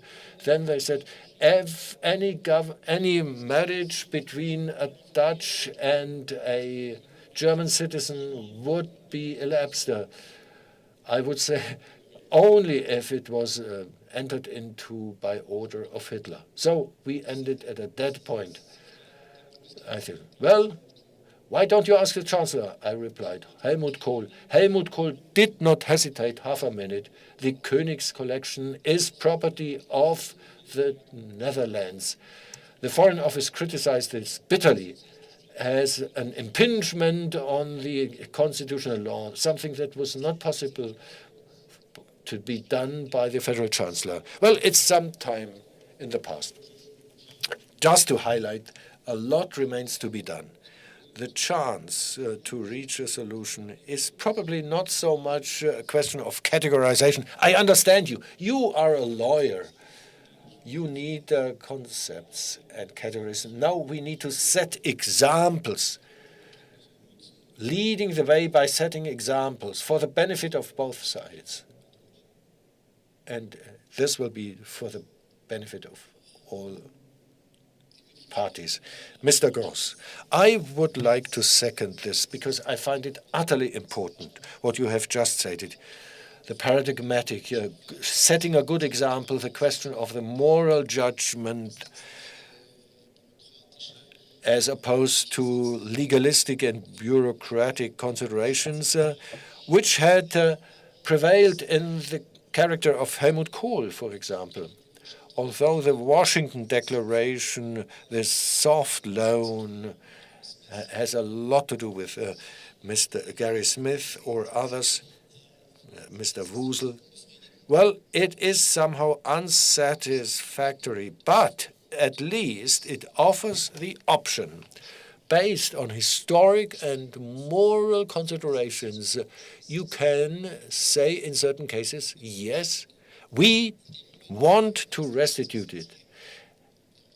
From the moment we had a real law on restitution, I would venture to say, nothing would be possible, because there would be certain periods of time with retroactive impact. Only the legal experts would knuckle down to work, and no moral considerations or social considerations would have a place. I think that's exactly why this topic is so exciting. It's like moving in two directions in our debate.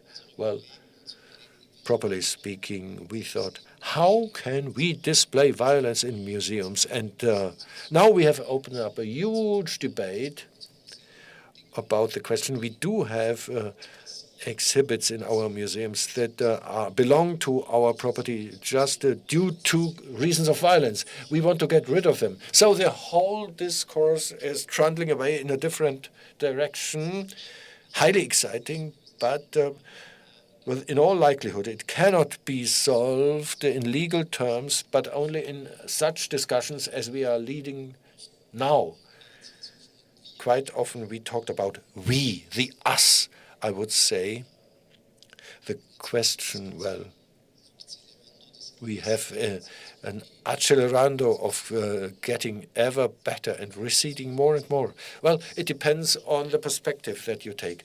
I would rather say, as to the perspective of 1945, well, the critical rupture was 1945, the landslide in the Jewish history, because the lawlessness that came along with the Holocaust and the genocide, where they said, the murderers must not be the heirs And if you have a village full of murderers, well, it should not be the heirs of the looted material. And then we all of a sudden had the communities of the Jews. Before, we did not have the Jews as a legal term. 1945 is the watershed, because only then were all the institutions created material injustice as a sort of entitlement, a national entitlement. It's a novelty in the history. Talking about the German history, well, we have the feeling only today have we reached the point where we realize how important this matter is. Only now do we become aware we have under our floor still things that are looted property. And it would probably be sensible to consider this a multitude of perspectives. I have mentioned but two, but there are so many other things that we should also feed in that are important for our project. So, well, of course, we do have so many different courses of action. What does restitution mean? Anyway, these are symbolic acts, I would say. And if I may comment here, and I don't want to contradict you, and it's not about defending lawyers as a profession. I find it rather curious that I've been given this role as a lawyer, but in any case, it's not as if we hadn't tried to define this whole area in legal terms. And the less clear the rules are, the more the work there is to do for lawyers. And this is the fact. There are a lot of wiggle rooms here because there is a lot of lack of clarity, and that opens the doors to all kinds of legal interpretations and many active lawyers. But what happens here is that the situation, or people try to find a more systematic approach to the situation, and perhaps this will first have to lead to a situation where we fully impose and execute the Washington principles. And in many cases, we don't have the heirs. We don't know who should be the owner. We want to return something, but we don't know who we can return it to. And then some people seem to have the logic that if that's a situation, we're not even going to ask. And here I think we need some legal order for what to do. And so not only do state museums have an obligation to research the origins and provenance of the objects, they need to find the families and previous owners and then restitute these objects. It seems to me that the German public institutions have been rather passive in this process. And if we look at the cases mentioned by Bianca Gaudenzi, there are several scenarios. One is that somebody sends a letter to the SPK, and Mr. Patzinger answers to that letter. You meet over coffee and you come to an agreement. But my experience has been different. You get trapped in this Kafkaesque bureaucracy scenario. You write to one office who will answer you, yeah, I understand, but it's not my job, it's not my responsibility, and then there is a limited budget. Then you send a letter to the next office, and they refer you back to where you started. And in the end, the only thing you can do is hire a lawyer that produces a lot of costs. And then the legal process starts. And then in the end, I'm not even sure if more legal clarity would prevent this. At the same time, I don't think the current legal situation is very satisfying. What do you say? Bianca, perhaps I can ask you, what's the situation in Italy? You said there was a commission, and now, shockingly, I heard that Berlusconi might have complied with the constitution, might not have complied with the constitution. Not really a surprise, but how are the institutions dealing with it? Is there still this gap between external restitution and internal restitution? or are there also more proactive approaches? I think institutionally there's been a big restitution commission that actually has been working for a really long time, but, and this is quite crucial, it's usually meant to ask for what are considered Italian antiquities, for example, that are now abroad and they are supposed to be brought back to Italy. So that was the main function until a few years ago. And now instead, in the last 2 decades, they have also worked on kind of especially, well, also colonial items, but especially Jewish-owned items. I think we have definitely stepped back, so there is no danger of I'm not sure how to say this in English, actually, of like getting too down into the legalistic side of this, I think, yet, because there is actually a law that was passed, as I mentioned, just the year before the Washington Declaration, and then the commission worked. But usually it's a consultative body, so they can't actually rule over restitution itself. They can just, they can kind of suggest that this is not an item is returned or not. And I personally don't think that actually having a restitution law would necessarily confine then the whole matter to lawyers, because I think, as we said, this is so present in the public sphere, thankfully, nowadays, and this is something that's really already been discussed, finally also at institutional level, even though, I mean, as I said, much, much less in some Italian museums, even though I think I've seen a lot of like progress in the last few years. So I don't think there's like any danger. I think having very clear legal guidelines will actually be quite helpful, because in the end, the Washington principles are non-binding. So even though I find the just and fair bit of it can be an opportunity, because also it leads you towards the kind of big shift from the legal to the moral side of things. At the same time, it's in certain occasions it can also be used by the institutions still to hide under them, behind them a little bit. So that, I mean, as we said, it's very difficult to define what actually just and fair solutions are, right? Also, sometimes these are artworks that have been bought with public money and they're now in public institutions, and there was no provenance research on them. So every case, as we see with the work of the different commissions, every case is really very different, I would say. Mhm. Und ich meine, es ist ja so die historische Betrachtungsweise. And this historical work and the work of provenance researchers will remain very critical. Even if we had a restitution law, this will always be the foundation, and we need to invest more in restitution research. But also when it comes to having access to assets being in private property, I think that is the only solution. You know, there will always be solutions in provenance research and cases where we don't know where we can return things. There will always be such cases.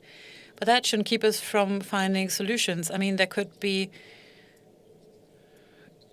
fiduciary ownership or trusts. Something could be made accessible to the public but owned by a trust. If you remember this Madonna I mentioned that originated in Bavaria and not in Russia, I returned it to Piotrowski, head of the Hermitage, and I told him, if it turns out that somebody else is the owner, then clearly the Hermitage does not block the way back and will return this Madonna. What I mean to say is that we can always intensify our efforts, and we will always be intelligent enough to be able to do justice to the fate of any object. Although, of course, the Hermitage has a different problem as well. I mean, the nationalization that happened after the Russian Revolution, the gigantic collection of the Impressionists at the Hermitage is a very, very interesting case. Yes, I mean, of course, in this concrete case, that wouldn't be possible because this has been taken by a private person, and then the state law doesn't apply. I mean, we agree that there is a big problem here. But we're sitting here to fantasize, basically, and to be creative. Now, let me say this. I don't think we can always find a legal situation, and much that we do will remain symbolic. But let me come back to looted art. Looking at what was destroyed and taken in the Soviet Union by the Germans, and if we consider that in the 1950s, the majority of looted art was returned to the GDR, and if people say today, we still want all the rest to be returned also, then this is problematic. And this is a terrible thing about the Ukrainian war. We've worked together with the Russian museums for many years, dealing with all of these exhibits, because we realize there is a shared heritage. If they do research on something, they'll let us know. We do things together and we feed it back into the research community. You've worked on the Bronze Era, the Iron Age and other things. And sometimes we don't really know where things came from. You find things in one grave and then in another grave in a different region. And we've been able to combine the information, although we're researching in different locations. And I think you can acknowledge that the legal approaches are different, but it was still possible to show things in German museums. I mean, if we were able to show Schliemann's treasures, if only for some weeks in a German museum, and then return them, that would be great. I don't think we can solve the complexity of cultural assets. And I think we have made a lot of progress in recent years, but the war that's going on now has put a terrible end to it. In any case, it's an example that we can't always find a legal solution, and instead we need to find a way of dealing with this heritage so that everybody benefits. Mr. Eichwede, do you have anything? Since you just mentioned the Schliemann treasure, it came from Berlin, is in Moscow. In '95, the Chancellor's office called me and said, is there any symbolic gesture we could display to Russia? And I told him we can use the Schliemann treasure. We're not asking about formal ownership, but Russia, Germany, Greece, and Turkey, all of these 4 countries who claim that they're entitled to the Schliemann treasure, could agree that it would be shown in all of the countries respectively for 3 years. And the Chancellor agreed.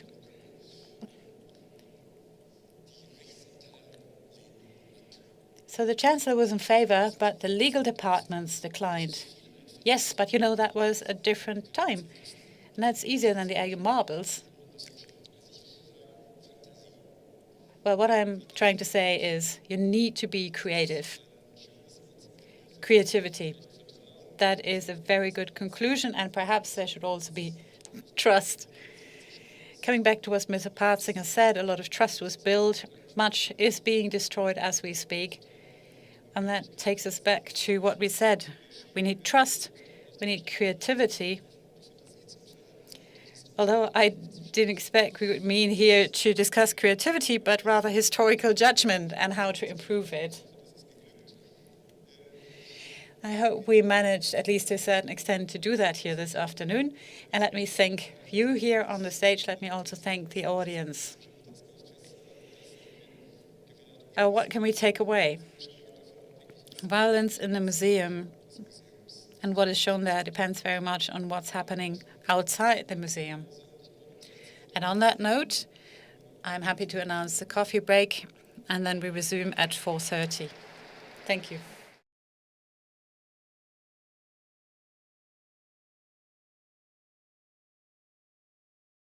As a way of opening this last panel, I would like to thank the organizers for putting together such an amazing fascinating day of discussions and conversations. First day for me in over a month of not checking the news all the time. And also congratulate them for this incredibly thought-provoking event that will continue.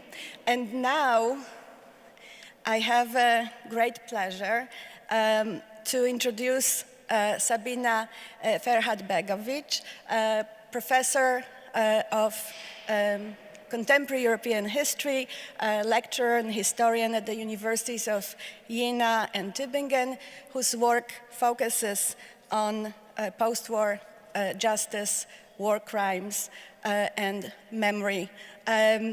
She will share with us her insights into the emerging of the memory of German occupation in Yugoslavia. Thank you so much. The floor is yours.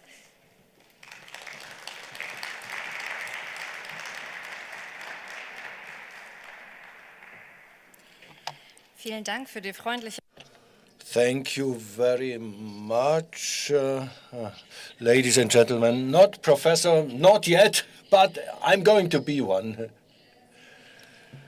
Ladies and gentlemen, dear colleagues, thank you, Natalia, very much for your kind introduction, and thank you very much for inviting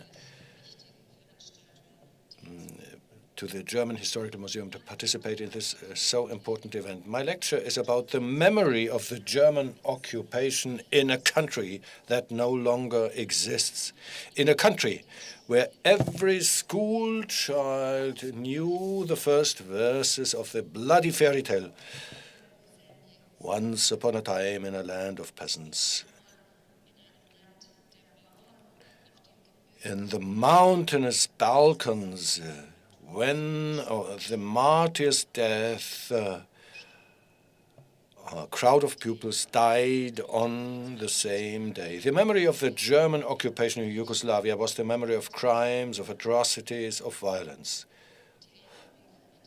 But at the same time, this memory of German occupation was a memory of resistance. And it will be the topic of my presentation to see how these landscapes of memories were conditional upon each other. Let me start out by drawing your attention to a photograph. We have been discussing photographs and pictures that make you get a feeling of violence without demonstrating it explicitly. But the pictures that I'm going to show you will show very in graphic detail the acts of violence. Little is known about this picture. We do not know who took it. We have learned this morning how you should look at photographs. Nor do we know where it has been found. We do not know who the victims were. It shows 3 lifeless bodies hanging from a tree. 3 others are looking at them, 1 civilian and 2 uniformed men. Uniform, equipment, and the outline of his helmet suggest that the soldier in the foreground was a member of German troops. Only the caption on the picture clarifies the question of the supposed victims, the crime scene, the time of the crime, and the suspected perpetrators. Tree blossom in Serbia, spring 1941. The picture of hanged men was a memento, a soldierly memory of the war, very different from what we saw this morning. Thousands of similar pictures are extant. These are frightening images.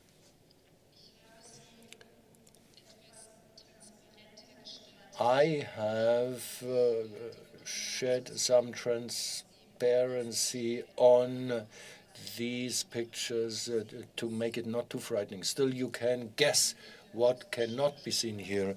We see a lovely Bosnian orchard and laughing Wehrmacht soldiers in front of hanging bodies. A march of the Kulturbund on the main street in Belgrade, lined with hanging bodies.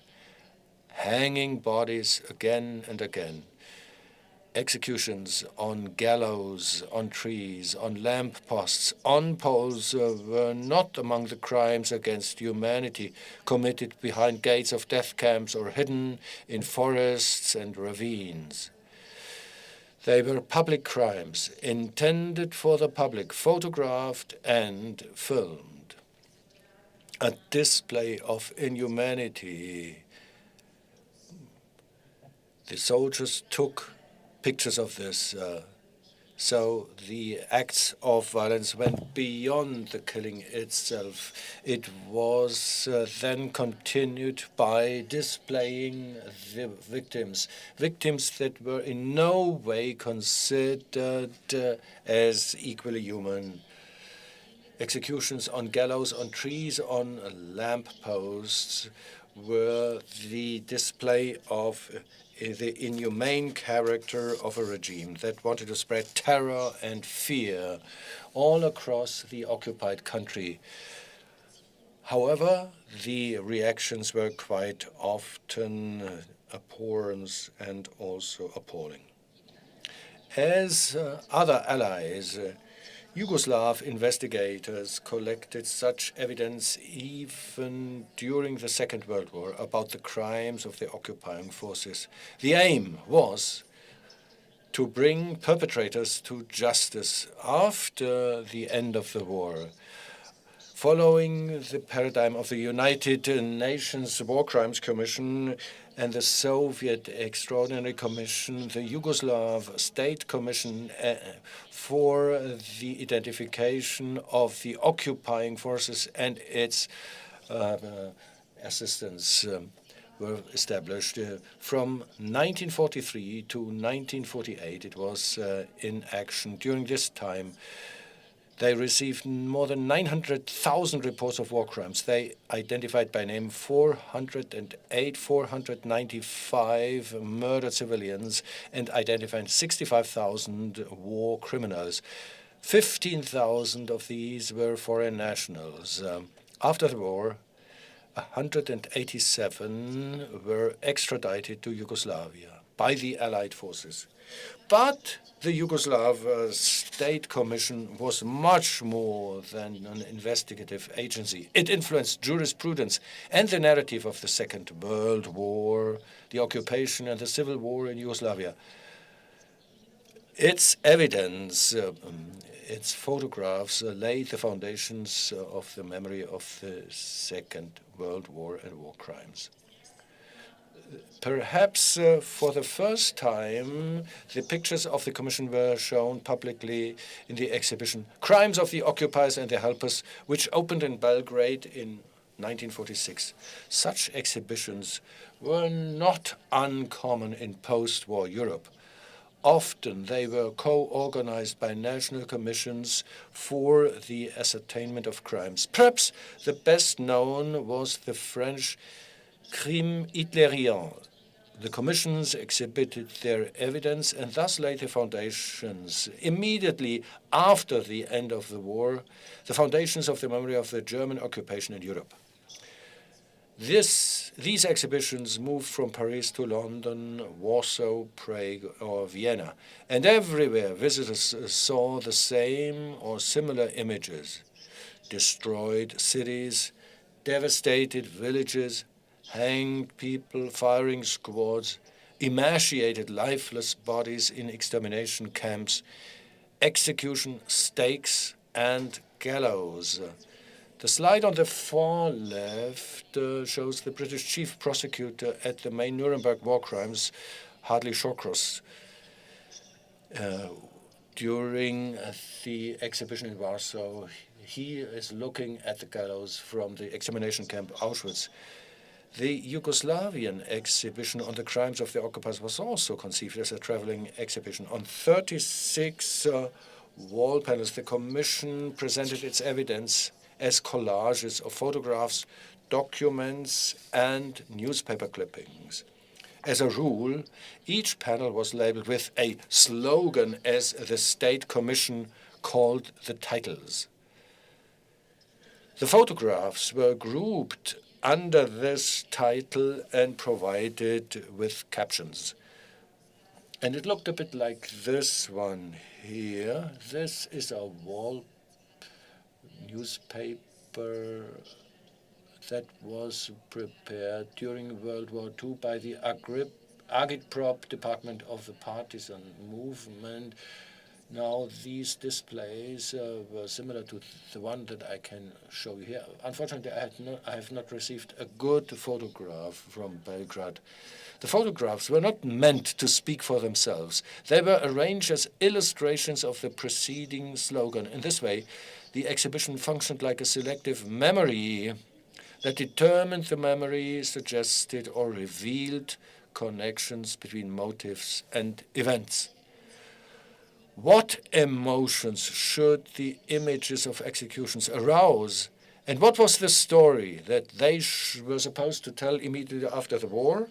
In many occupied countries, especially in Eastern Europe, images of crimes representing the so-called atonement measures, especially mass shootings and hangings, were part of the iconography of the Second World War.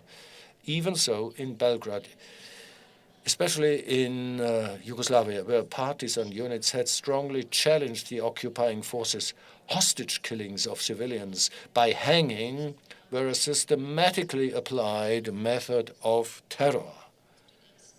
Among the first victims were always those defined as Jews or Roma. Even those who were shot were to be hanged as ordered in the order to maintain peace and security and prevent the formation of gangs. However, the large number of gallows pictures shown was also due to the fact that the gallows was one of the typical motifs of trophy photography.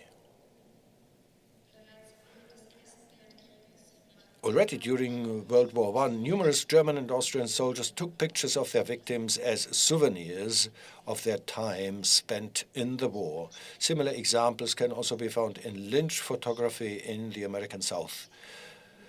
Lampposts, pillars of bridges, trees, and pylons were turned into killing objects and theatrical backdrops. This can be seen clearly in the detail from one of those trophy pictures that I'm showing you here. The soldiers do not pay attention to the hangman. They are posing for the picture, smiling at each other. Primarily, they were concerned with dehumanizing their victims. They did it because they could do it. The cameras were, so to speak, a second camera, an expansion of violence. Tree Blossom in Serbia was just one of so many trophy pictures that were to be found in pockets of arrested or killed German soldiers.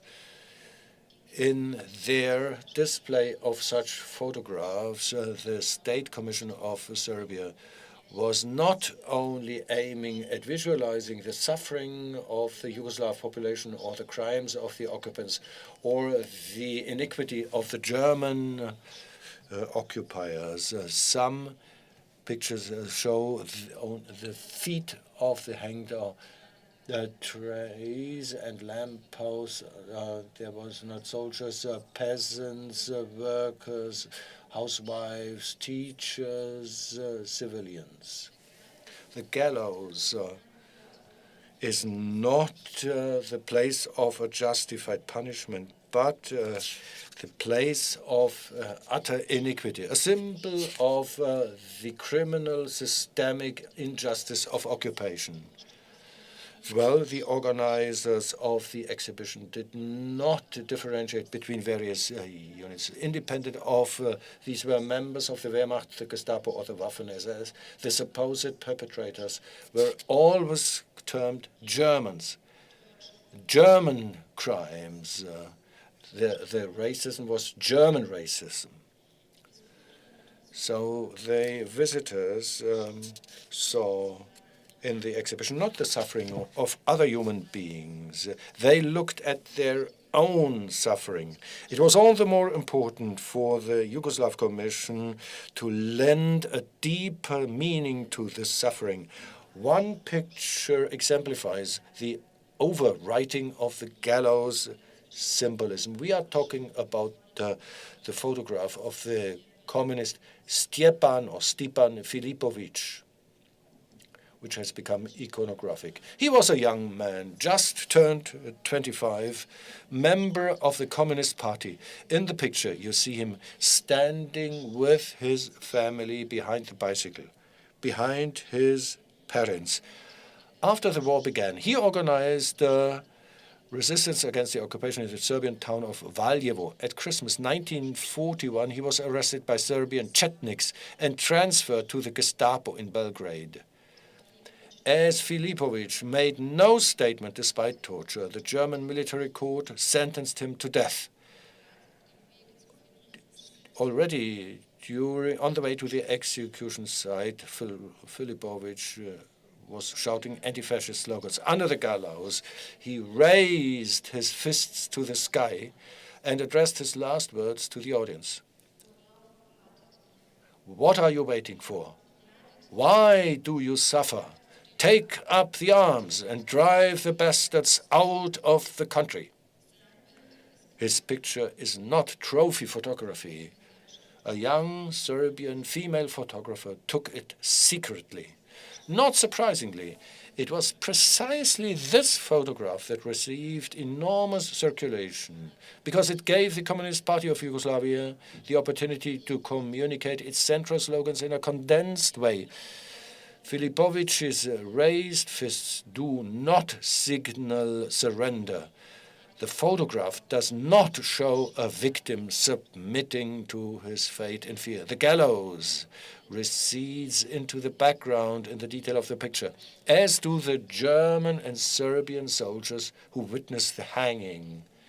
Here stands someone who resists on this very photograph. The State Commission codified death on the gallows as an act of resistance and a symbol of anti-fascist martyrdom. It individualized the victims of the occupation violence by naming them and thus made them visible as human beings, people who were mourned and remembered. Well, according to estimates, more than 50,000 people visited the traveling exhibition in Belgrade alone during its 38-day run. Afterwards, it was shown across Yugoslavia, from Ljubljana to Niš, also at places like Kragujevac or Valjevo, where the mass crimes had happened. In total, it had about 100,000 visitors. How strongly this first visual interpretation of the occupation, how strongly it influenced the Yugoslav public memory of World War II is also illustrated by the large number of gallows memorials that were erected in Yugoslavia in the following decades. For example, Ballada Obešenih, the Ballad of the Hanged, by the sculptor Nanderglit from Subotica. This is the picture to the left. These 30 bodies embracing each other in Subotica, produced in 1967.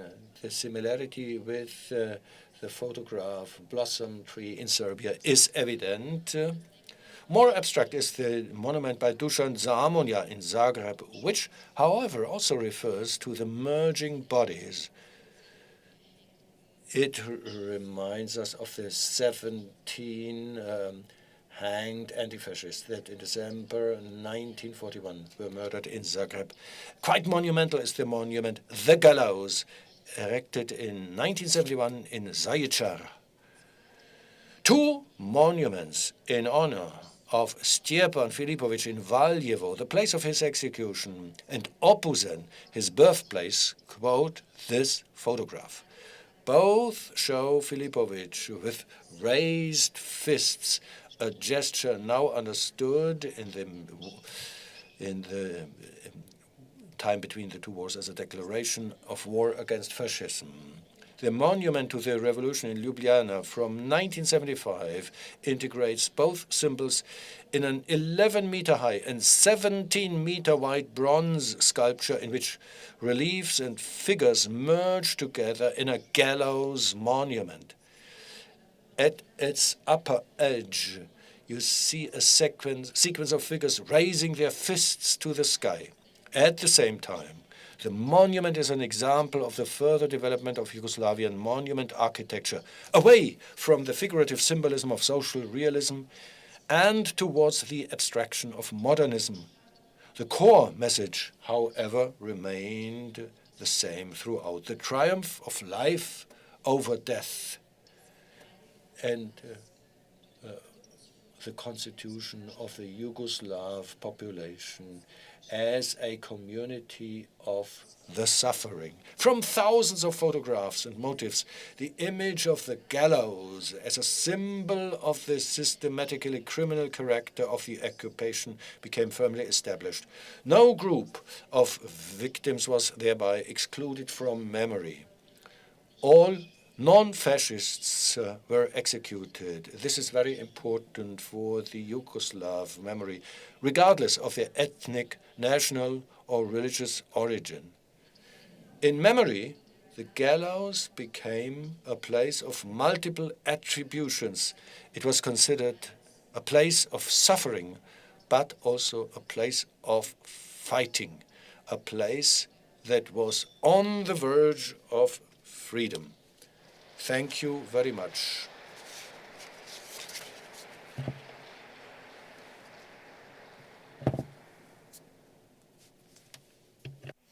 Yeah.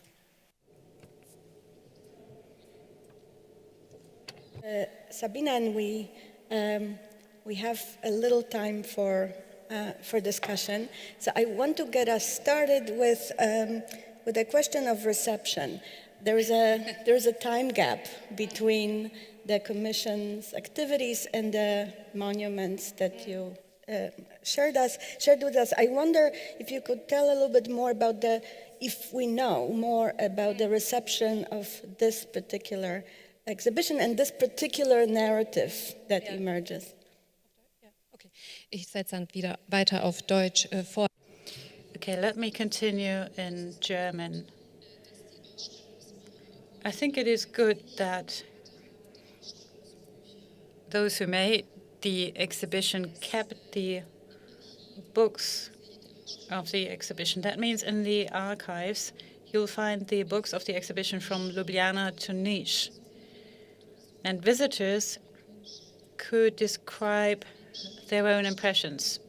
So people who came to the exhibition wrote about what they felt seeing this exhibition. So they added something, and they basically became witnesses. And this is important because this was about people who had lived through the war, survived the war.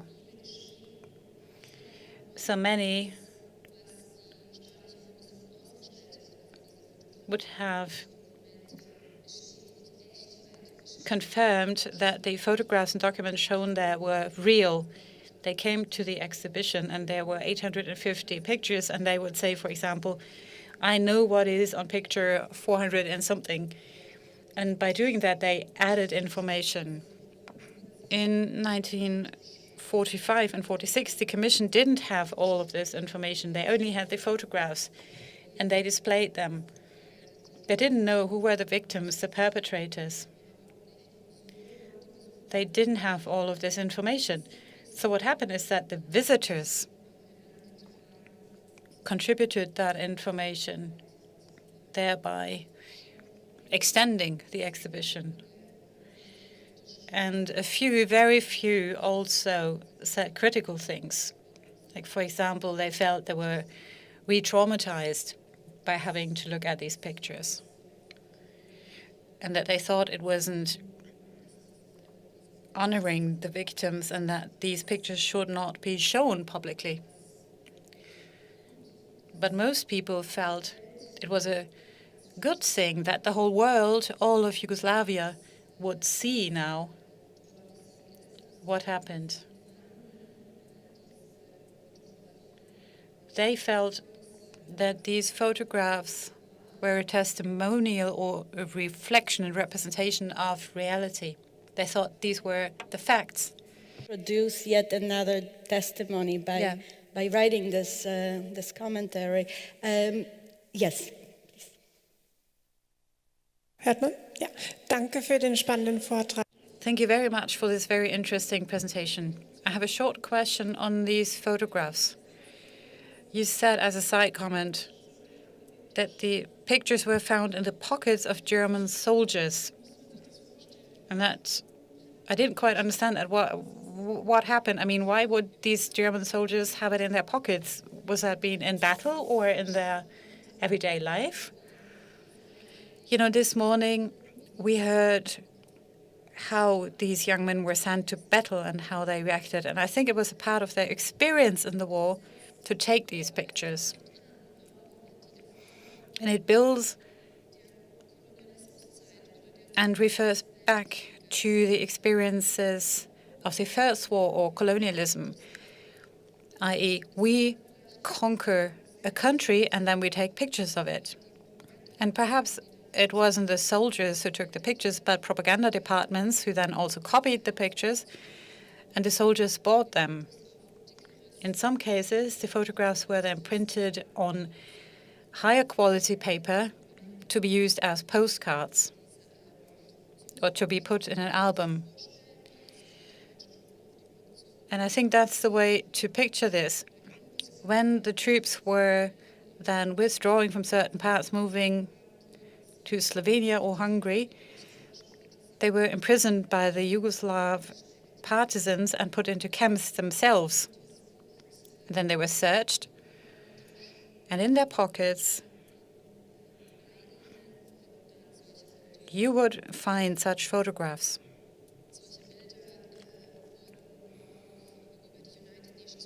The United Nations War Crimes Commission also gave such photographs to Yugoslavia. For example, this picture of the hanging in Belgrade. These are men who were first shot and then hanged for deterrence. This is something that was found on a soldier in France. And then through the French delegate at the War Crimes Commission, René Cassin, it found its way to the Yugoslav delegate at the War Crimes Commission. That's how it came to Belgrade, to the State Commission, and ultimately into this exhibition.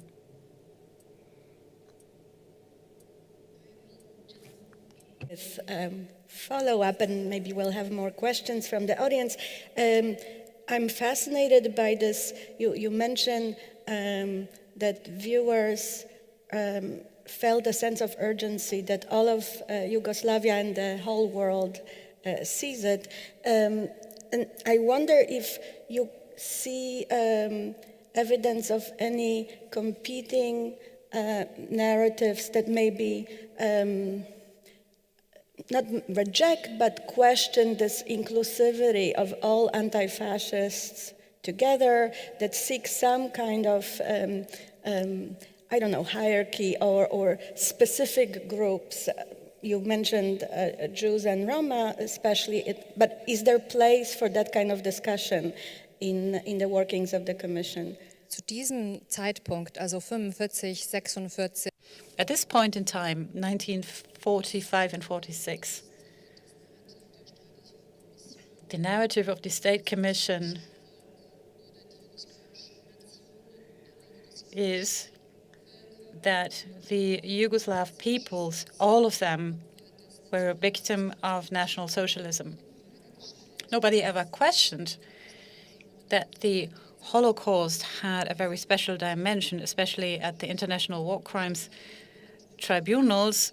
The judges would always stress that the goal of the German occupation was to annihilate the Jewish population. and that the goal of the German occupation in Yugoslavia was the enslavement of southern Slavs. And only as a second step would it have been the death by exploitation.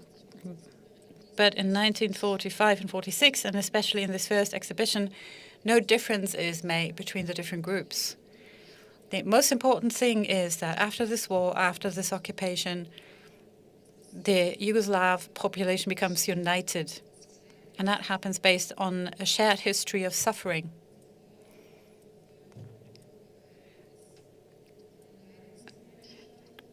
And by showing that the people is a community of suffering.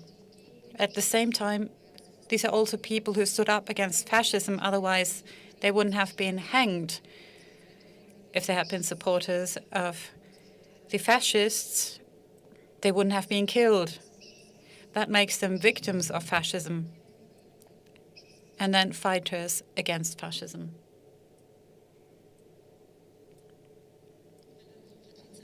Thank you. Patisra Ruhimi from the Institute of Museum Research, State Museums. I have both a question and a comment. What you have told us about the exhibition is basically a collection of the unbelievable or the incomprehensible. The material was gathered in order to establish a community that is standing strong against a very powerful enemy.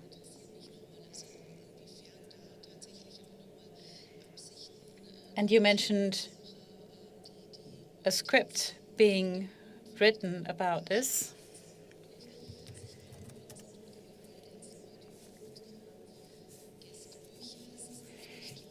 Or a screenplay. And then guest books, that's a very important topic. We haven't really talked about this very much today.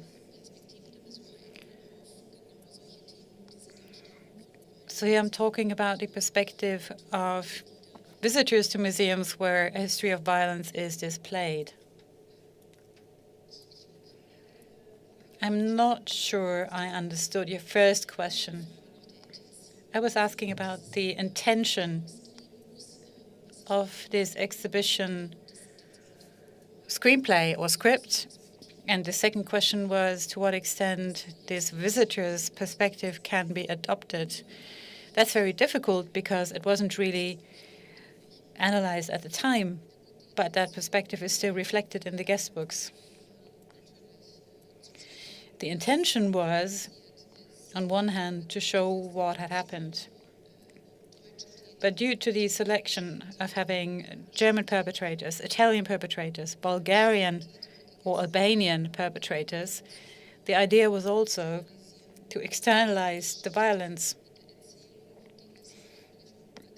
The narrative was really about aggressors who invade Yugoslavia, carve up the country, bring all the violence with them, and then they find collaborators, quislings, servants of the occupiers,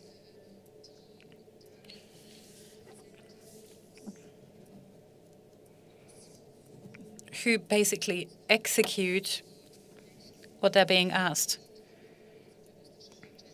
And the Ustasha, the Chetniks, the Yugoslav collaborators, their crimes were also shown in the exhibition. That means those who created the exhibition wanted to portray a very particular narrative. And also a narrative that had been very prevalent in Yugoslavia for a long time, that can still be found in post-Yugoslav countries today.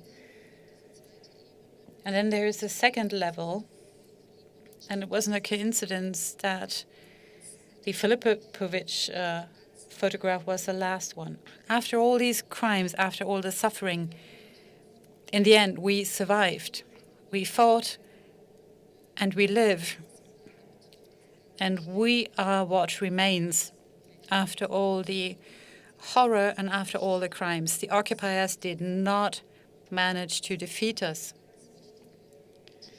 That was a very important message in post-war Yugoslavia.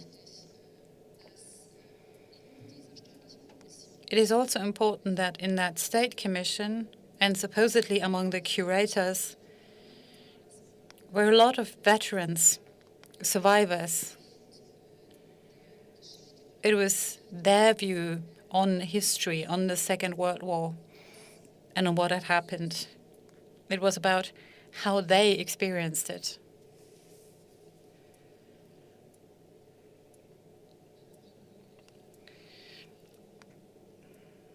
Thank you. Follow-up question. This commission, there was a commission set up in the Soviet Union in 1942 with the aim of documenting the crimes and collecting them for a trial to be held after the war. And my question would be, to what extent would you believe that in the communist sphere of influence, there was a shared anti-fascist historical policy? So what I'm asking is, to what extent were institutions in other countries controlled by Moscow? And to what extent is this driven by a historical policy or a policy concerning history driven by Moscow? Yes, but there was also the War Crimes Commission, and the Yugoslav communists, from the beginning of the war, were trying to take over power. Of course, the Soviet Union or Moscow was a role model for many, but they never wanted to be a part of the Soviet sphere of influence. In the Yugoslavia case, it was also about becoming independent, and the path towards independence happened through the international institutions like United Nations War Crimes Commission. So the State Commission and the Soviet Commission did not participate in the United Nations Commission, but Yugoslavia did, and so did Czechoslovakia and Poland. And all of this knowledge emanating from London was transferred to Belgrade. It was also a way of legitimizing and about justifying one's own rules and regulations based on the international arrangements. The Yugoslavians were always very careful in trying to find out to what extent they could realize their own communist ideas without confronting the international allies, and to what extent they could benefit from international developments. We need to keep in mind the country was entirely destroyed. Many people have been killed. And the value of knowledge and knowledge transfer was enormous. The Yugoslav investigators in the 1940s didn't know at all which units were active in their country, on whose command they acted. How could they know? I mean, picture a farmer in Bosnia or Yugoslavia, somewhere in a village. How could they know the names of the perpetrators? But if you then learned about who was responsible because the British knew it, then you could build on that knowledge. And that would help you fare much better than collaborating with Russia. At least that was the case in Yugoslavia. Thank you very much for this interesting presentation. I have two questions. One is also about differentiation. The fascist occupation was, of course, extraordinarily cruel and brutal, and I would like to know how that was perceived and how people dealt with that. You were saying there was a state commission and its helpers I would like to know more about that, and I would also like to know how it developed over time. And my second question is about collaborators. I would like to know, when is there a perception of Jews being persecuted?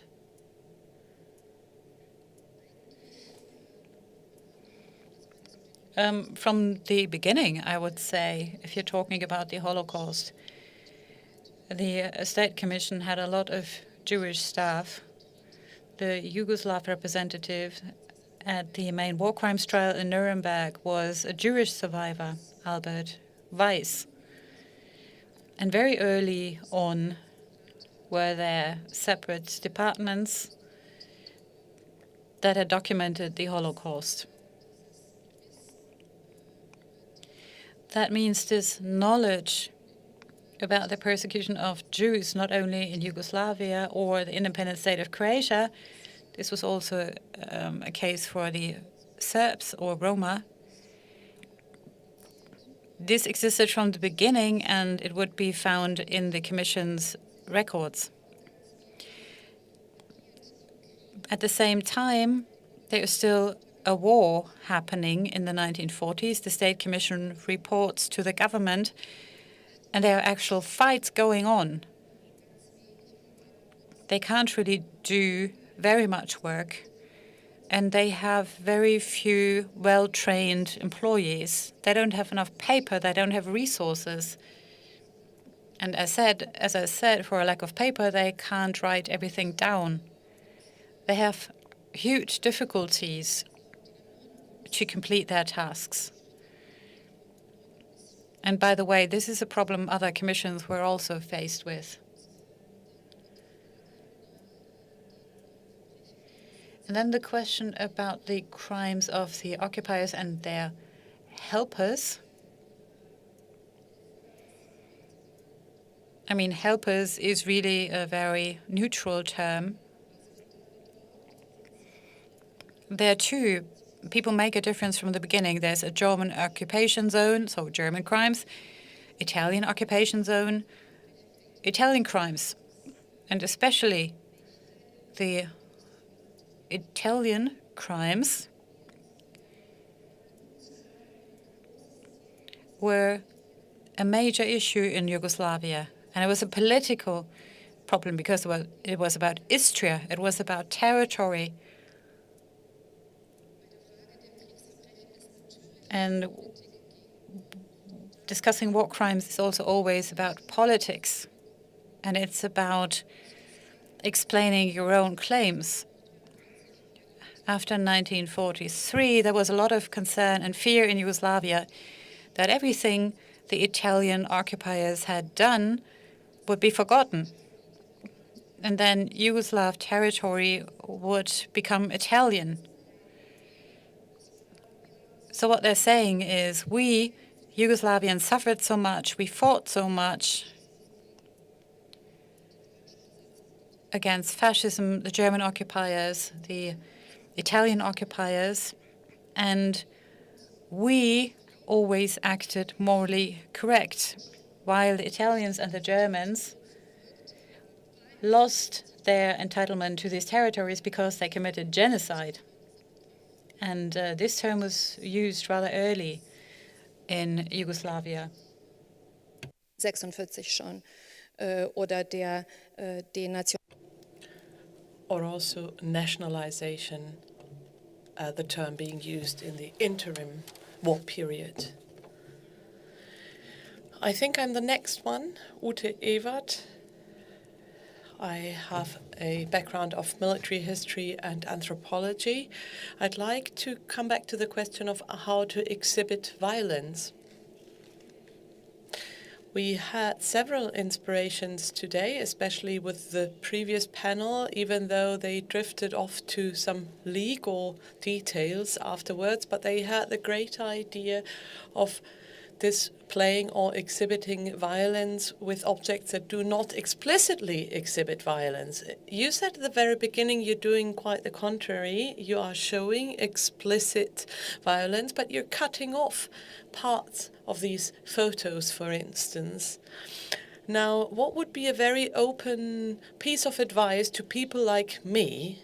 How can I exhibit violence with photos of this kind in times where violence is often put in relative terms or being denied, often also by visitors denying the Holocaust or stating that the Russians were worse? So I would really, really like to have a good piece of advice and a recommendation based on your experience. How do we deal with these sources? Well, I have to say I am a historian, and when I selected these photos, it was about showing you parts of the photos that had been shown to the people back then. And these photos were to be found in almost each and every Yugoslav memorial, not only in that exhibit. They found their ways to the memorials and to the museums. The museums are full of these photos. I like Ariella Azulai's approach, namely that of working with these excerpts of photos, because they help us to perhaps explain a different dimension in a better way, or perhaps not showing the violence explicitly, but just giving a hint to the violence. These two young men, as a matter of fact, they're just looking at persons hanging down and not the act of hanging someone. Do we have to show that? Well, maybe not necessarily, but yes, the excerpts of that photo. And without being a specialist, just a historian, to me that would be a possible way of doing that. Okay, could I also take the floor briefly? First of all, thank you very much for your lecture. Thank you also for showing these terrible photos. And I do know the name of the warrior, Filipovic, of the fighter, if you like. And you've also presented two sides of the coin, really. On the one hand, we have Filipovic as a person who suffered, and then as someone who is an active fighter. And when I look at Filipovic as a fighter, what comes to my mind is the following question. In the other discussion, we also looked at the relationship between Belgrade or Yugoslavia and Moscow. Next to Filipovic, there was also another fighter who seems to have had the same reputation, if you like, Josef Robs Tito. And I'm quite surprised that you didn't mention him, because until the very end of the war in 1945, he was one of the decisive partisan leaders in Yugoslavia. Is there a certain reason why you are not naming him along Filipovic?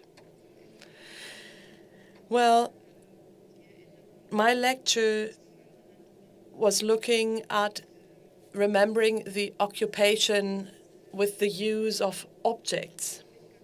And the object that I think explains these different levels and symbolizes these different levels of remembrance in a very good way is the gallows. And the object is all of Yugoslavia, the monuments, the memorials. Josip Broz Tito, of course, was a figure of integration, and there are many statues of Josip Broz Tito, but he symbolizes something quite different. He was a different type of integrational figure that had mainly to do with his own experience, his own suffering, and his own life. That's what the State Commission referred to in order to formulate its own narrative. Of food for thought, and we will continue maybe briefly over coffee. But thank you so much, Sabina.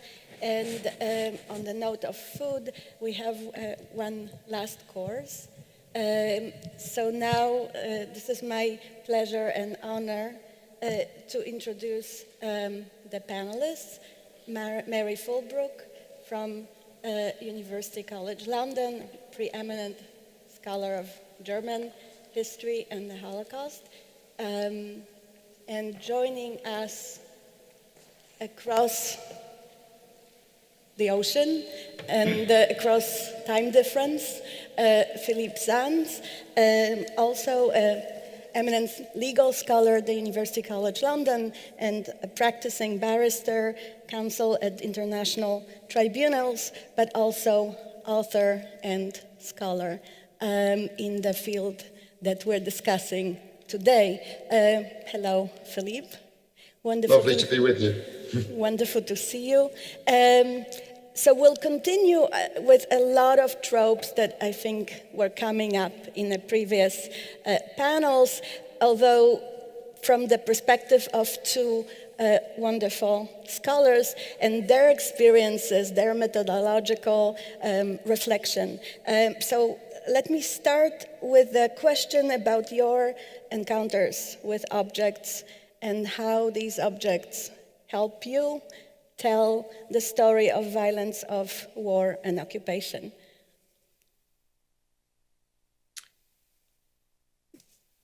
Philippe, do you want to go first since you're on the screen? I'm in that very polite British way waiting for my instructions. Yes, well, thank you so much, Natalia, and it's lovely to be here with you at the museum and with my really wonderful colleague, Mary. I think we've had a number of conversations, and the Journal of the Museum has had an opportunity to publish part of that conversation, so I'll try to avoid repeating. But speaking for myself, and this may come in part from my work as a litigator involved in cases involving mass atrocity, I often want, in fact, I always want to go to the place where things have happened, because you're able in this way to get a feel for location, for the human effects, and also I think because that opens up the imagination. And I found increasingly over time, as my writing has moved away from pure academic publications where objects had less of a resonance, perhaps for readers, but writing in particular for a bigger audience, I've noticed that I'm very often attracted to individual objects that touch a particular moment that I might be writing about. In my most recent book, for example, The Rat Line, I was given access to a remarkable family archive owned by the family of Charlotte and Otto Wächter. And I remember the first time that I saw the diaries of Charlotte Wächter written between 1929 and 1949. They opened up the imagination in a way that secondary material just doesn't do. I think Mary may have mentioned this in the article in the magazine.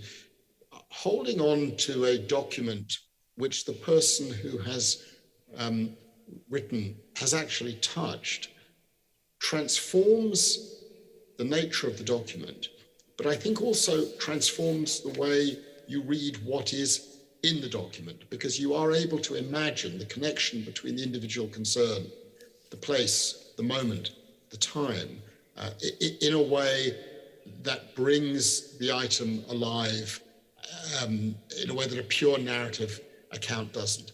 And in this way, I've come to understand that objects which don't, I think, have an objective character are items that allow one to understand the possibility of a moment much better. So for me, the object is a vehicle. It's a means of returning to an earlier place and an earlier time, to a greater sense of understanding perhaps, and I think for me most significantly, an opening up of the imagination. I listened to the conversation just now on the previous panel and the place of a gallows, just as these images and photographs play a very powerful effect. To actually go and see and stand next to a gallows is a transformative experience. So the physicality, I think, is a vital element in understanding and imagination. Mary?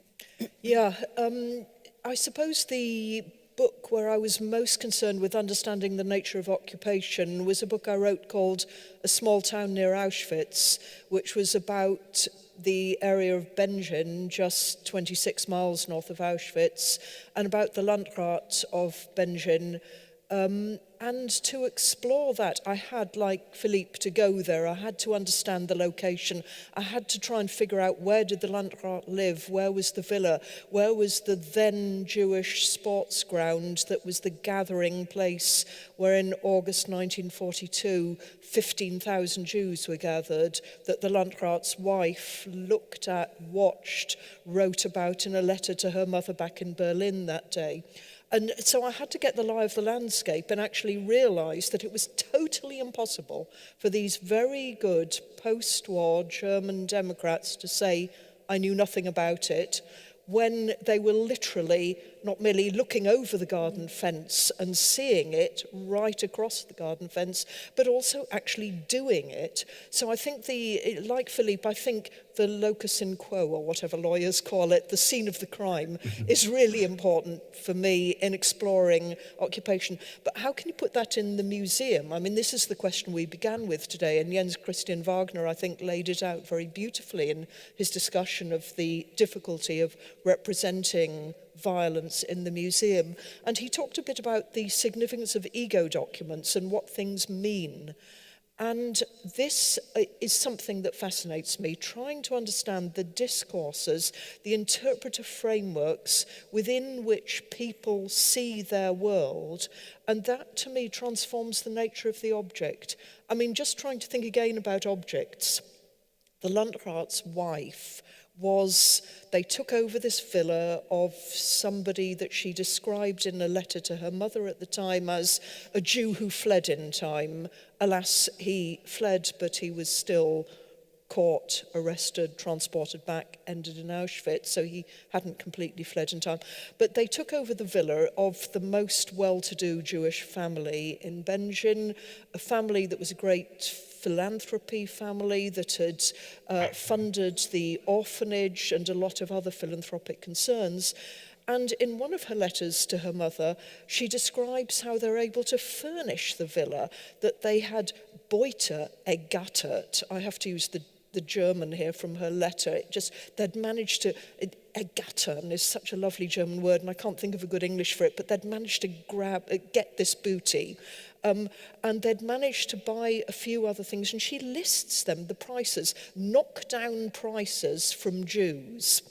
And as she's moving in, she says they have to look after the furniture van, they have to keep a close eye on it, because the Jews steal like ravens, is how she puts it in her letter. And reading all this, it's normal discourse of the time. It's taken for granted you're going to get cheap goods from Jews who've either had to sell up or have been deported, moved out, and their goods being sold up, whatever. So that gives you an insight into the meaning of it. So if we just took the object, the children's cot, and put it in a museum, it would be meaningless as an object. The meaning that it has for me is that it was seen as cheap goods, which we managed to get with a sort of little... I had a very uneasy feeling when I read these letters, and if we put next to that cot the letter and try and convey some sense of the mentality of occupation, then perhaps that gets across a sense of not the violence of the gallows, which is really the extreme taking of life, but the violence of the discourse and the mentality and the everyday life that in a different world you might see as a perfectly okay thing for a housewife and mother to be doing. And so that's one of the things. The other thing, though, about ego documents, which I think I did mention in the museum write-up, is it's extremely difficult to interpret these at a later date. This session, I think, is called Memory, or has memory in the title. Yes. And when we look at the memory, and I read those letters, I have a very different interpretation from the interpretation given to some of the phrases by the son of the Landrat and the Landrat's wife. When the Landrat's wife describes that deportation in August 42, and describes the corpses lying everywhere and the corpses on the streets, or she may have been describing the 43 final clearance of the ghetto. She says, Russland ist gar nichts dagegen, Russia is as nothing to this. And I read it as, yes, so of course they knew what was going on in Russia, duh. You know, what is all this, davon nichts gewusst? Her husband, the Landrat, had been out in Russia. He'd gone with the troops into the Soviet Union. He'd come back because he was ill. So, you know, I just assumed that anyone who was invading Russia, invading in the summer of 1941, knew full well the slaughter of Jews that was going on in full view, in plain sight, all around. But the son said, no, she wasn't referring to that. She didn't know anything about it. She was talking about the Russian pogroms after the First World War or in the 19th century. That's what she meant by Russia is as nothing to this. And that it showed her shock and her anti-Nazi attitude. So you can really read quite different things into one little sentence in the same letter. And that's why I think ego documents are fascinating, but they also don't tell the whole truth. Could I just come in actually, Torrie, on one really fascinating point that Mary has made? There's so much to say, but it's the transposition of an object from its original place into a museum and how that is done and the issues that it raises. And if I could just share one anecdote. There is a small town outside Lemberg, Lviv, a town which is regrettably much in the news again in our days. And that small town is called Żółkiew, or was called Żółkiew. Today it's called Żółkwa. It's actually the place of origin of Hersch Lauterpacht, the person who put the concept of crimes against humanity into international law. And there is in the town, on the main street, Lemberger Straße, a house in which a lady called Clara Kramer and her family lived and hid for 2 years underground. And I was introduced to this place by a local historian in Żółkwa, a remarkable lady from the town. And she took me to the house, and the owners kindly allowed us to enter the bedroom, and there was a beautiful wooden parquet floor. And in the parquet floor was a trap door, which sort of part of the parquet floor came open. And you would then go down and you could enter the space where 15, 16 people lived for 2 years, an absolutely tiny, deplorable space. And it was very powerful, I have to say, to be there. And the act of opening the parquet floor and descending was a powerful moment. And I mentioned this a couple of years later after my book came out to a very good friend of mine at the United States Holocaust Memorial Museum, and they developed an interest in the hiding place of Clara Kramer and others. And then got in touch and said, would I put them in touch with the owners of the house? Because they had an interest in acquiring the fake door, so the fake floor, the door that opened on the floor, for the museum. And I thought about this, and I sort of had slightly mixed feelings about it because of the point that Mary said. There is something about seeing an object in its particular place. It's different if you unscrew it and then transport it thousands of miles away to a museum in Washington. But I thought ultimately that's not my responsibility. I'm happy to make the introductions, and it's for the owners of the house and the museum to decide what to do. And one thing led to another, and the museum eventually purchased the trap door and undertook to replace it with a sort of facsimile trap door. And I had to say I was very I had different views about this. I was pulled in different directions. On the one hand, I felt uncomfortable that the original item should be removed because its integrity would be undermined. On the other hand, I recognized that by placing it in a museum in a faraway place in Washington, D.C., it would be seen by many more people than would ever see it, you know, hundreds of thousands more people than would ever see it in the house. And what it turned on really, its effectiveness and validity, and this is a point Mary makes, is how you present that. I don't think it's yet been put on public display, but I think there are real issues about how one does this and how one tells the story of a particular object.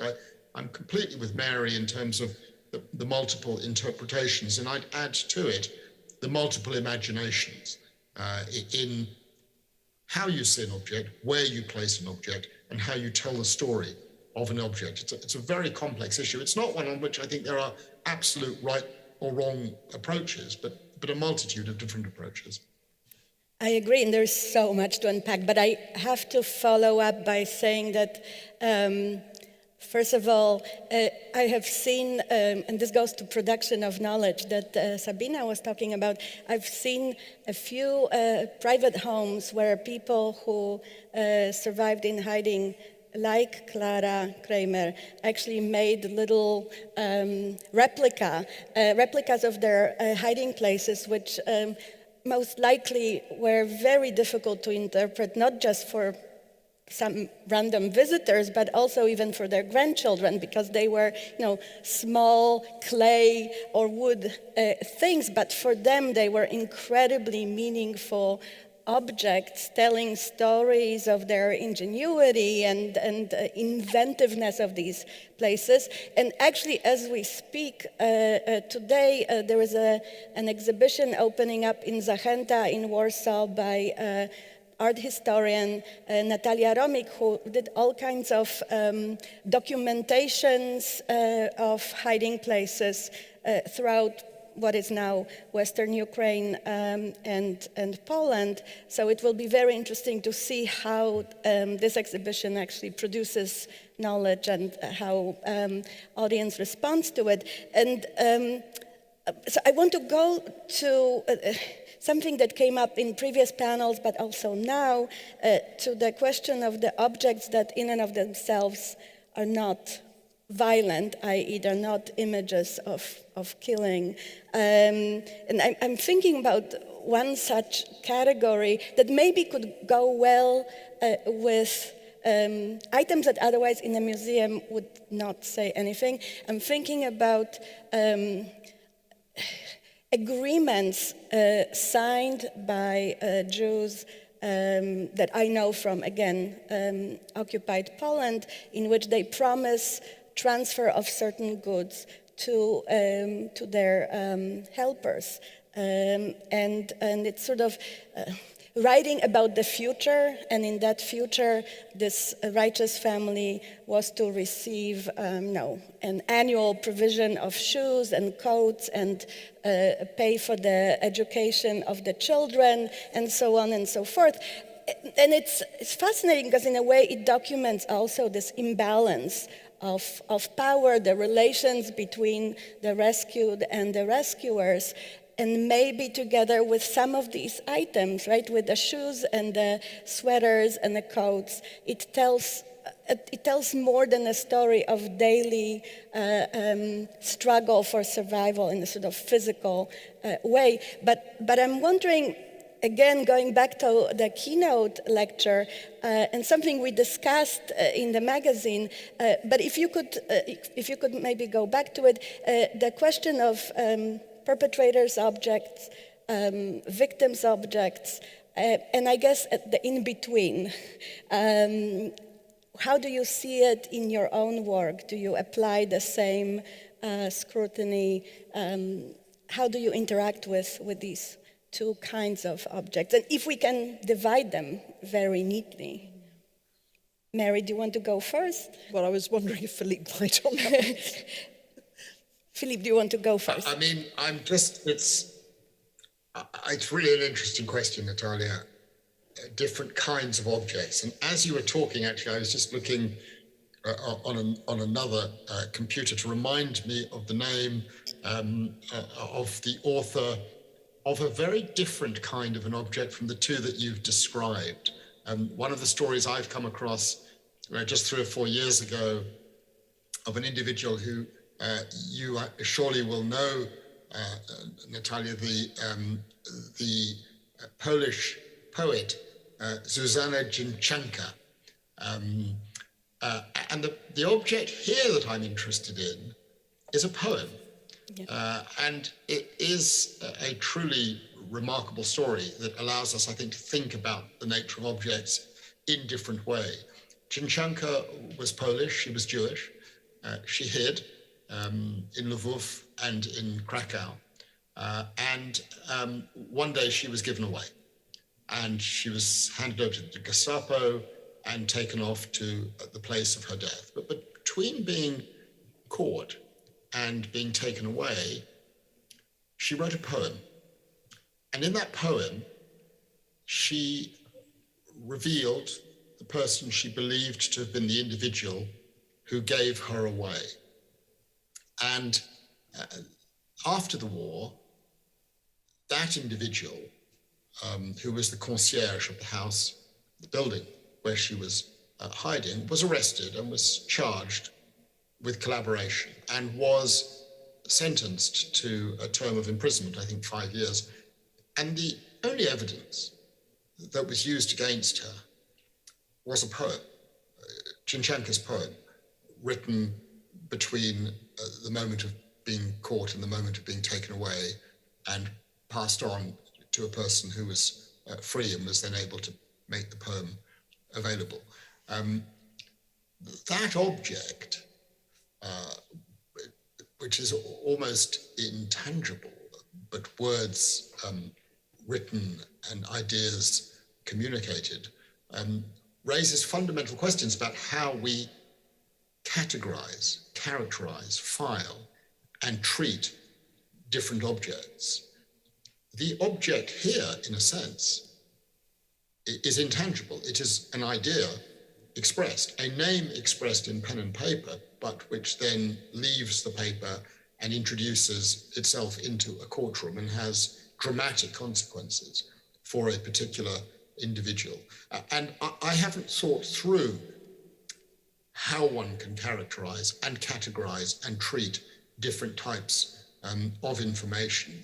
The only point that I would make, and I suppose again it is drawn from my experience as a lawyer, is that there are a multitude of different ways in which objects in different forms, tangible, intangible, can have their consequences.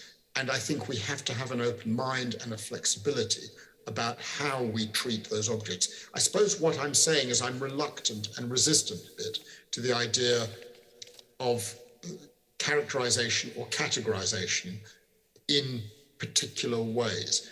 A different object can have a different consequence for a different individual. I think I said in the piece, and I think I'm echoing here Mary's view, you can take words written on a piece of paper, show them to 10 people, and 10 people may just interpret them in completely different ways. And I think that's absolutely fine.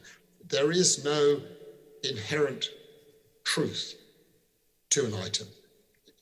Every act of interpretation is, in its own way, subjective and equally correct. And I think the same goes with any effort to try to place objects in particular contexts. I think I want to disagree violently with that.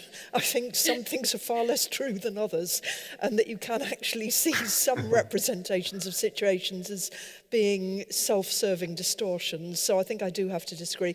The reason I didn't want to go first on that was that I was really flummoxed by how do I distinguish between objects of victims and objects of perpetrators.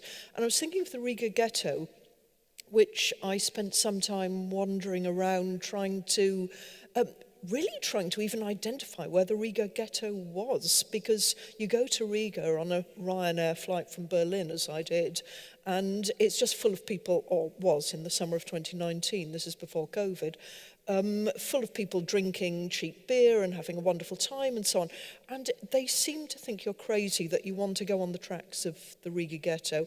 And there is a reconstruction of a Riga ghetto house just outside where the ghetto had been. I mean, we had to take a map and walk around and try and identify the streets and look at the actual houses where people had been living in the ghetto. It's still an unbelievably poor, really dispiritingly poor neighbourhood, which just reeks of poverty, a really disagreeable neighbourhood.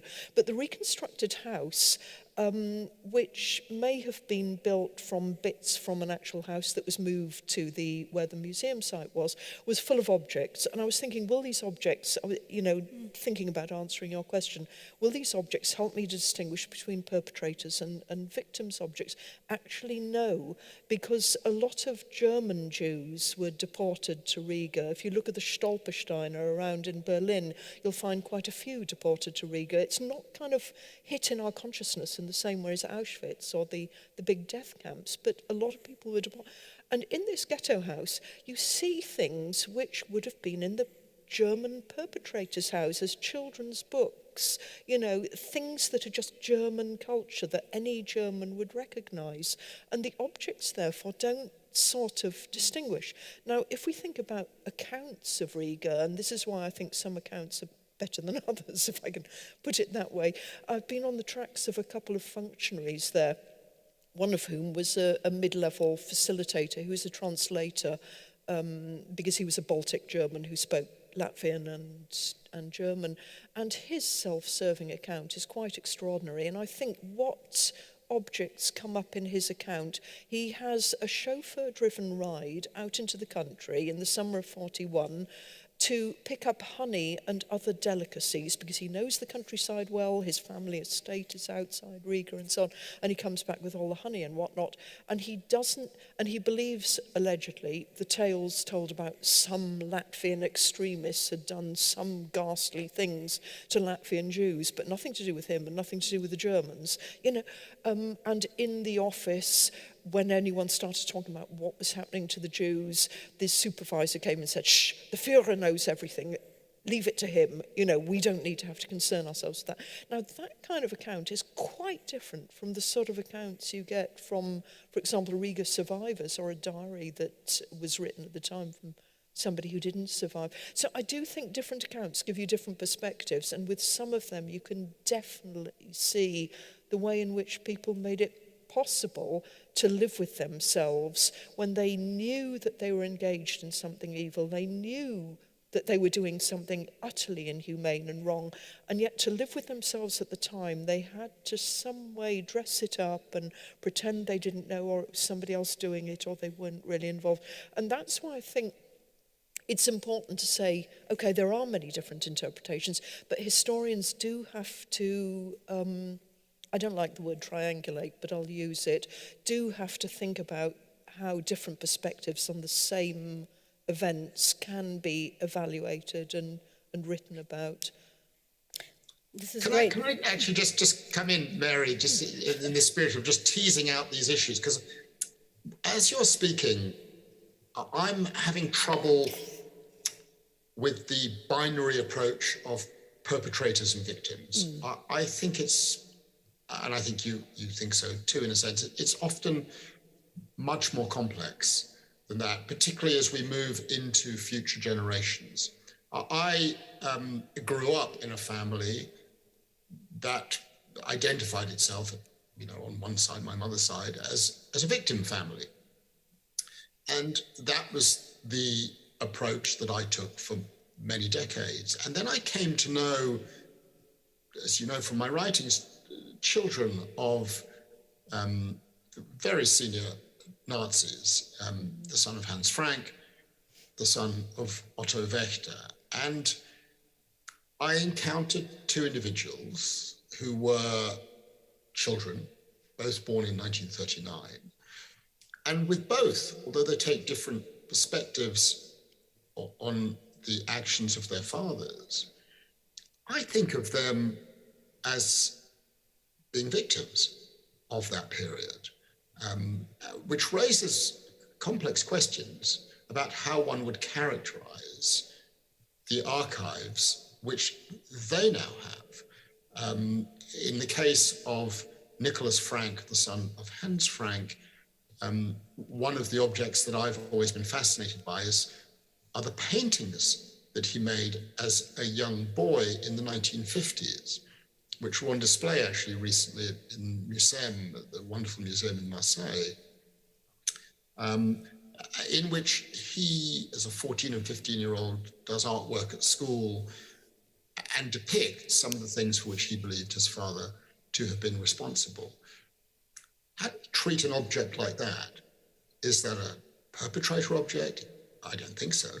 Is it a victim object? Well, not in a classical sense. Nicholas himself will say he grew up as a prince of Poland. He had everything.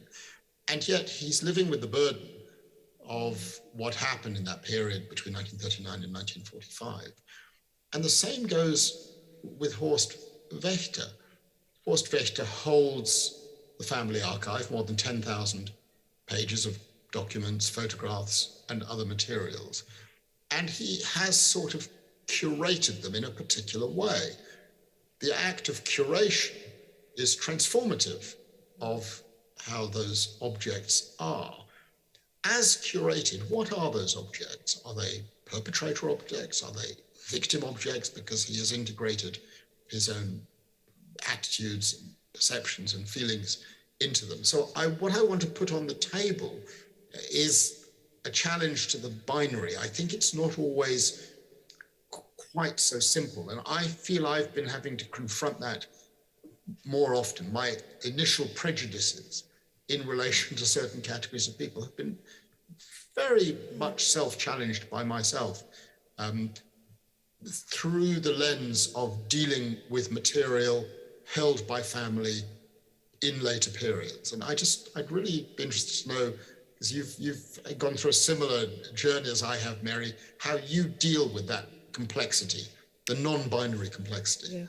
Yeah, I absolutely agree with you against the binary distinction. The book I'm writing at the moment is on bystanders, and that, if you like, is the worst category of the lot. So if we take a social process approach to how do people become involved in acts of perpetration, they may be rescuers one moment, perpetrators the next. Natalia will know a lot about that. Poles who will hide a Jew for a while until they're afraid of being found out, and then they'll shoot them. So, there are many flexible trajectories across. I do hold to the category of victims. I think there are certain groups and individuals who were victimized, persecuted, and killed for who they were or what they stood for. And I don't think we should challenge that, even though many victims also entered, we think here in Berlin of Stella, the Greiferin, going around trying to save herself, trying to save her parents by betraying fellow Jews and hiding. So, of course, there are all sorts of curious shadings, and it's a complex history, and that's why we don't write simple binary history. We have to write about the complexities. What you're touching on, though, in your earlier remarks is something else which is very interesting, which is how do the second generation go about reflecting on and dealing with the actions and inactions of the parental generation. And there's been an enormous amount of work on children of survivors, second generation survivors, and they became very much a self-aware, self-conscious generation, the 2G, from the late 1970s onwards. I think the children of perpetrators has become much slower to be recognised. It's a much broader category. It's not an age cohort. It's not the people born in the late 1940s. It's people who were children during the Third Reich and people born in the 1960s. So it's not a narrow age cohort, but it does have that same relationship to a father, usually, who was a perpetrator. And many children of perpetrators, I read quite a lot of ego documents by people whose parents weren't well-known Nazis, who only discovered later in life what their father had been involved in, or were suspicious but didn't want to know. And they are, you're right to point to this, they're caught in a very difficult situation. Logically, they can only do one of about three things. They can go on loving their father, usually, and then only manage to do that by somehow engaging in defensive rhetoric that almost risks apologising and making it okay to have been a Nazi, or they can reject their parent entirely because they reject everything they stood for, or they can try and do this double identification, making good again. Albert Speer's daughter, Hilde Schramm, we were talking about restitution of objects in a previous session. Hilde Schramm is an amazing example of that, Albert Speer's daughter, who founded this notion of Zurückgeben, a foundation that actually, if you can't give back the cupboard, in the hall that was taken from a deported and murdered Jew, you can at least make a contribution to funds for Jewish artists today. So a sort of symbolic compensation of sorts. And this attempting to make good again, I think, is something which is a really amazing dynamic, if I can put it that way, about many people in contemporary Germany, that there is this sense of moral responsibility to do something which comes from this double identification, this sense of unease, that you have this strong emotional tie to your own parents, to your own family, and you yet have an identification, an empathy, a sympathy with the victims. And you have a feeling that there is a compulsion to do something to make up for it. So I think that's one of the dynamics that lies behind a lot of the things that I really respect and value about Germany today. In contrast, I have to say, to Britain, but Boris Johnson's Britain is another story entirely. And perhaps I shouldn't say that at a public event, but... I want to actually follow up on the bystanders, and I think I'm closer to Mary than Philippe to your suggestion. I think I'm not ready to give up victims' objects or narratives and sort of blur them a little, although there is always ambiguity, I agree. And I'm thinking about, we talked about it again in a magazine, about those orphaned objects, the objects that we know, photos that have no name and no author, and it's almost impossible to contextualize them, and others. And what I'm thinking of is the gaps in texts of survivors. Many years ago, Felix Stich worked through Polish diaries written during the German occupation in Warsaw. And what he found is not finding much about the ghetto.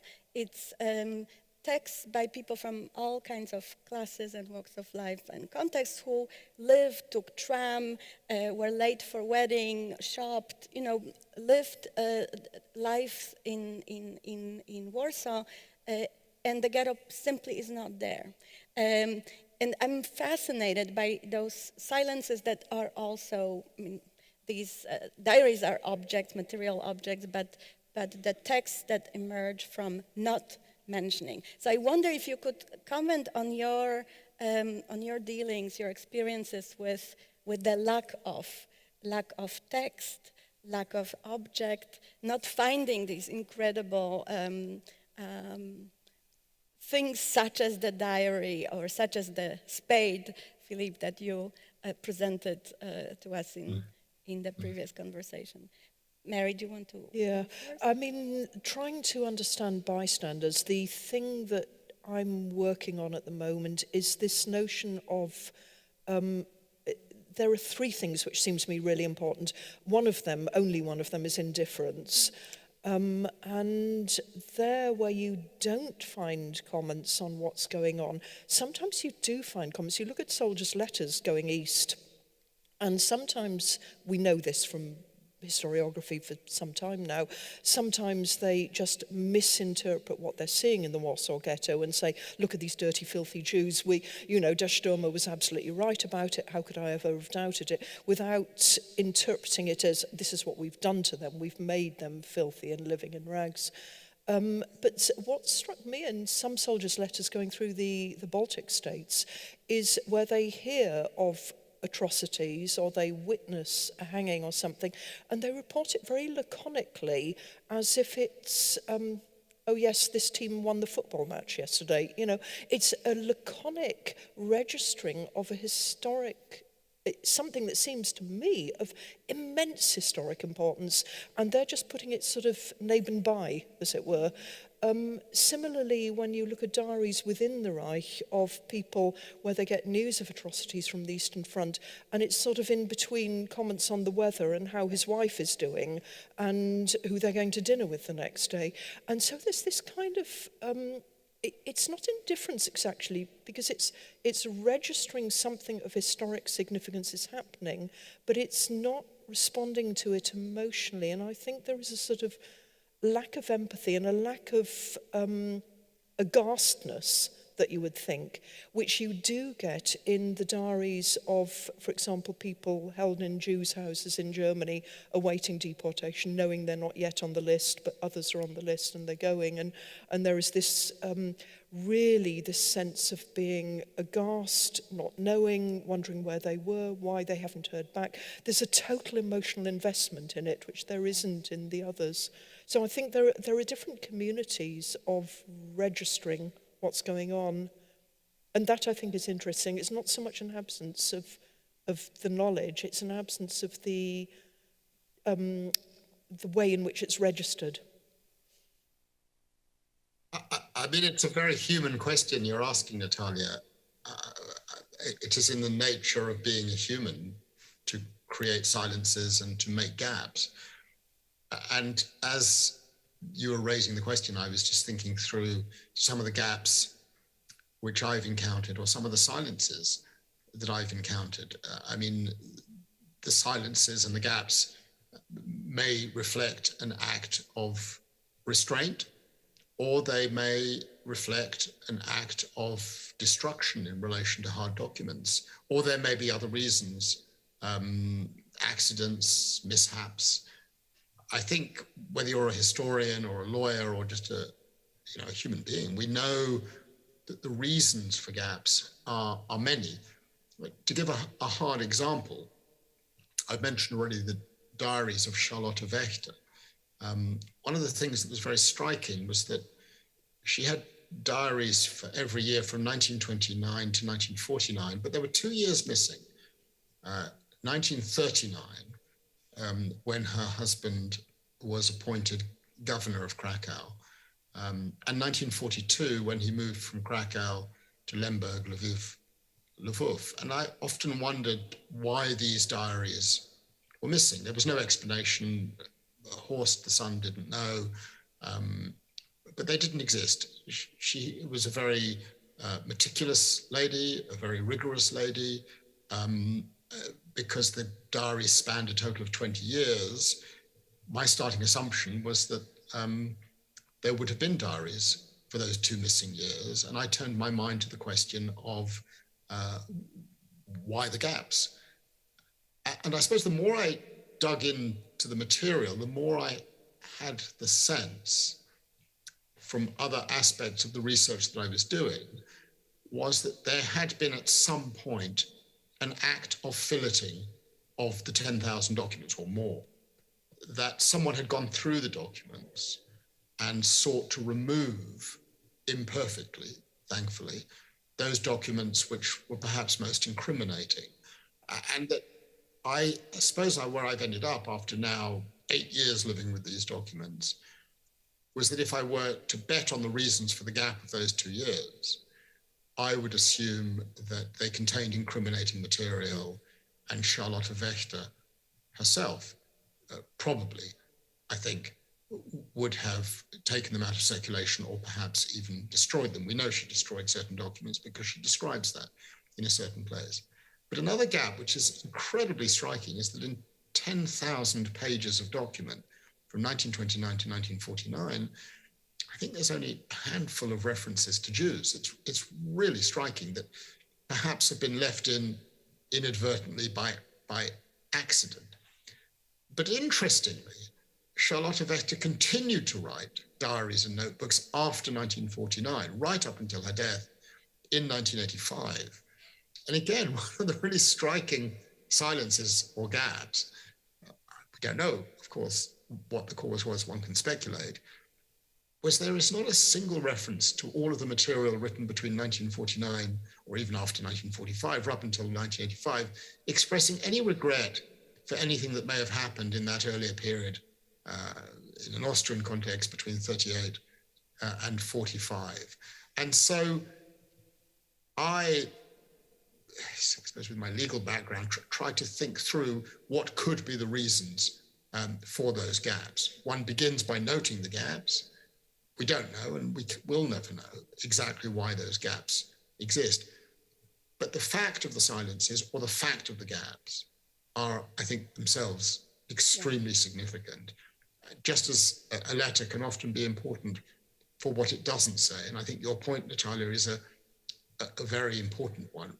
That which we do not have can be as important as that which we have before us. May I, because this is actually the moment in which this is a sort of a parallel story on a victim side.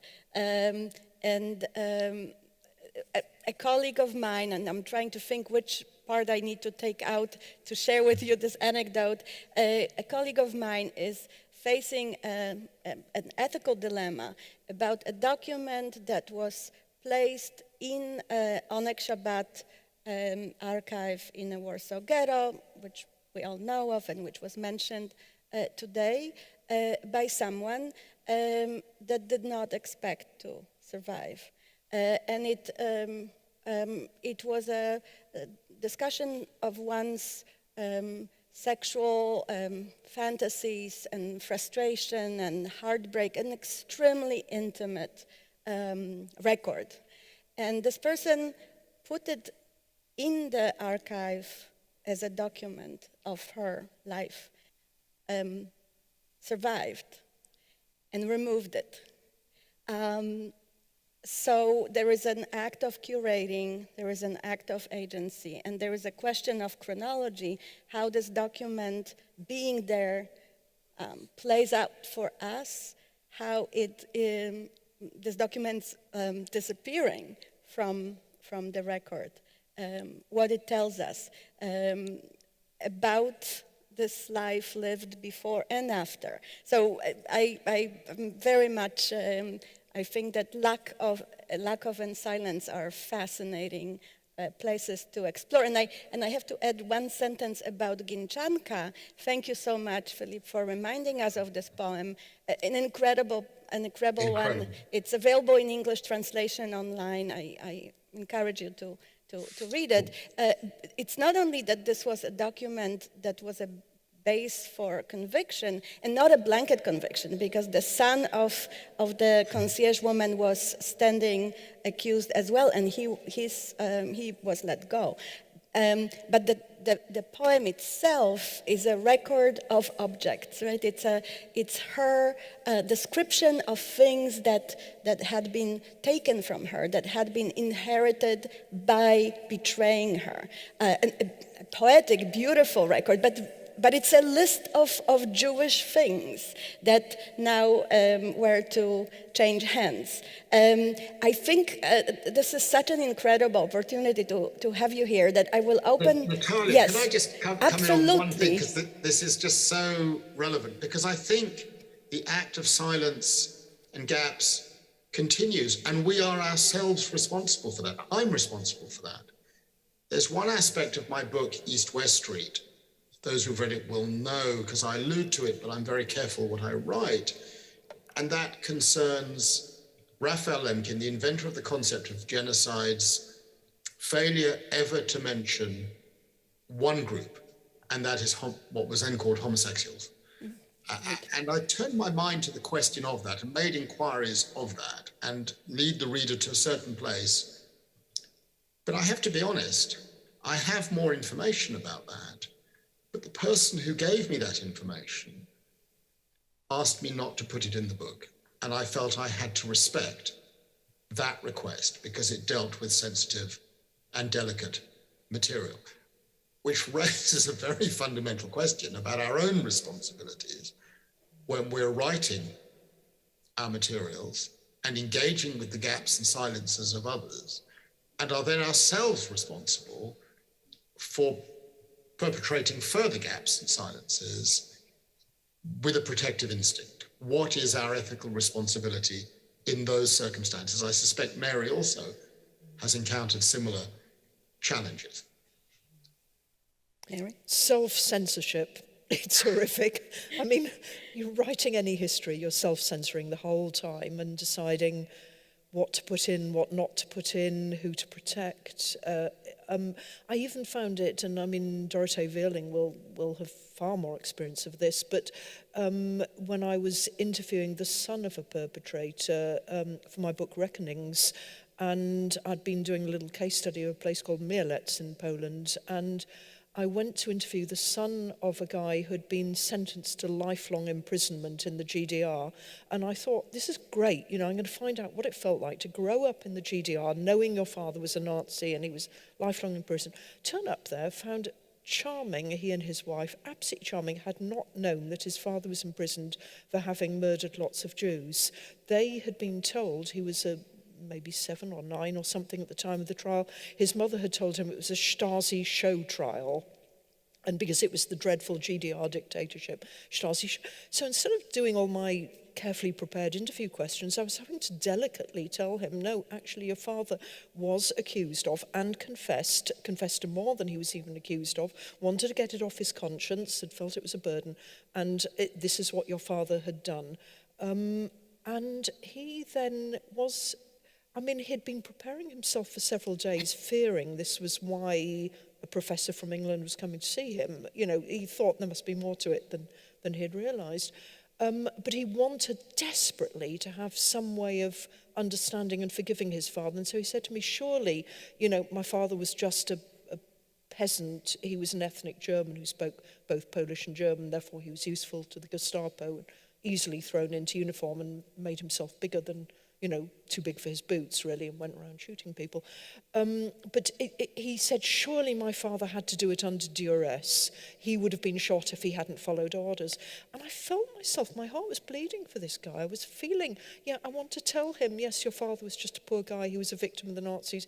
And I thought, no, I can't. Actually, I have to restrain myself. My duty here is to say, well, from your father's confession, that's not how it comes across. It looks like he enjoyed doing this, and from other material, it looks like he wanted to do it.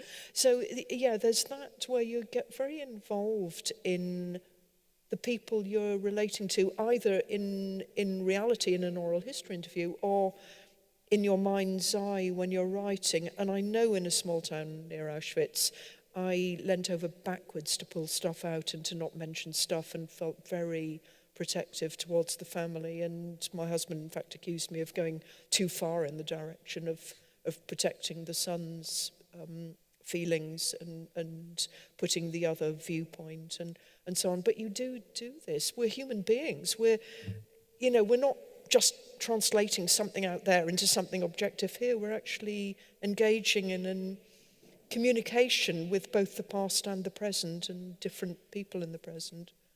And so we are, history is constructing interpretations as part of a communication, and that's the way it is. But you don't always get it right.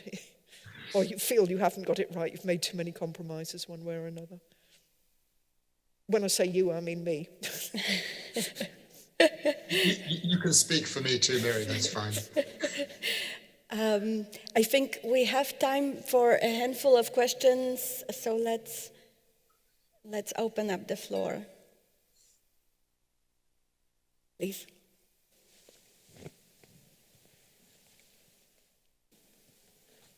Thank you both. Is it on? Okay. Doesn't sound like it from here. Julia Torrie, I know Mary and Philippe, I've read your work.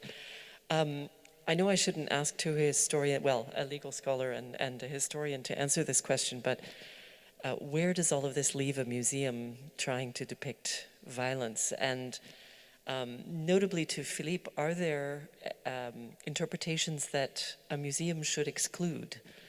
If an interpretation is open, is it always open? As you tend to be on the side of those who say, well, any interpretation is open, and then Mary came in and said, well, not every interpretation can be admitted. Where does a museum stop? What should it leave out? What a wonderful question. I mean, one of the hats that I wear is as president of English PEN, the Writers Association, and I am very firmly committed to freedom of expression. And I do believe that within limits and constraints, a museum has the same responsibility as a historian or a lawyer in court, and to provide a fair balance of what is said. These are really complex issues. In writing the RAT line, I have been able to do this, and I think Mary faces similar considerations, by the generosity of Horst Wächter. He gave me access to remarkable material. And I felt I had a responsibility in dealing with that material to treat Horst as fairly as I could. And that meant setting out his interpretations and his arguments, even if I thought they were wrong or even absurd, because that was the basis on which he and I had proceeded. So to take, you'll have noticed, I always like to take hard examples. There is a letter which actually wasn't in the original 10,000 pages, but which I learned the existence of, and which Horst then made available to me, written by his father Otto to his mother, in which he describes an act of reprisal killing, the first one ordered by Adolf Hitler in December 1939, 25 Poles to be executed for every German killed by Polish partisans, opponents. And in a town of Bochnia, 2 Germans were killed, and a reprisal killing of 50 or so Poles was ordered. And Otto Wächter writes to Charlotte in a translation, he writes in German obviously, tomorrow I have to have 50 Poles killed, shot. Tomorrow I have to have 50 Poles shot. And Horst's interpretation of those words, he says to me, you see, Philippe, my father didn't want to do it. It's the duress argument that was made earlier in the conversation. Tomorrow, I have to have 50 Poles shot. Not tomorrow, I want to have 50 Poles shot. So, to my mind, that is not a credible interpretation. Another person would down tools and say, I'm terribly sorry, I'm not doing that. I resign on the spot and I go back to some desk job in Vienna, which is what he had been offered and declined to take. But I felt it was important to put out Horst's interpretation. Some people have criticized me for giving too much space to Horst and his interpretations, but I think that it was the right thing to do. And I think that a museum faced with that situation has to find a way to explain how different people read documents. This is a reference to the point Mary made earlier. Of course, I'll agree with you, Mary. I might come to the view that the best interpretation of that line or of other documents is X or Y. But the fact that one or often very many people hold different interpretations is one that I think we have a responsibility to tease out as individual historians or legal historians and as a museum. In other words, to provide a narrative that allows a reasonable viewer to understand how different people treat the same material in different ways, and not to impose on the viewer or the reader, bystander, a particular interpretation. I recognize the complexities of that approach, but that's my instinct about the right way to proceed. I think this is a really complex question, and the distinction was made this morning between memorial sites where something happened and sites where you can just plonk an exhibition and the site itself is meaningless. And we know that many of the concentration camp memorials and memorials in places of atrocities were given impetus by victims and survivors and people who identified with them, and we heard a bit about that this morning, that they didn't want the perpetrators there. I actually think it's really crucial that we convey perpetrator mentalities alongside victim experiences, because you cannot just have an emotive experience. You know, one of the things that really upsets me about going to certain exhibitions and memorials is that you come away feeling immensely sad, but you've got no understanding of how this could happen. And I think it cannot remain at the level of being emotive and identify with the victims. There has to be something there that explains how it was possible. And I would go beyond what Jens Christian Wagner said this morning about just giving the perpetrators their function rather than their individuality. I think we have to do more to portray perpetrator mentalities so that we can understand justifications and worldviews. But, and this is something that I and a little research team at UCL have been working on for a while, we produced a web-based exhibition on compromised identities, and we were perpetually facing this conundrum of, if you make the perpetrator mentality understandable, do you not risk giving credibility to their views, and do you not risk giving perpetrator voices a platform? You know, that's the cliche. And I think it's a fine balance to portray it so that you can understand how they were mobilized, motivated, justified their actions at the time, and yet distance the audience, the viewer, the reader, the critical visitor to the museum or the exhibition, so that they can retain the distance to think between and across and understand.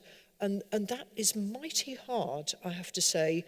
And I sit on a number of advisory boards. One of the ones I sat on was the Documentation Centre for the Flight Expulsion Flucht, Vertreibung, Versöhnung, the new documentation centre here. And one of the things I was particularly worried about was that it would elicit an enormous amount of sympathy with the Germans who fled and were expelled and whatnot. And I was repeatedly told, and I think the exhibition has tried to do this to a limited degree, that you could properly contextualize the sympathy that is evoked for those who are fleeing by showing what the Germans had been doing beforehand in terms of colonizing the East and Heimatreich and all resettlement and Germanization, all the rest of it. I went to that exhibition finally once it's opened. It's quite different sitting on an advisory board and discussing the text for panels and then going to see how it's actualized. And I have to say that the floor where there is the little section which you have to walk through, it's an enclosed space about German occupation policies and what they did in the East and so on, prior to seeing how then the women, the children, the grandma who died in the ice on the trek and so on, how they experienced. It does say it, but I think there is a spatial issue here, which is it still segregates it. And I sort of felt, I'm not a museum designer and constructor, you know, I'm just somebody who wants to feel that you not merely get the history right, but you convey it in a way that people who don't have the privilege and luxury of absorbing themselves in the sources, but just go there one afternoon for something to do, that they can get a sense of a place and a time and what the dynamics were. And I somehow feel you need to contextualize more and simultaneously. In other words, not separate out, here's some knowledge you're going to have about what the German occupation regimes did, and then here are lots of different objects conveying the experiences, the little sledge on which Hänschen Klein was being pulled through the snow and so on. I feel it has to go together more. And that's difficult. I mean, spatially, people have to work within the constraints of the museum. And I know there's a lot of debate about the cognitive and the affective and the whatnot, and how much information can you convey, because people drift from one thing to another, and something is eye-catching and something else looks like a long lot of words that you don't want to stop and read. So it's not an easy problem to solve. But I do think you have to convey something of the experience while putting across the what caused it, how did it come to be, and what mentalities and justifications were at play to make that possible.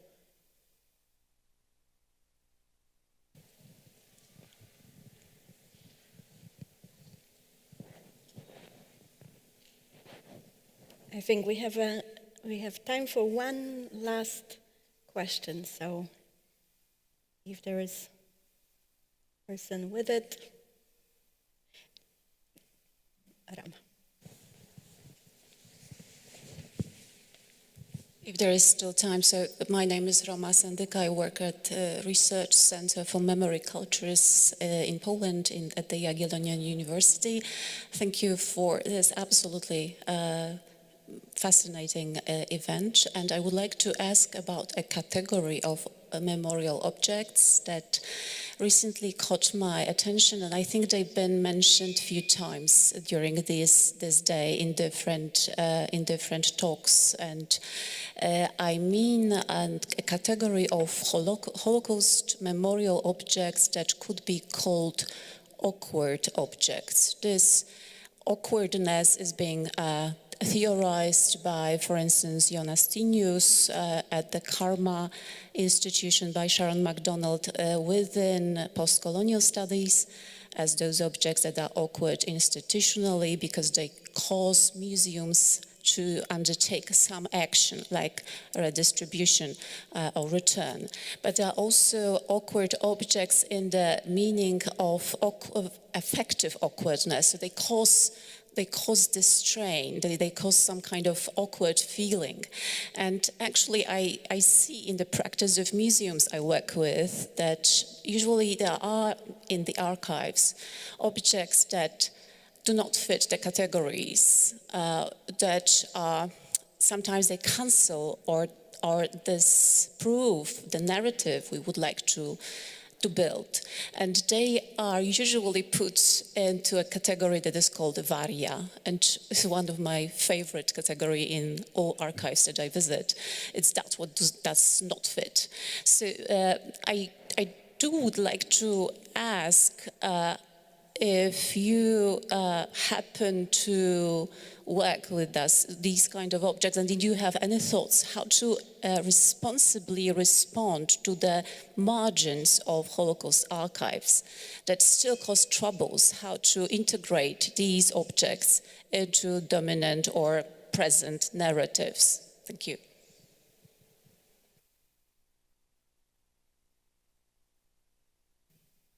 Philippe, I'll call on you.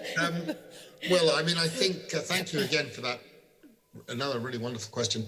I mean, I think you will come as no surprise that I would want to deal with awkward material. And I think that it needs to be addressed. I've had to deal with it just following on from the last conversation. I mean, you'll know from my writings, I don't treat people like Hans Frank and Otto Wächter as monsters. They did monstrous things, but they were also capable of generosity and humanity and decency and love. And I felt in telling the stories that I told, I also needed to show that. And that is awkward because a lot of people don't want to see these people.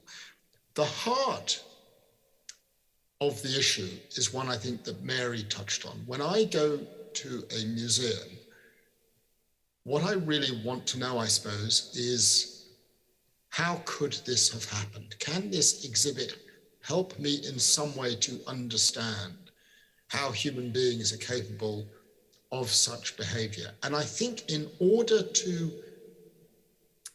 address that, we have to deal with the material that is awkward and that is put in the varia. I mean, it includes issues of collaboration, which we know exist, but are often not highlighted in terms of how things operated within ghettos and within camps and other places. And I think Mary's exactly right. We have to deal with this material in a sensitive way, but I don't think it is acceptable for me or a museum to simply say this is all too difficult. I'm not going to address it. So I am coming out strongly in favor of finding ways to dig deeper into the varia and to confront the difficult, awkward material. But arguing against myself, have given you one example of a situation in which I effectively self-censored because I was asked to do so by someone who had been generous and decent and shared information with me and asked me to do that. So this is a really complex issue, but I err on the side of openness and engagement, including with the Varia. May I actually follow up on this, Mary, before giving you the virtual microphone? Because it reminded me, and what you were saying before, I actually interacted with someone who was extremely generous and shared with me her grandfather's diary, who was a Jewish man in Żółkwa, hiding and surviving there. But most likely, before he ended up in that hiding place with some other people, he was a member of a Jewish police. And the person who gave to me this text, this extremely invaluable text, didn't think about it, didn't connect the dots, and I had tremendous doubts whether this is my place to tell her, by the way, this lovely person that you cherish so much, a memory of, there is a possibly darker side to his survival trajectory. And by the way, he's most likely also mentioned in this role by Clara Kramer. So this is one thing. And in this diary, I haven't seen anything like this apropos awkward. He plans in the future. I mean, something I'm very much interested in, what people are thinking about if they are, what they will do when this is over. And so he writes that he's observing from his hiding place, there is a ladder and women go up and some of them don't have underwear, and he is taking great pleasure in observing this. And when the war is over, he would like to write some kind of a categorized description of women's bodies that he'd observed in this hiding place. I read it and I cringed. But it's a fascinating aspect of his thinking and processing and envisioning. I think the question about awkward is, from whose perspective is it awkward? What meta-narrative does it not fit into? And does it provoke you rethinking the meta-narrative that you're imposing on a particular display, a particular exhibition? Or is it awkward from the perspective of what the current dominant cultural assumptions or political assumptions are of the day?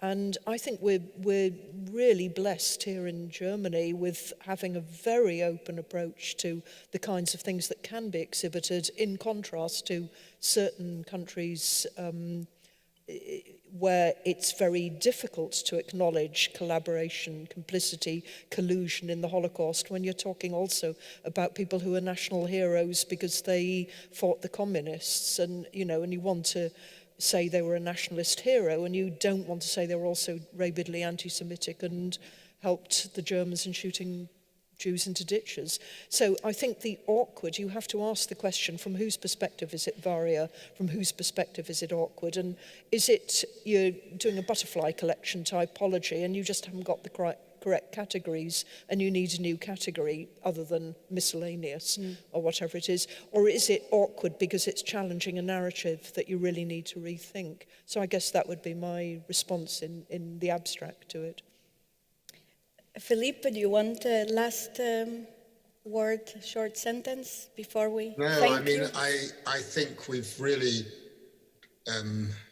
traversed a whole range of complex issues, and I just want to express my appreciation to the museum and to you, Natalia, for curating this conversation. I mean, I think we can't pass this event without realizing the circumstances in which we now find ourselves in, with these terrible events that are taking place on the territory of Ukraine. And even this is throwing up really interesting moments. I was very grateful to the historian Francine Hirsch from Wisconsin, who drew my attention to a part of the Nuremberg transcript from the opening days of the trial, which describes events in Mariupol, which is so much in the news again today. And this time, ironically, it's a Soviet prosecutor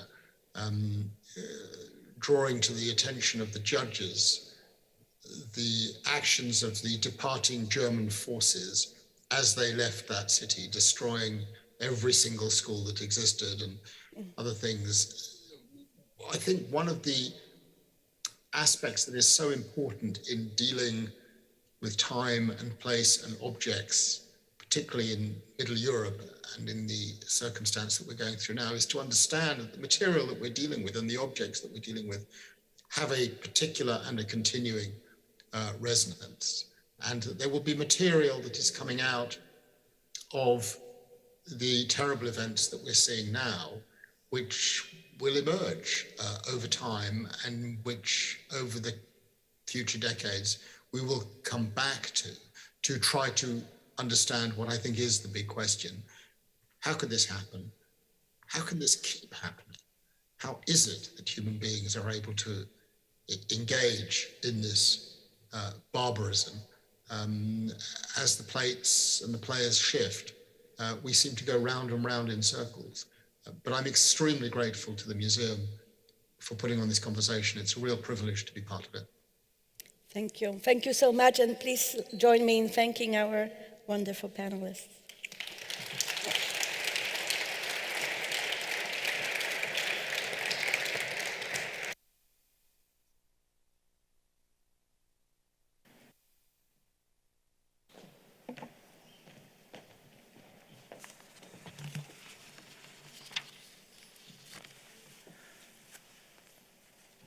Ja, ich möchte jetzt...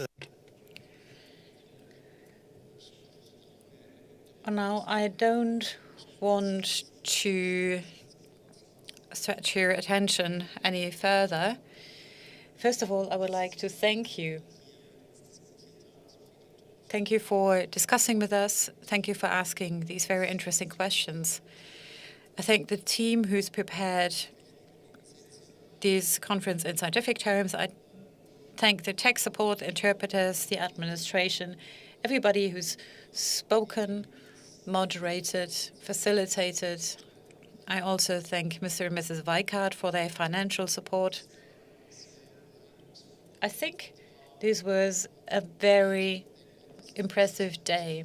If I think back to the first symposium we had here 4 years ago, then we focused on the cross of Cape Cross. That was before COVID. There were almost 400 people in this room. And we only focused on one object. Today, we talked about Germany in Europe between 1939 and 1945. That means about very many countries. And we discussed both objects and violence. And so I think it was clear that this is only a starting point for us working on this project. It's a kick-off for thinking more about the exhibition we're planning. I learned an enormous amount, and so did the team, and perhaps you did too, otherwise you would probably not be here anymore. We heard about the fascinating objects. We heard about the Wehrmacht soldiers who also did their tourism in France in the 1940s. We heard about some objects, our own objects, that I wasn't aware of. Julia Franke, Mr. Backhaus, and Lili Reyels explained them to us individually. I found it very important that at the end of the day, with Sabina Ferher-Begovic,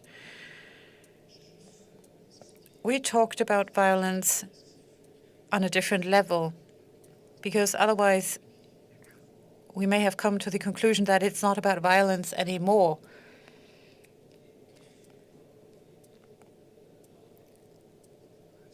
And it would have been very important otherwise to discuss how we define violence. But now we know we're talking about the history of these countries. Europe under German occupation. The term that is very often used, that of occupational rule, is a term that we have discussed a lot in our team. I don't think it is entirely fitting, for if we talk about rule, you already start to rationalize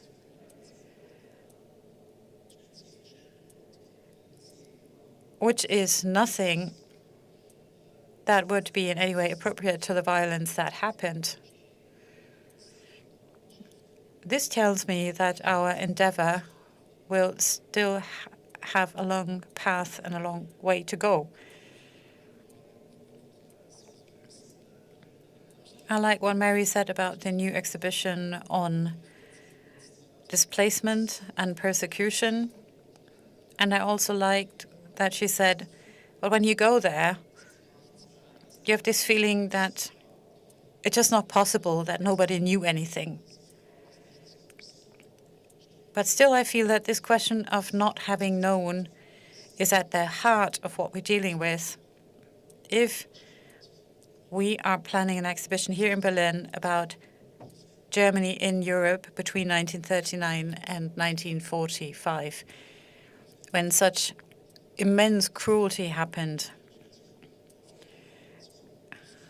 And I think the term of rule is perhaps even too specific and too charged to be used. All of that tells me we still have a long way to go. I also noticed that we kept repeating that there were 27 countries affected.